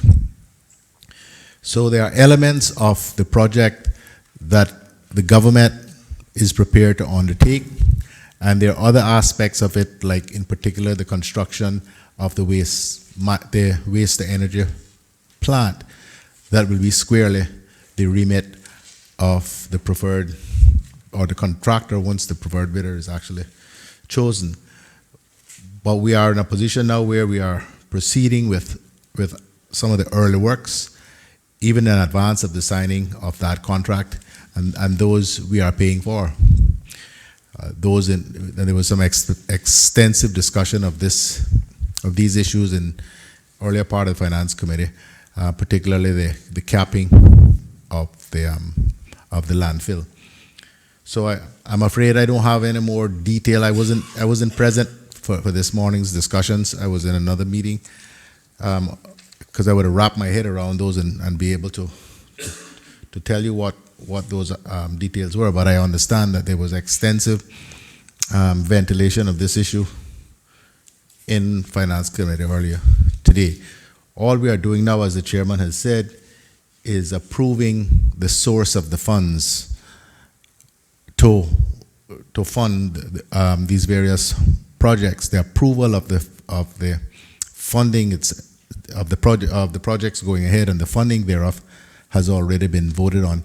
This issue is squarely about seeking a resolution of the committee that this money may be withdrawn from the EPF to fund what's already been approved. I hope that helps. Thank you, Premier, for the intervention. The only other thing I would add to what Premier has said for the benefit of members is that the resolution section clearly is asking this Honourable House to give recognition that these funds are being expended in the interest of protecting and preserving the environment of the islands. That's the purpose of it. So that's what we're asking the members to do with the resolution.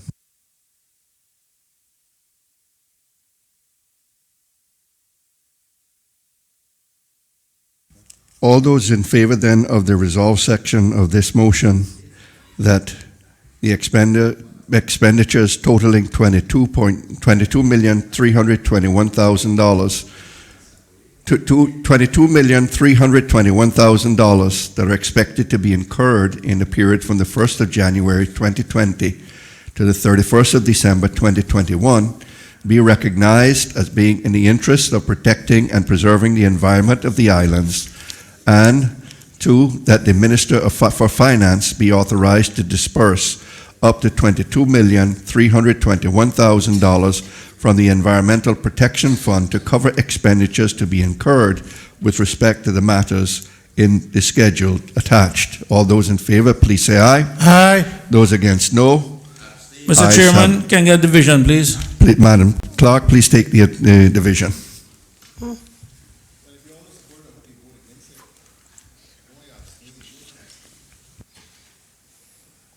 You need this, you know?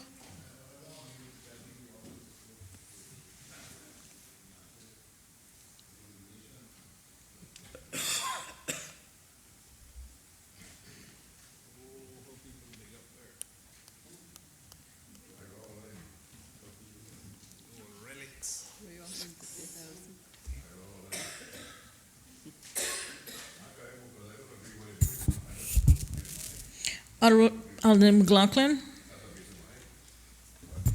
Aye. Honorable Moses Kirkconnell. Aye.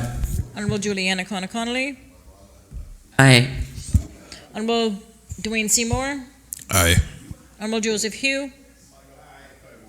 Honorable Tara Rivers. Honorable McKeeva Bush. Aye.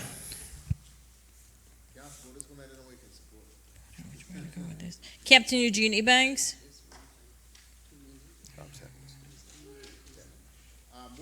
Miss Barbara Connolly. Aye.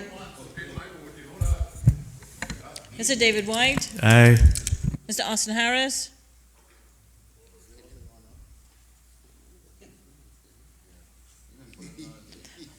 Honorable Arden McLean. Mr. Christopher Saunders. Abstain.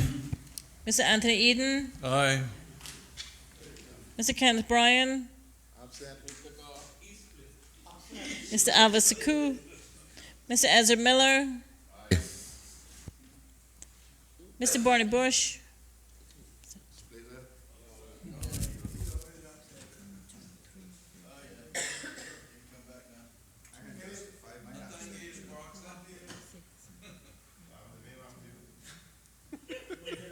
You're out of it.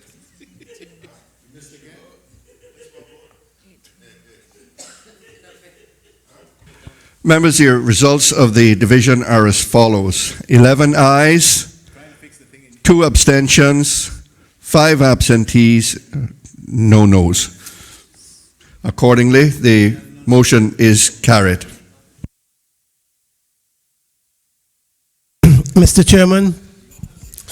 Member for West Bay West. Mr. Chairman, in yesterday's proceedings, we had a discussion in regards to a certain student, and the minister was to give an undertaking at today's meeting, and so I have had a discussion with the minister in that regard, and it's in regards to the student who is studying his degree in pathology, and I think what I would certainly appreciate. And I said, I have talked to the minister, and I certainly would appreciate the minister giving an undertaking to Finance Committee to get the funding necessary for the student to complete, particularly when they have in the region of $800,000 left and unspent this year.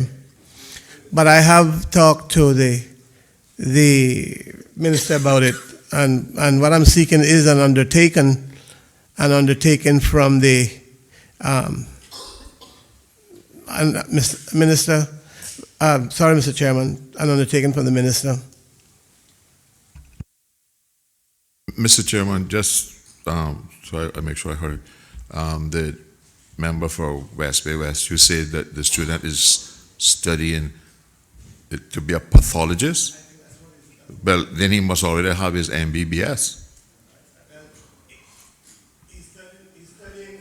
Pathology, I think that's what was said.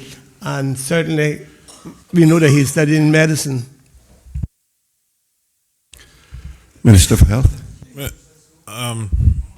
Mr. Chair, as stated yesterday, we've been communicating with the gentleman, and we've made a commitment already from the ministry, and we'll further communicate with the gentleman to see if he needs further support, and we shall do our best to do so. Mr. Chairman, is that an undertaking? Because the minister has a problem with the HSA people, and that's why we discussed this at length yesterday and was seeking that undertaking. Is that, if that's what the minister's given, then I'm satisfied. Undertaking given. Yeah.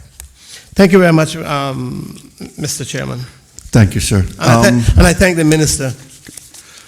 Members, that concludes tonight's proceedings of the Finance Committee. Mr. Chair. What? If I could just beg your indulgence once more. Go ahead, ma'am. At the end, when I thanked my staff, I had to go outside for a few minutes, and when I came in, the vote had actually gone.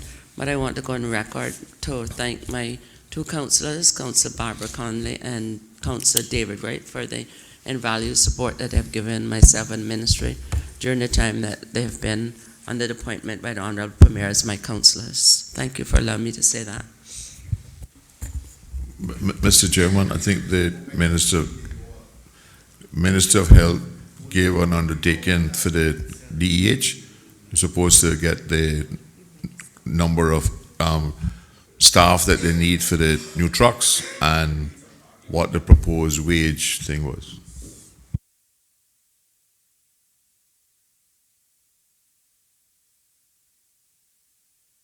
Yes, we did. Okay. This brings us to the close of proceedings tonight. Just to give you all an indication, we have tomorrow morning, we need to complete the off-reg, 2 votes there with regard to fuel. I think it's regard to the fuel products and fuel markets. Those 2 votes there, URC 10 and URC 11.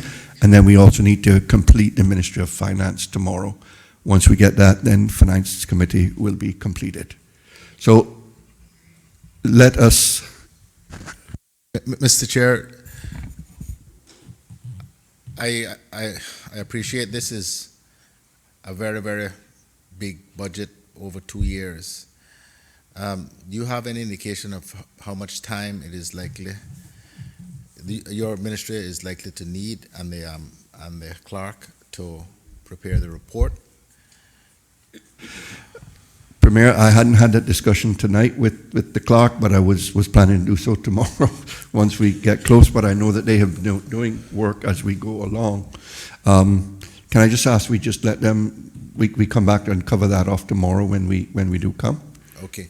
Chairman, there are only 2 or 3 items under your budget that we have not yet approved.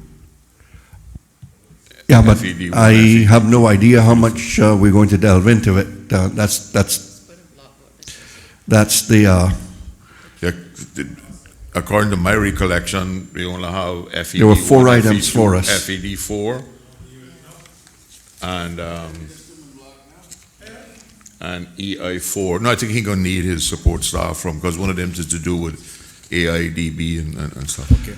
It indicated to me that there were questions to be made to CIDB and Cineco, as well as some with regard to the, I think, economics and statistics vote. So yes, FED1 policy advice, right, and statistical data, FED4. So my ministry will be prepared. They will be here tomorrow morning. So that's what's left of the ministry? Yes. And you have And I notice have of 2 questions? I have two votes to take for items to cover off for off-reg. So we got 2 line items for off-reg and 4 for the Ministry of Finance. So, Mr. Chairman, the reason I'm inquiring about this is I want to give members an indication of when the House would resume. So I take your point that you can't quite say yet, but I would want to try to begin to resume the House latest after lunch on Thursday. We will have tomorrow's Wednesday. We have a couple of bills. I'm not sure if all of them will proceed, and then we have the important constitutional amendment motion to debate. So I'm trying to aim to get through with the business of the House for the year by close of play on Friday. That's why I'm inquiring about this. Stand adjourned until tomorrow morning at 9:30 a.m.